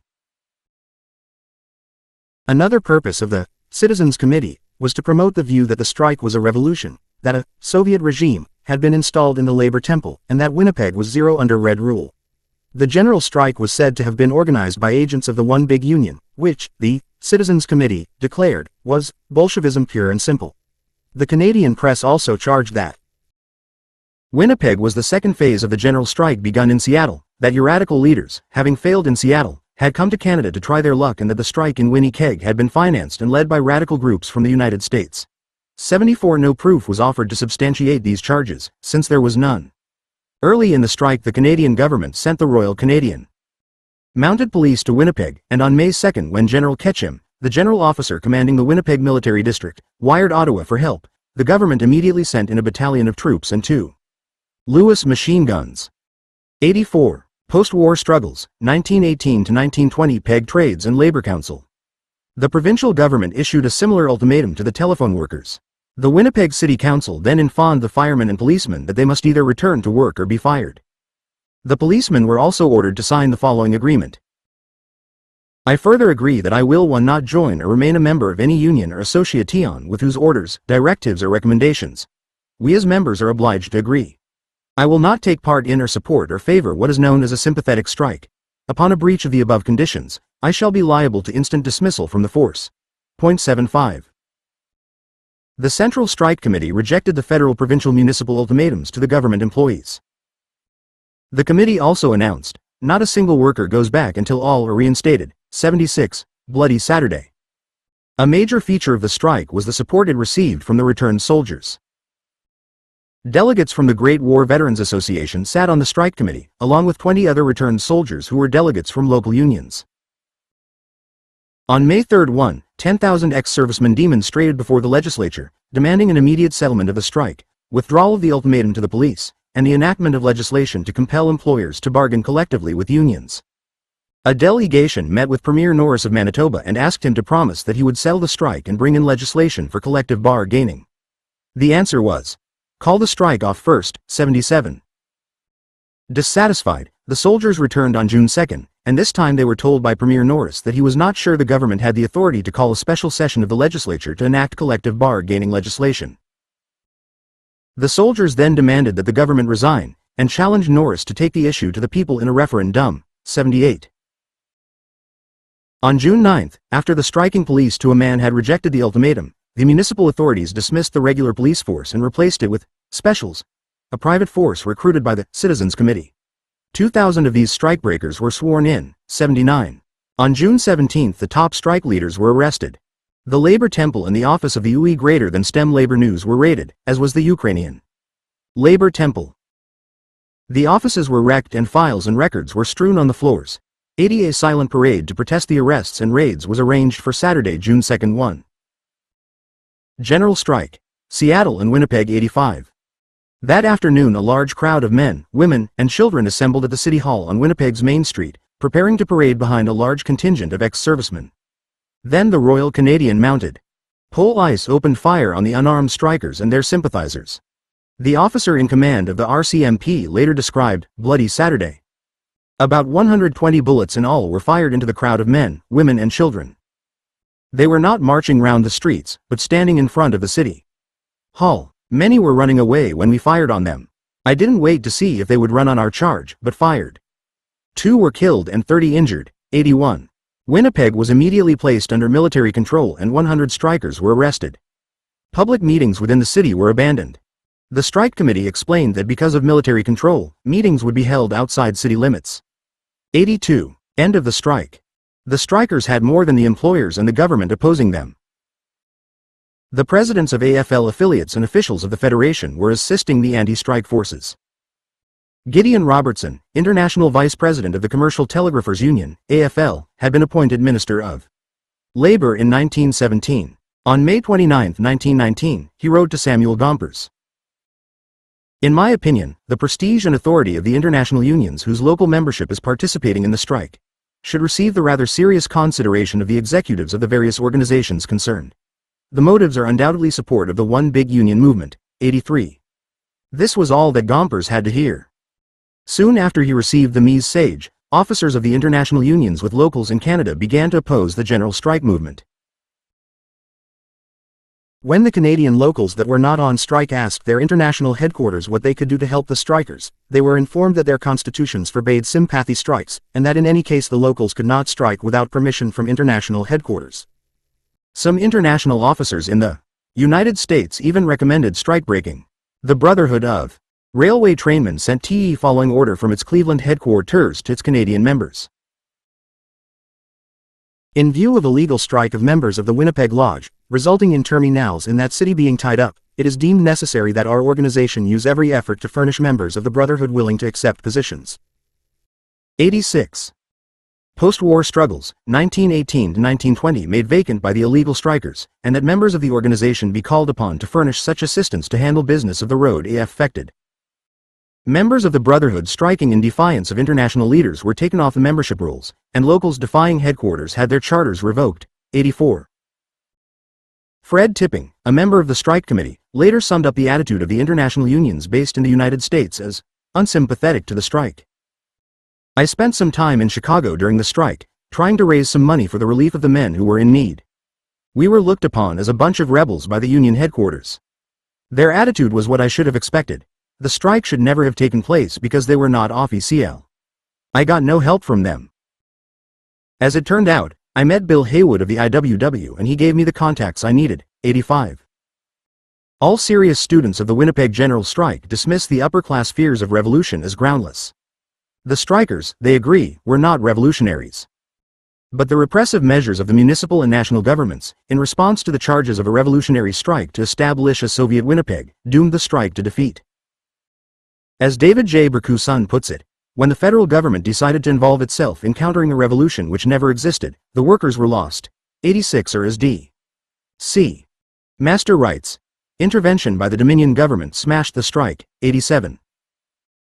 On June 26, 1919, the general strike was ended by the Central Strike Committee. 88.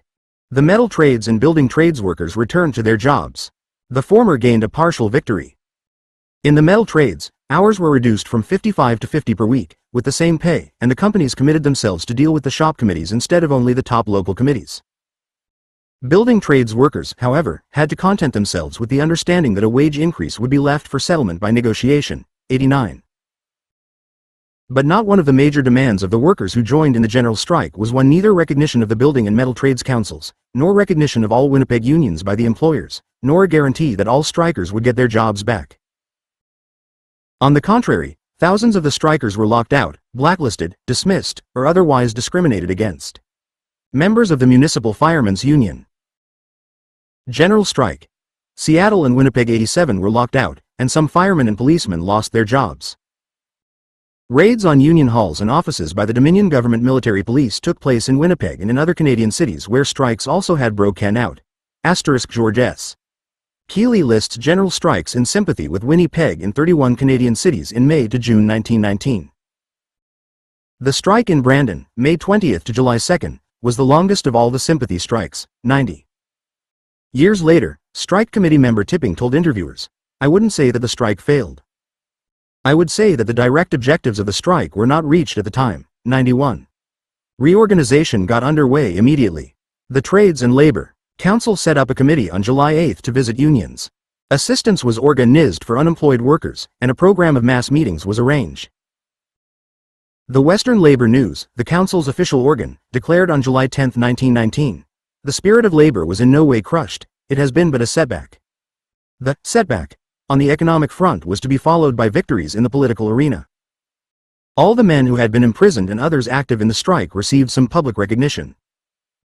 Several were elected to the legislature, one was elected mayor of Winnipeg, and one had a public school named after him. More labor representatives were sent to the provincial legislature in the election following the strike than in any other period in Canadian history. 92 *. The strike wave had spread to Vancouver, where 60,000 workers walked out, to Alberta, where railroad shop workers and expressmen struck, and to Calgary, where streetcar, hotel, and restaurant workers walked out, as did miners at Drumheller and Lethbridge. In Seattle, unlike Winnipeg, labor was defeated at the polls after the general strike.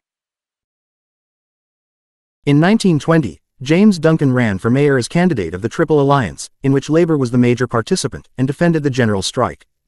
Hugh M. Caldwell, Duncan's Republican opponent, denounced the general strike as a revolution. Caldwell won a landslide victory, receiving the largest majority of any candidate for mayor up to that time. Robert L. Friedheim, The Seattle General Strike, pp.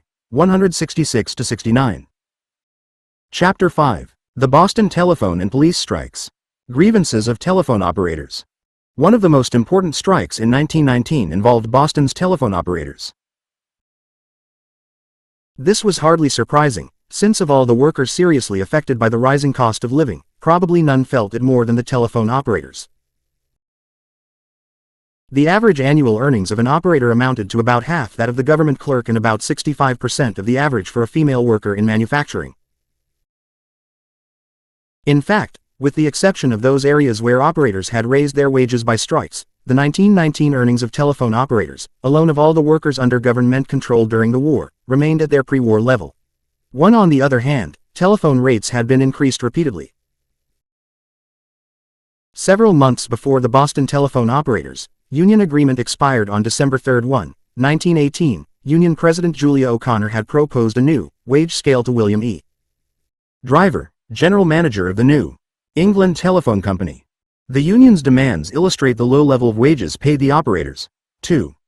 Assignment of duty. First month's service, 3 months service, 6 months service, 9 months service, first year's service, 18 months service, second year's service, third year's service, fourth year's service, supervisors, old weekly Wage scale $6 7.007.508.509.00 10.00 10.5011 1.00 12.00 13.00 17 50 to 19. New scale.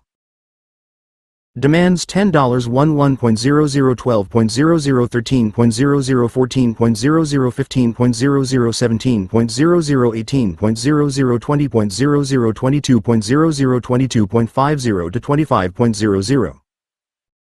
The Boston telephone and police strikes 89. Driver informed O'Connor that he had no power to act on general wage increases and that the issue would depend on a government decision. After, O'Connor had been assured by a representative of Postmaster General Albert Burleson that the government had jurisdiction, the new schedule was presented to the Ryan Commission in Washington. On December 20, 1918, the Commission's chairman assured O'Connor that he could definitely promise that the Commission would order a percentage wage increase retroactive to October and would establish a committee, on which the telephone workers would be represented, that would adjust any matters not satisfactorily settled under the percentage increase. But by the time the contract expired on December 31, the Ryan Commission had not even met to deal with the promised increase. For the next 3 months, Burleson kept promising to act but did no thing. The telephone company, of course, would not change the wage scale unless ordered to do so by the government. On April 1, 1919, the union finally asked outright if the company would accept the new wage scale. When General Manager Driver replied that he would not accept it, the Boston local ordered a strike to begin on April 15. In a long statement to the public, Julia O'Connor related the experiences of the telephone operators since the service had been taken over by the government. In spite of all efforts, including her own resignation from the Government Commission, to get Burleson or President Wilson to act on their demands for increased wages and improved working conditions, the Boston telephone operators union was compelled to conclude they could expect no justice under the present system and the only way they could get it was to fight for it. 3. The telephone strike. Although the walkout of the 6,000 Boston operators who were members of the union and those in nearby Massachusetts communities had been expected, no one had anticipated that the strike would shut down all of New England's telephone service. But over 3,000 operators in 90 exchanges in Massachusetts, New Hampshire, Maine, Vermont, and Rhode Island also walked out. Of the many telegrams that poured into the Boston strike headquarters, one read, 100% out, all 4 of us. Picketing since yesterday morning at 7. Very hungry. Send relief. The strike committee wired back. Call it a day's work and get something to eat. 4. On the second day of the strike, 12,000 cable splicers, test room men and other workers belonging to the New England Joint Council of Electri, established to investigate the working conditions and wages of telephone and telegraph employees. 90. Post-war struggles, 1,918 to 1,920 calories workers joined the walkout. All NE. Telephone plant men in Maine. Walkout. Read the headline in the Kennebec Journal of April 18, 1919. The story began. Practically every union man employed in the plant department of the New England Telephone and Telegraph Company in Maine struck today in sympathy with the telephone operators, according to the officials of the company. Men join girls at Brockton, and male employees JQ in the girls on picket lines in Providence, were other headlines in the press. All over New England, the unity of the operators and the inside and outside men were reported to be remarkable, presenting the most spectacular demonstration of the power of organized labor to force attention upon their grievances. 5. With the cooperation of the presidents of Harvard University and the Massachusetts Institute of Technology, the New England Telephone Company recruited male college students to scab at struck telephone exchanges. 9 Smith College girls were also strikebreakers, as a patriotic duty, but Smith President William Allen Nelson ordered them to quit until they had obtained permission from their parents to do such work. The college, he said, was neutral in the controversy. 6. Police wagons transported students from Harvard Yard to Boston to take switchboard positions. The students told reporters that they were eager for a little excitement and sport and diversion while earning extra money. But the student scabs got more excitement than they had anticipated. They were attacked by the striking operators and several had their teeth knocked out as women shouted, "He is taking our bread. Give it to him." All the scabs went hungry, for when they were taken to nearby hotels to be fed, the Cooks and Waiters Union declared that none of its 2,000 members would serve the strikebreakers. 7*.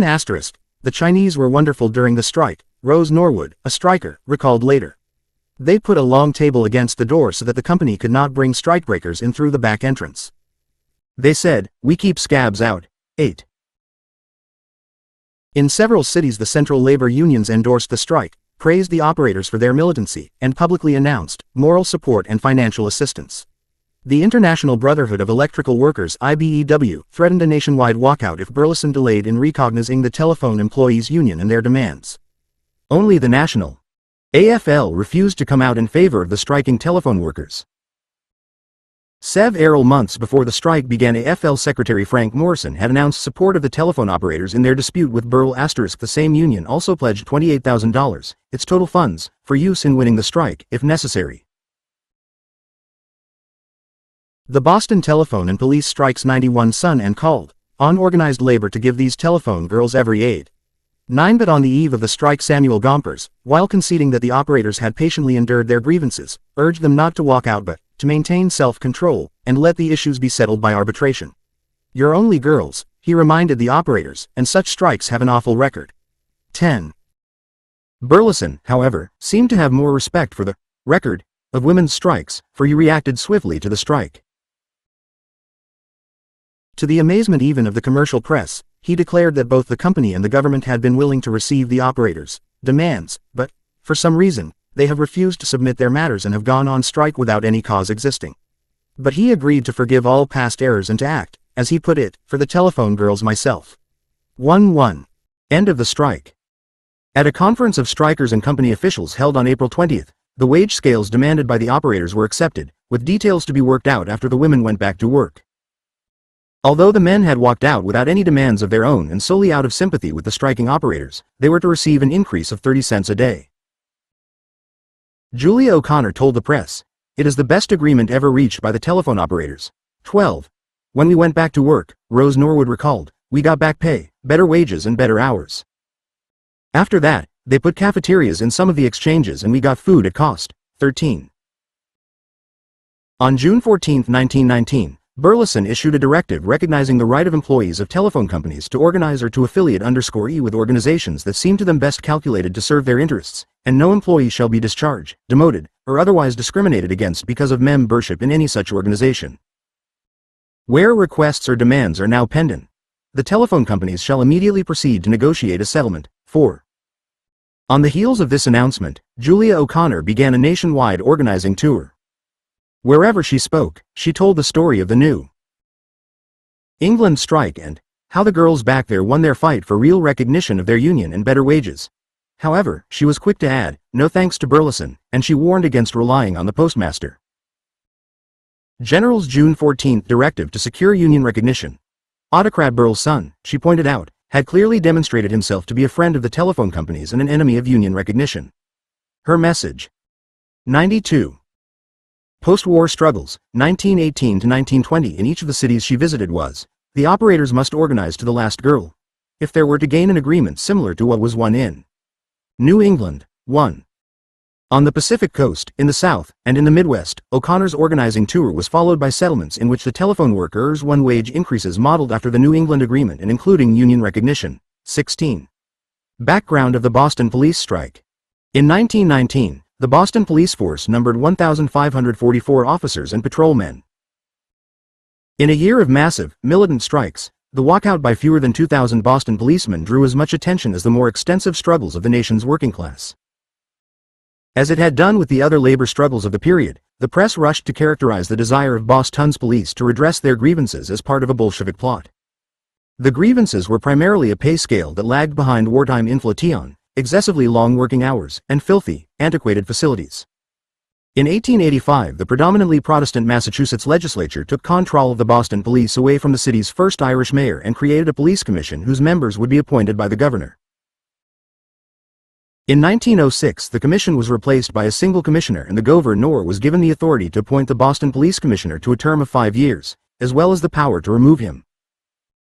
The city of Boston remained responsible for the policemen's pay and working conditions, but, since they had no say in the management of the police, Boston politicians simply ignored the men's requests for any improvements. 17. However, policemen's working conditions became intolerable. Inflation, which began during the war and continued after it, reduced their real income. In May 1919, the starting salary was fixed at $1,100 a year, reaching a maximum of $1,600. Between 1913 and May 1919, the only wage increase granted averaged between 14 and 22%, while the cost of living for the same period had risen 76%, 18. The patrolmen worked an average of 80 hours per week, based on a three-shift system: day duty, 75 hours per week; night duty, 87 hours, and patrol duty, 90 hours. John Cadigan, one of the veterans of the Boston police strike, put it vividly. The day crew came in at 8 a.m. and worked until 6 o'clock p.m. At 6 o'clock a crew came in and worked the first half of the night until 1 o'clock a.m. The other shift was from 1 a.m. to 8 o'clock a.m. Once every 2 weeks, after a man. The Boston Telephone and Police Strikes 93 finished his tour of duty at 1 o'clock. He stayed and slept at the station house for the next 7 hours, in case any extra policemen were needed. But he wasn't paid for it. That was one of the things we wanted to change. Nor was that all. If a man had to testify in court about an arrest in the daytime, he went to district court the next day and hung around all day. He wasn't paid extra for that. If he were a reen night man, forget about getting paid at all for going to court. 9. In general, the pay and tour of duty of Boston policemen ranged from 25 cents an hour for an 83-hour week to 21 cents an hour for a 98-hour week. And this at a time when coal miners were asking for a 30-hour week. An investigation conducted in 1909 had substantiated the complaints about unsanitary conditions in the station houses. The report disclosed that there were too few toilets and bathtubs. In the most flagrant case, there was one bathtub for 135 men, not enough beds and lockers, and all station houses were found to be infested with vermin, cockroaches, and rodents. 20. Nothing was done in the 10 years since that report had been issued. The excuse was that the city of Boston did not have the necessary funds. 21. Boston Policemen's Union. For 13 years prior to 1919, the Boston Police had an ineffective organization called the Boston Social Club as their sole means of adjusting grievances. This club was arbitrarily abolished by Commissioner Edwin U. Curtis, a Protestant who disliked the predominantly Irish Catholic police force, and replaced the club with a so-called grievance committee, a non-entity that asked for little and got less. 22. In June 1919, the American Federation of Labor reversed its policy and started to grant charters to police unions. The Police Local in Knoxville, Tennessee became the first such group in the nation to affiliate with the AFL, and by September 1919 police forces in 37 cities had applied for and received charters from the AFL. 23 Boston's firefighters and library workers had also organized, and its city hall clerks had formed an AFL local. On August 9, the AFL's New England organizer Frank McCarthy granted the Boston Social Club a union charter. 2. Commissioner Curtis, a staunch Republican and ultra-conservative, was not ready to tolerate any outside interference in the conduct of his duties. He immediately issued an edict forbidding any policeman to join any outside organizations other than the nationally known war veterans organizations. Unionization was specifically forbidden for city police, who were said to be state officers, not employees. 25. 94. Postwar Struggles, 1918 to 1920. On August 15 the police, disregarding Curtis's order, gathered at Fay Hall in the South End and formed a union. 2 days later, the Boston Central Labor Union held its largest meeting in a decade.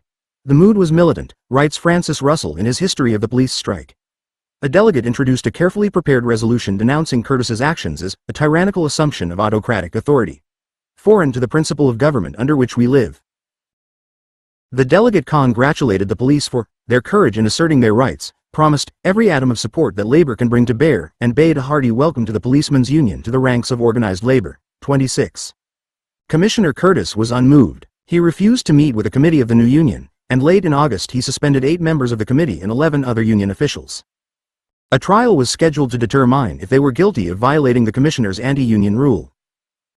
At this point it was clear to any observer that a police strike was inevitable if nothing was done to restrain Commissioner Curtis. Mayor Andrew J. Peters thereupon appointed a committee headed by James Starrow, the Boston reformer, to study the problem and find a compromise solution. The Starrow Committee, as it was called, proposed that the Boston Policemen's Union should not affiliate or be connected with any labor organization, but should maintain its independence and maintain its organization. 27. The committee also called for an investigation of the existing wages, hours, and working conditions, and for the adoption of all recommended adjustments. Members of the Boston Police Force said the committee should not be prevented from or discriminated against for joining the Boston Policemen's Union, and no member of the union should be discriminated against because of any previous affiliation with the American Federation of Labor. 28. In other words, all suspended policemen were to be reinstated. The proposals of the Starro Committee were acceptable to the legal representatives of the police, but Commissioner Curtis refused to even consider them. He was supported in this stand by Governor Calvin Coolidge, who shared Curtis's Protestant antipathy toward the Boston police force. Of Boston's 5 papers, however, 4 dailies favored the compromise plan, including the reinstatement of suspended policemen. Only the transcript, although Russell's study, sensationally entitled A City in Terror, contains some useful information on the background of the strike. Once the strike begins, its emphasis is on Bolshevik influence, rioting, pillaging, and rape, which, according to it, converted Boston into a city in terror.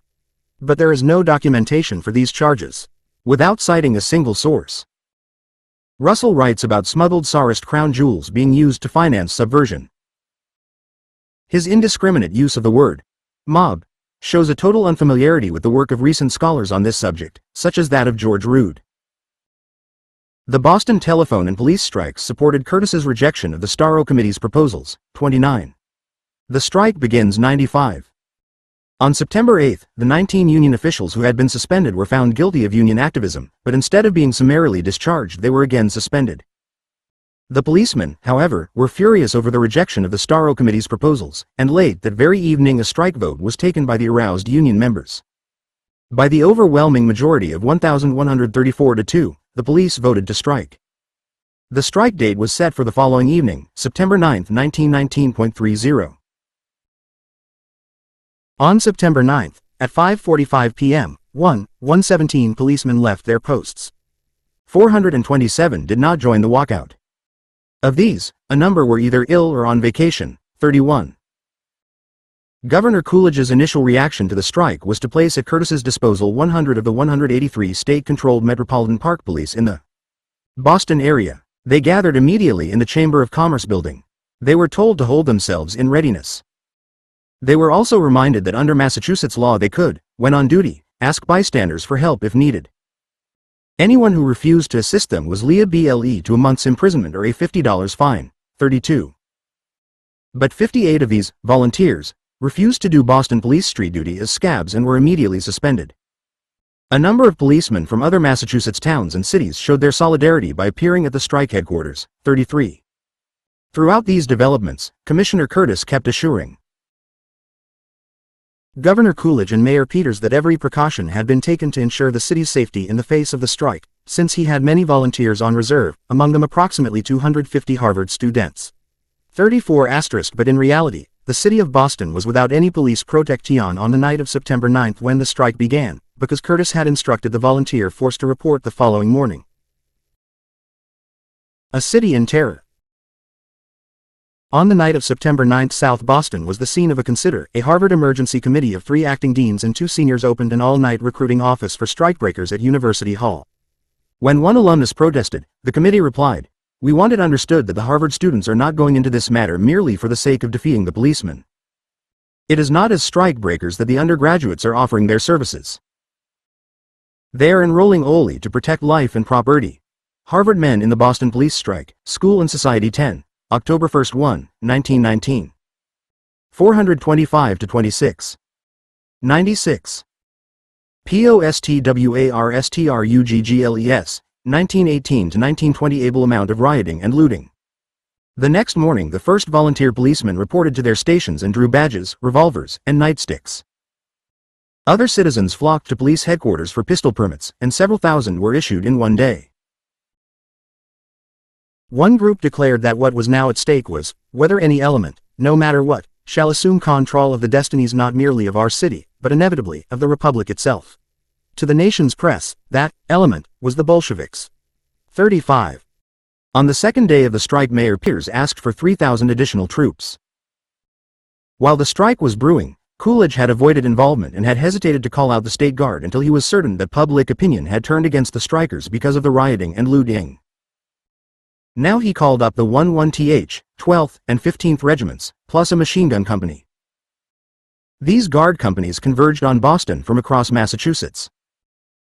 In South Boston, guardsmen fired on a crowd, killing 3 and wounding 8. The firing, Adjutant General Sevens wrote happily in his report, had a salutary effect. It cowed the mob. 36. In truth, the greatest loss of life and bodily harm during the strike was caused by troops firing on citizens. But the picture that emerged was that the Boston mob had rioted, pillaged, and created a city in terror, yet. Francis Russell, who stresses this in his account of the strike, concedes that the life of the city went on much as usual. In fact, none of the schools closed. 37. Moreover, there is no evidence to prove that the 2 days of rioting produced more rapes and attacks on life than ordinarily occurred in a similar period, nor that property damage exceeded customary bounds. In the end, local merchants filed claims with the city clerk for property damages amounting to only $35,000, and the city of Boston said he led all claims for $34,038. Nevertheless, such violence as did occur hurt the policeman's cause. Many policemen and their supporters felt that Governor Coolidge deliberately withheld the troops until violence was apparent. John Cadogan points out that it was not the Union's fault that Coolidge waited 3 days before calling in the National Guard. There were about 1,500 guardsmen, militiamen, and volunteers stationed in the area.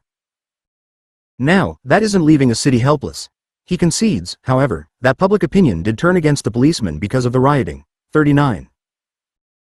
Nevertheless, a study of the nation's press reveals that it was basically the fact that the police had unionized and gone on strike which guaranteed that their struggle would be viewed with deep hostility. On September 1, the New York Times carried an editorial demanding simple justice for the New York policemen who are underpaid in this period of high living. The Boston telephone and police strikes 97 costs. Yet in another column on the same page was an editorial headed, Disorder in Boston, that characterized the Boston police strike as an army which has revolted and deserted. 40. Within a 10-day period from September 10 through September 19, the New York Times carried 7 major editorials on the strike, all of them revealing the paper's hostility toward the strikers. According to the Times, they were guilty of a serious offense in the moral, if not the legal view. The police were faithless and unworthy, guilty of treason. 41. That such editorial opinion reflected national and not merely sectional press reaction was confirmed by the Literary Digest, whose investigation of press opinion concluded that virtually the entire press were agreed that the policemen had no right to strike. 4. It presented as a typical view the statement of the Grand Rapids Herald. As an abstract proposition, a walkout in a police department is equivalent to a walkout in the army. Is there any sane person who could presume to say that an army would be justified to strike for higher wages on the eve of a battle? 43. The Engineering News Record voiced a common opinion in the periodical press, liberal and conservative alike, when it declared, if the country were to condone the strike, we should be on the verge of Bolshevism. The Philadelphia Evening Public Ledger felt that the nation had passed beyond the verge. Bolshevism in the United States, it cried, is no longer a specter. Boston in Chaos reveals its sinister substance. The Boston police strike was the American version of the mad minority which overthrew Kerensky and ruined Russia. 44.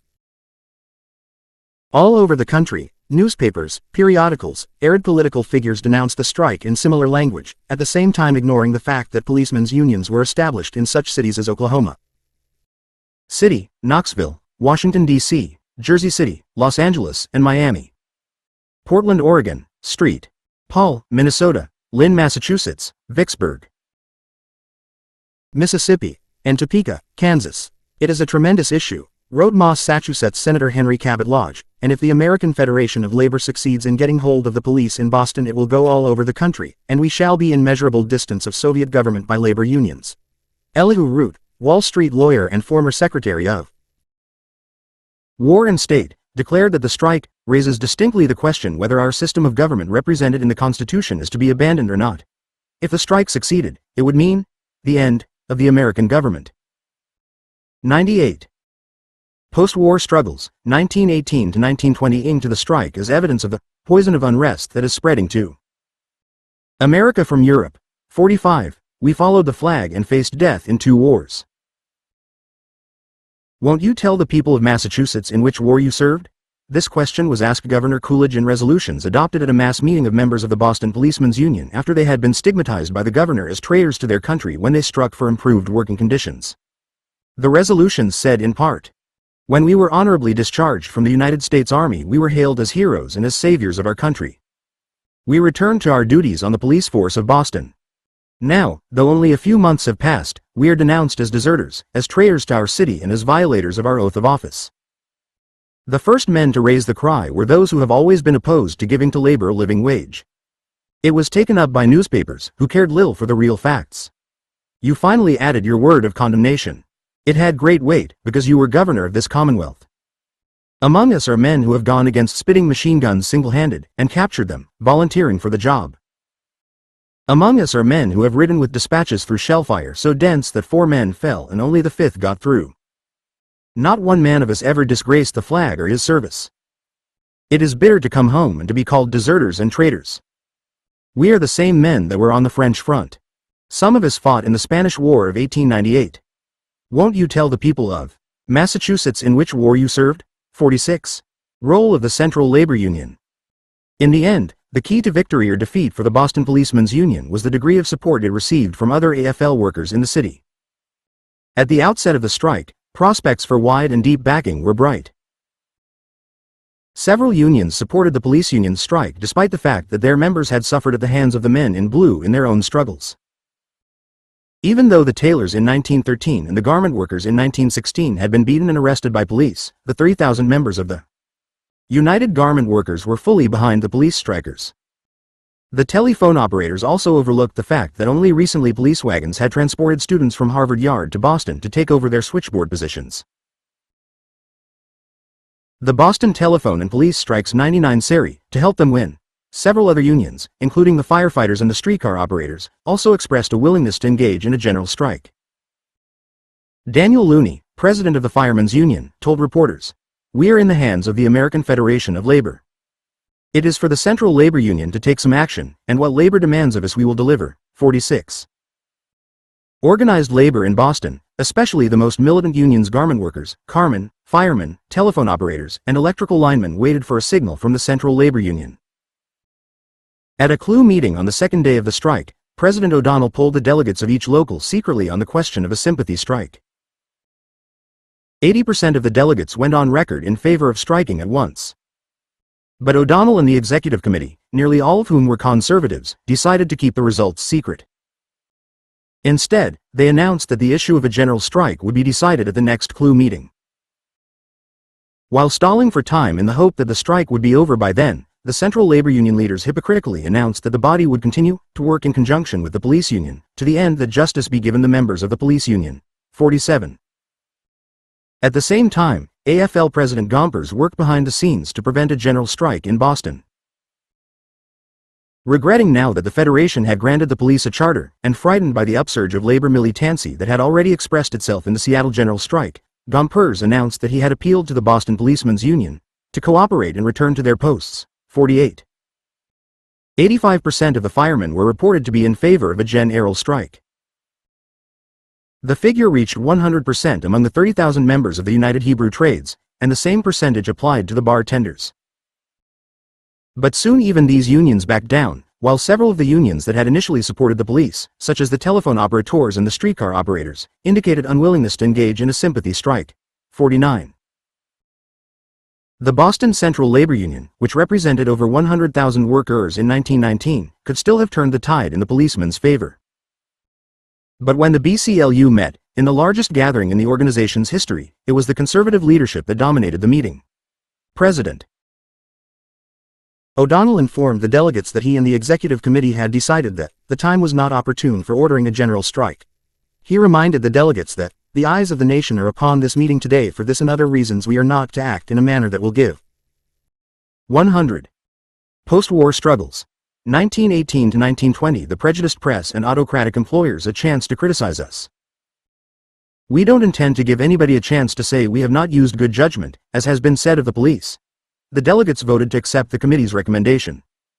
They were willing, they said, to give the police their moral support, but nothing more. 50. End of the Boston police strike.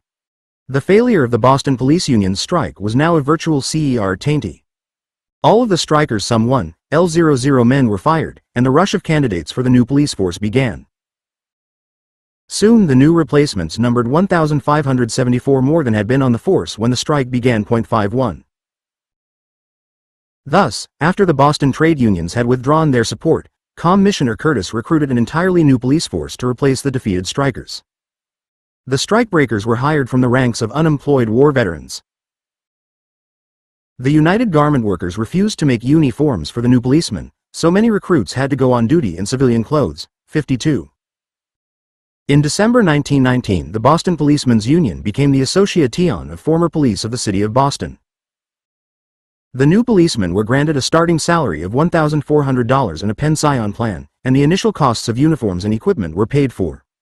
These benefits were more than the striking police had requested. Moreover, the citizens of Boston collected approximately $572,000 to pay the volunteer police force money enough to have granted every member of the old force approximately $300. 53. In his study of the Boston police strike, Frederick Manuel Ross condemns Calvin Coolidge for his irresponsibility. Nevertheless, Coolidge emerged from the strike situation as a politician of national stature. "No doubt it was the police strike of Boston that brought me into national prominence," he wrote later. 54 inches that furnished the occasion and I took advantage of the opportunity. 55 When Gompers called on the strikers to end the walkout, he wired Coolidge, urging that the strikers be reinstated pending the outcome of the industrial conference called by President Wilson. In reply to the second such request, Coolidge issued the statement, "There is no right to strike against the public safety by anybody, anywhere, anytime." 56 This statement swept the country.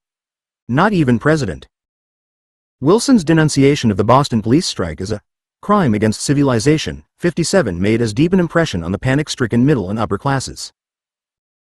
The Boston telephone and police strikes. 101. Had the strike not occurred, Coolidge would have faced defeat at the polls. After the strike, he was re-elected governor of Massachusetts by a plurality of 124,000 votes, 58.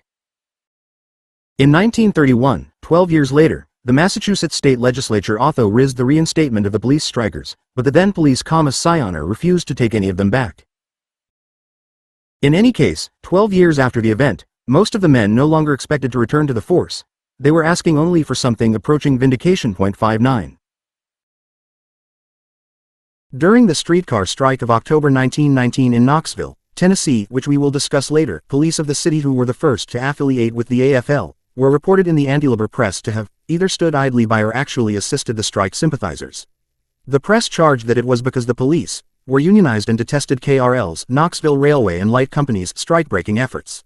60. Although the streetcar strike was broken, anti-union employers deluged City Hall with claims that union affiliation had caused police bias in favor of the strikers.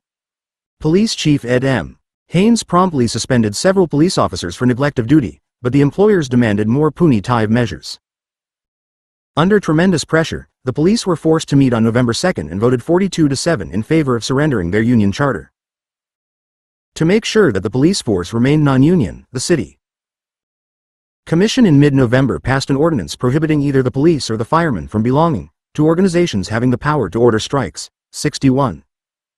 The news that Knoxville's policemen had renounced their AFL affiliation was hailed in Boston by Governor Coolidge.